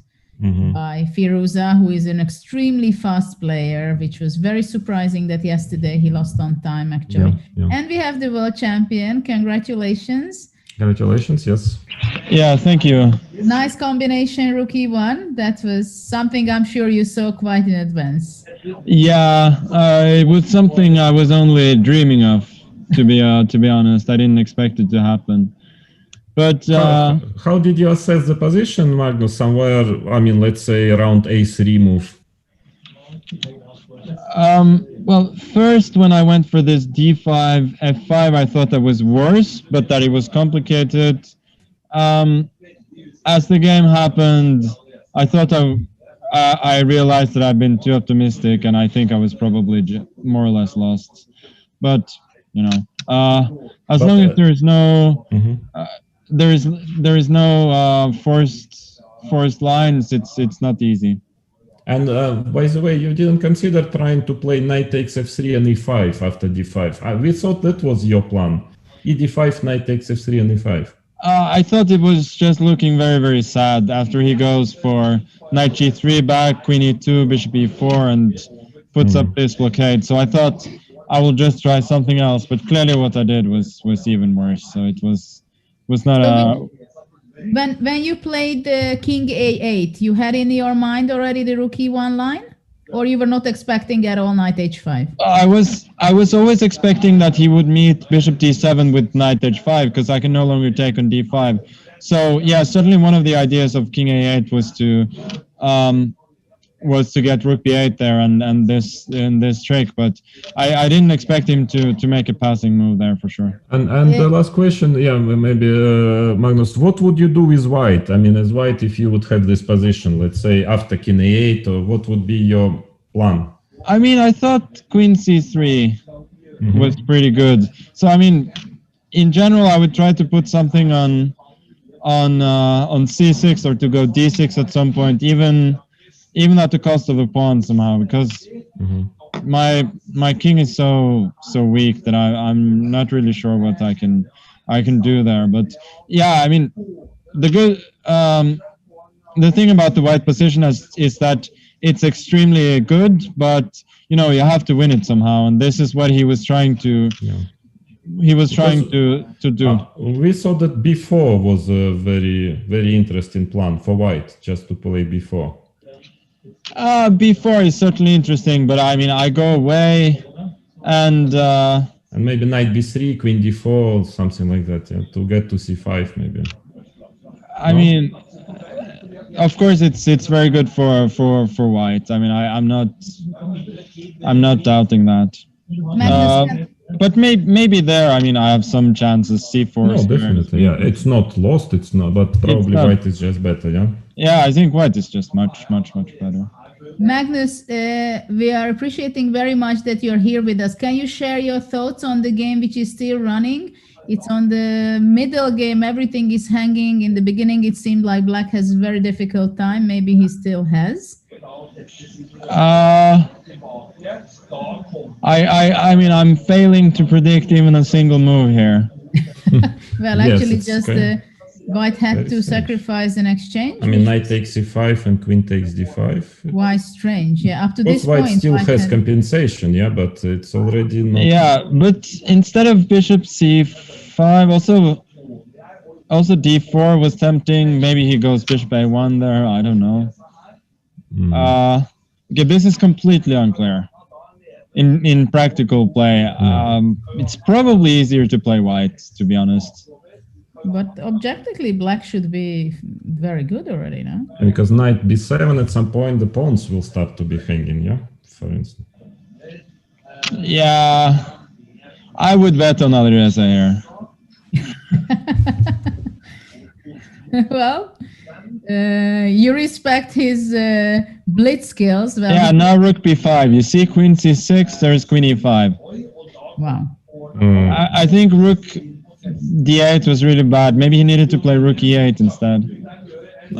Yeah, maybe, but still... No, maybe still he has to go, but... No, I mean, Fabiano is going to get tricked. He's going to get tricked to the moon here. Yeah, rook b5 is a strong resource. It's difficult in... Maybe queen c6, yeah? Maybe queen c6, knight e6. Knight e6, yeah, but then b7 might... b7 just wins, yeah. Win f6, but yeah, it's difficult. f6 is fighting. f6, b7, yeah, still, if black just plays f6. Yeah, f6 is fighting. And then queen c6. Oh, he just plays f6? Yeah, and after b7, what is the plan? Yeah, what is the plan? Queen d7 maybe. But then b8. Yeah. Wow. No, yeah, maybe queen d6. Yeah. Yeah, not too much. This is just nasty. Yeah, it looks. I don't know. Queen d6. Yeah, what else? Queen d6. At least queen c8, knight b7 or something. Queen c8, yeah. Knight b7 at least. It's totally yeah, knight lost. b7 he fights on. Okay. Yeah, but it's lost. Yeah, it's completely lost because bishop on c3, knight on d2, it just controls everything. Yeah. Yeah, you play. I think queen c6 and try to fight somehow. But yeah. It's obviously very difficult. Takes and rook b6, I guess. Yeah, but at least this is a slight chance because black has some. I mean, if white would have managed probably to keep queens on the board, that would be totally over. But yeah, then he would have no chance. But with queens, without queens, some fight. Now, yeah, okay, he goes rook d6 maybe. Okay, rook c7. a6, rook d3. a6, rook a8. Rook a8. I mean. Rook a8. 94 maybe. 94 has to go. But then what is how to improve? F5 maybe and rook a7. Knight d6, knight b5. And we have some kind of your game with Karyakin or something. Eh? Oh yeah, something similar. No, I think he's just gonna go rook c8. Yeah, and he's gonna take c5 and then he's gonna play forever. But in general, these endings are winning. I remember there was some game, I think Malakhov against Karyakin in the Russian Championship. Malakhov won this. You mean after, but also you don't have to hurry, yeah, taking this pawn. Yeah, I mean, taking them on c5, yeah, there is no yeah, hurry, but how can he get something better? Like white king will start running, so. But it's not, and if you just go with a king to f5, it's quite difficult for white to improve. H4 is quite strange. Like, you would maybe want the opportunity to play the pawn to g4 as well. Rook b7 is the problem, yeah? Rook b7 is a threat, maybe. And a7. No, sorry, I'm confused. Rook takes c5, yeah. Well, king is on g6 already. King f5 is coming, I guess. I also had this ending, like after rook c5. I had it in a tournament in Finland in 2002. And I was very proud to win it with with the white pieces then. Actually, in practical sense, maybe it's better to take on c5, take on a6. At least then it's easier to play with black. Yeah, that is what I'm saying. That, because otherwise you can just lose it, you know. On time, more or less. Yeah. Okay, bishop. Bishop a5 and bishop b6. Bishop b4. Yeah, I mean, the worst mistake is to sink here. Yeah, I mean, that is the worst possible move. Firuza again, he goes down. Yeah, I mean, that 20 is minutes. just f4. But there are over 40 moves, by the way. But the 1 second is not a big help, I guess. Yeah, that is. Yeah, okay, it's the same for both, though. Lack of okay, now he finally takes an a6. And there we go. Is somebody gonna get flagged? You just gotta play fast. We'll have a long evening, yeah? It seems. Bishop c5. Easy. But it would be nice to see. I think what Malachov was doing is he was playing f4 at some point and putting the pawn on f5. Yeah, we are seeing the clock that Fabi has like 8 seconds to 13 seconds. But it seems that Firuza, he managed to get some seconds. Yeah, how does he manage to just having 1 second per move to get increment? Fabi is just playing. Well, yeah, but no. Rook a8. No, not king f5. King f5 is terrible. No, he's trying to change pawns, yeah, somehow. And now 4 seconds. Rook a4, yeah, something. Yeah. No, it's lost objectively, probably, but. Well, king d6. Now it's completely over. Okay, now he has to flag. f5. King g5. Rook a5. King f2. Check. h5. Alireza knows what he's doing. Well, such a big moves, long moves, is very dangerous. Okay, now he resigned. 5 seconds. So Firuza won. Yes, but it was exciting. Yeah. So now, what is the standings? That there are 2 leaders, yeah, or even 3 leaders. Yeah. No, I think you're tying first. Yeah, Fabiano and Levon are tied for first, and then it's very close. Yeah, Fabiano and Aronian tying first, and you're 6 points right now. Yeah, and Firuza has 5.5. 5.5. Okay. Yeah. And the rest, it's very easy to count. Yeah. Unfortunately for they them. are having their very difficult lessons. Yeah. So far. Okay, guys. I'm gonna. Thank you. Thank you. Congratulations. Good luck. Bye.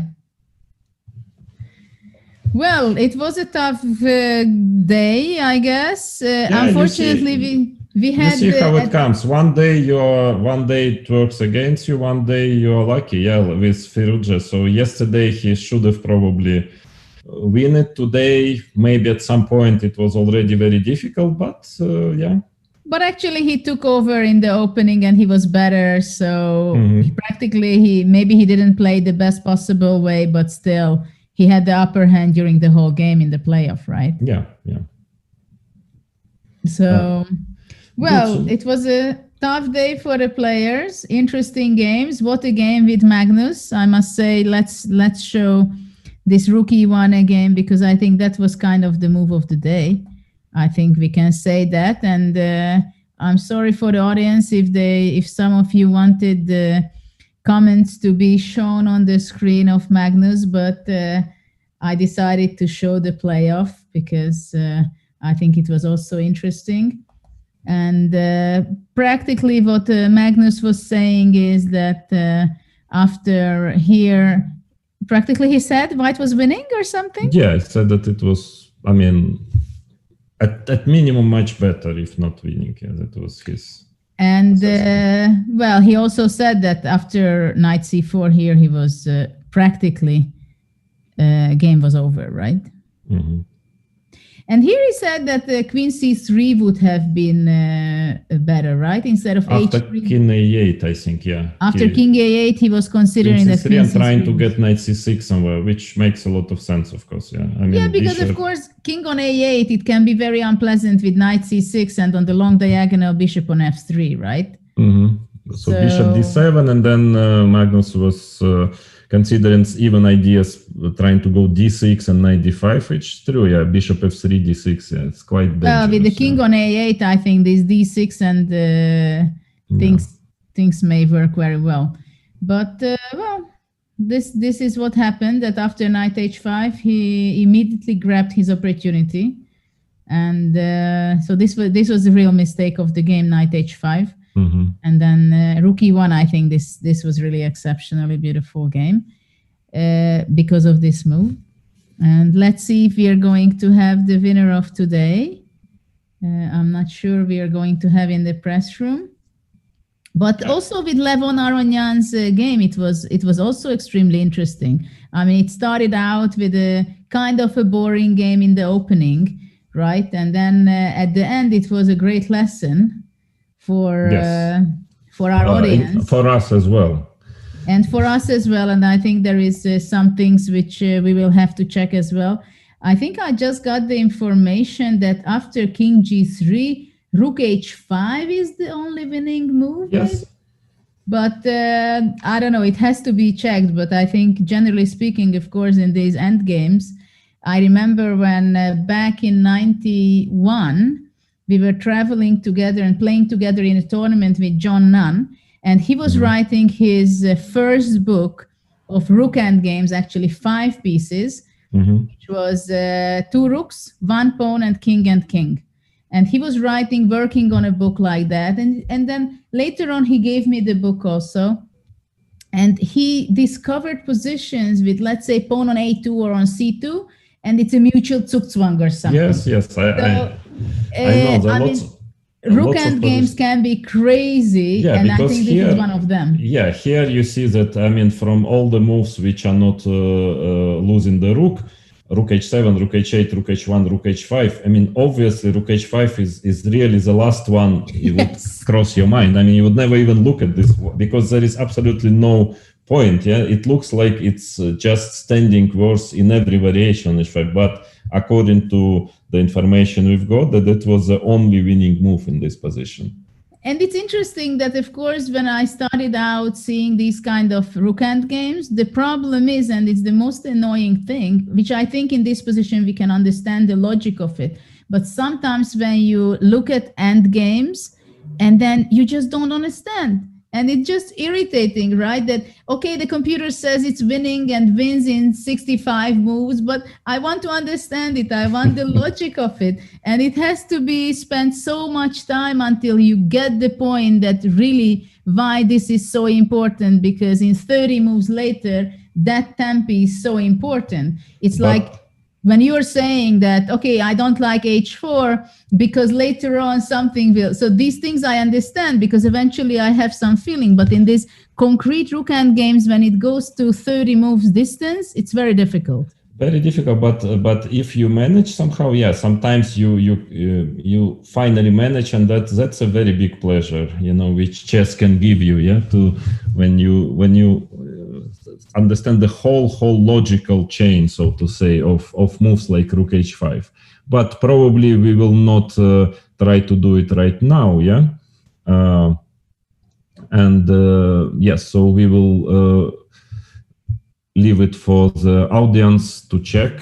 And I think we are going to have Ali Reza coming over after his victory, but I'm pretty sure he had to give some other interviews beforehand. So welcome, congratulations. Congratulations. Victory. Yes, thank you very much. Yeah, this classical game. How was your game today? How did you feel after the opening in the classical game? Yeah, I don't know. I thought I had advantage. I think he miscalculated something in opening because he thought he can go d4, but I think e5 is just much better for me. So, At which point? Before After e4, before castles, I suppose. Yeah, after e4. I don't know. I think it is better for me. I don't know. And e takes d5. Yeah, d4, e5, and after castles, e takes d5. Yeah, I should have taken. I think. I don't know. Here e5. So ed here is castle ed. Yeah, I saw knight d5. Yeah, now knight takes d5, takes on d5, and yeah, knight takes d5 is a very principal move. We were discussing it with Judit, and now whether bishop d5, but actually c3 maybe. Yeah. c3. I saw d4, cd4, knight takes d4, knight takes d4, bishop e3. Yeah, I don't know if black can fully equalize here. That was probably yes, but I don't know if Reza, you were considering honestly, this variation. I forgot about c3. I made the move and I saw c3, but and bishop takes d5. I guess you were calculating. d5. I thought a lot about it. Knight b4. Bishop e4, I think, and bishop h3, I think, because if I go bishop h3, bishop d2, then he could take on a fun bishop b4, rook e8. I don't know how is that position. Yeah, this looks like a good compensation. Yeah. And later on in the game, how was your assessment of this very strange, complicated position with 4 boards in the 4 knights in the center of the board? I think this h4 was a big mistake. I think everywhere my h4 was weakness. Yeah, we were surprised, to tell you the truth. Oh, it's an interesting move, yeah. But if after h6, you still have to continue with queen e2 and so on, probably then better to do it without h4, h6. Yeah, because his h6 is never weakness, I think, and he has always this f5, knight g5 is protected, so h4 was a bit stupid, I think. Yeah. So how did you feel here after knight d4, bishop d7? Yeah, here I thought I'm not better, I think. I don't think I'm better here, or I think I should fight for equality here, so. Because I don't have any target, like knight b5 is never a move. Do you think rook a3 was good? We were thinking about c3 or something. I thought my only plan is to go knight c3, right? I thought the only way to be a bit active is knight c3, because c3, I don't know, because then I don't have move with my bishop, and I don't know what is the plan. Well, maybe just to stabilize the position after c3, bishop d2, bishop e1, just to develop pieces, and because it seems to me that black also doesn't have any really very clear. Yeah, bishop d2 is not possible, f5. Because of f5, but now he has to make move, right? So like knight b6, knight b5, yeah, or no? Knight b6, bishop f4 might be, yeah. Already. Oh yeah, knight b6, bishop f4. Yeah, rook f8 maybe, yeah. Like rook f8, yeah. Make a use, but then knight b5 might be an issue, might be possible already. In any case, at some point, your position looked pretty worrying at some point around the move bishop f1, and then very soon it got quite okay. So do you think he didn't pick the black had a better way of playing it somewhere around this move? Yeah, queen c4 was a very good move, and knight d5 takes queen d2. I was very lucky. Bishop g4, f3, knight f3 didn't work. Was not working because knight takes, rook e2, queen d3. I have queen c5, bishop e3, and it's all okay. Rook e2 and queen d3 is only move, I think. Queen c5, bishop e3. Otherwise, queen f2 is just mate. Yeah, bishop e3. So he told me after the game bishop g4 was mistaken. Yeah, I was not sure, by the way, because it looks like it gives you tempest to go f3, queen f2. Yeah. Maybe just knight c6 or something. Yeah, knight c6. I go knight b5. No, knight b5. No, sorry. Because rook e2, yeah. Well, rook e2, queen d5. But then I go bishop e6, no? Yeah, this is... Yeah. But... Yeah, knight c6, I saw something was fine for me. Well, of course, white can take on c6 and fight, but probably black should be better here. There is initiative. And then what was the assessment of what do you think was the last position? I mean, how did you assess it? I don't know. I really don't know. I think it's around equal. I don't know. But because I just already stabilized, right? So you were assessing it as equal, more or less. Yeah. And Fabiano, I don't know if you've spoken, if you. Yeah, I told him. He said it's just unclear here. So. Yeah, because this g4 is the only way he can break after g4, f4, knight f3. But when I have king on g1, then it's not possible, I think. And here, knight f3 doesn't work, just take. Yeah, I didn't see how he wanted to break.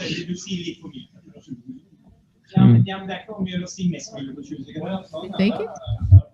Yeah, queen takes. Bishop f5? Bishop d3 always.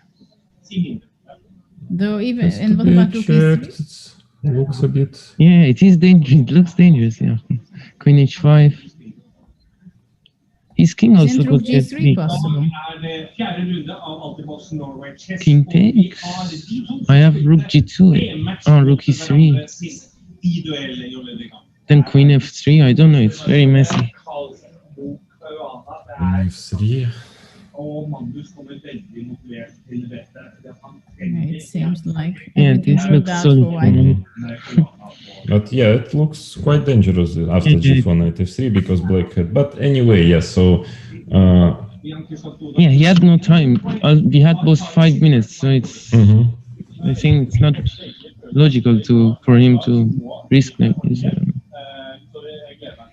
Yeah, it was a very interesting game, and then you had the playoff. Yeah, playoff, yes. Which was well, it seemed to be. It went quite smoothly for you. Yeah, at the end, I just didn't want to lose on time. I was just pressing the clock. I didn't care about the moves.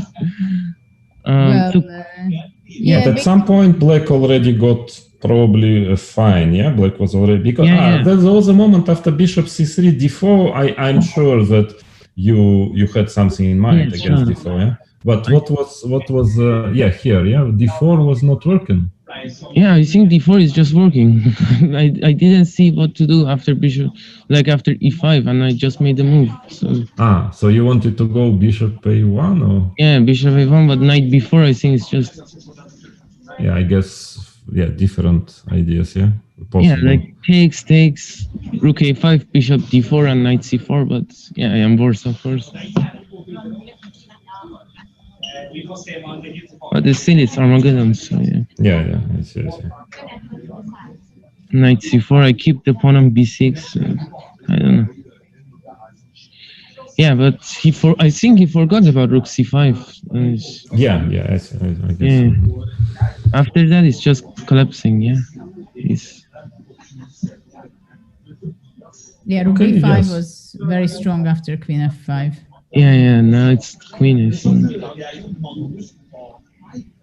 Anyway, it's Armageddon. Many things are happening. There are not always perfect play from both sides, but that's the way it is. Yeah. Yeah, sure. Yes. So congratulations, Rizas, and so tomorrow, next round, and then we will have a rest day. Yeah, after tomorrow. Yeah, after tomorrow. Yes. Good congratulations. Have a good rest. Thank you very much. And there is a long tournament still to go for you. Yeah. Thank you very much. Good luck. Thank you.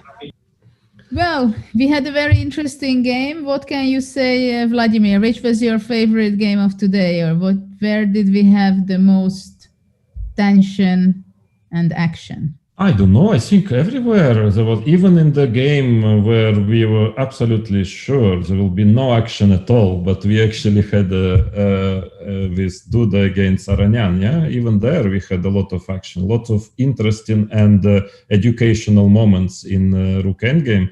And well, obviously, probably the most spectacular game of the day was the victory of Magnus Carlsen. Rook e1 move and the whole attack of two bishops. I think it was very educational also.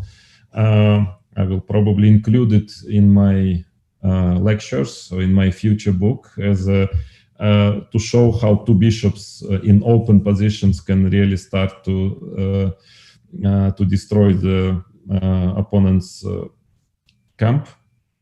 And very exciting, yeah, very tough, complicated maneuvering game, a classical game between Firouzja and Caruana, and a totally different style game in a tiebreak with pawns running, lots of emotions, and finally a young player prevailing, which is maybe normal when you have few seconds left. So very, very complicated situation now in the tournament. 4 players very close to each other, and extremely exciting. So let's see what is the standing right now after round 3 at the 8th Norway chess. First place, first and second with 7 points. It was Fabiano with Aronian, because Aronian now he won 2 matches. And then Magnus already has 6 points. He just caught up with 3 points today with this beautiful Rook e1 winning move against Aronian. And then Firouzja already there with 5.5, which he just won his Armageddon game. And actually they took a big ahead of the other 2 youngsters, Duda and Tari. Of course, they are having so far a very difficult time in the tournament. That is very clear, but they are learning a lot. That's very clear as well. And I'm very curious when they can kick back in some of their games, even though they don't, like, for example, Tari, I think he doesn't play badly at all. He's just simply in critical moments, he's losing thread. Well, he's not yet the same class as of course, top players of this tournament, so it's understandable. But what I want to say is that when I was young, that age, I somehow I had some very negative experiences, not pleasant tournaments, but I took it always very negatively. Yeah, I thought there is nothing good in it, but in fact, with time I understood that everything is a test. Yeah, I mean, it gives you a chance to improve. So now, for example, for both of these players, I think it's a very good test to try to keep a level, to keep playing. I mean, not to, so to say, fall apart. To try to play good games, to show good chess. That because they have a long chess career ahead of them, and not always things will be rosy. And it's a good training actually. I really hope that both of them they will play still some good chess, good games, and maybe win some games, and they will show that they can play chess and they can fight even under very unfavorable circumstances. That is a very important quality. If you want to become a top player, you need to be able to to play even in such situation, to keep certain level, to keep fighting and keep improving your chess round to round, and then maybe one day this will help you to maybe to win candidates tournament, or who knows. So well, I believe you need a huge perseverance if you want to get on the top, and you have to be fighting against your opponents, but also with yourself, and calm down and have your lessons learned to be able to move on and improve on your career and your strength and results. But tomorrow, actually, for round 4, we are going to have an exceptional interesting game round, as Magnus is going to be playing with the white pieces against Fabiano. So that is always a very interesting match. That's always a Clásico. Yeah, it's El Clásico. Yeah, I mean, nowadays. They were playing the World Championship match in 2018, which was quite a tense match, right? So it's always very interesting when the number 1 and number 2 player is playing. And then we are going to see Levon Aronian with Ali Reza, which is also going to be a very interesting battle, as both players are extremely interesting players. And you can see that Ali Reza is really challenging his opponents, playing very interesting. And even if things go wrong, he's there, he's focused. And I mean, today also he had, I think, a difficult position at some point of the game. I can tell it's quite impressive because to have a worse position and less time against Fabiano Caruana and to save it, it's quite something at this age, especially.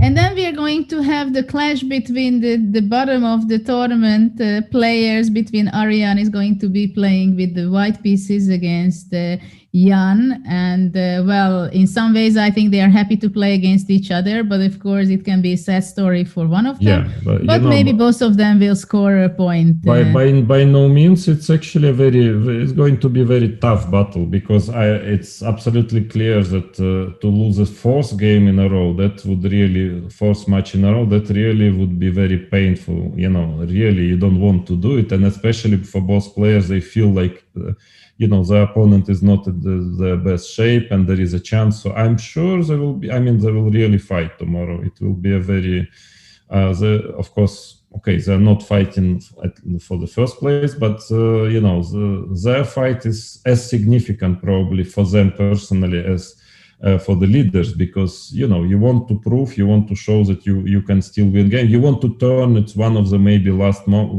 chances for you to turn the tournament and to start, a new, so to say, a new tournament, to win a game maybe, and things are starting to go other way. So I am sure we will see a very, very tough battle.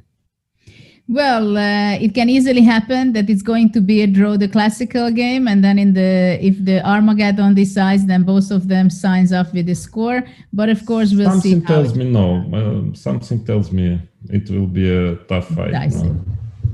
Well, for tomorrow, we are going to be here. Thank you very much for all of you watching and being here with us. I hope you enjoyed this round. I was enjoying it a lot, again, analyzing with Vladimir, and he's always telling some interesting stories behind the scene about his career. And I think I'm going to be asking you quite a bit about some details, how to become a good chess player and what is behind being so good and so creative and such a personality. So it was great fun for me, and see you tomorrow. Thank you, again. Judith. And we, by the way, would like to mention again that we are expecting a special guest sometime around 5:30 tomorrow. Very unexpected, very interesting guest, and I'm sure you will enjoy listening to this person, and it will be something quite unusual and unexpected maybe for the audience. So join us, of course, from the very beginning, and definitely from 5:30 tomorrow. Well, we are very much looking forward for your joining us tomorrow also. So goodbye. Have a good evening.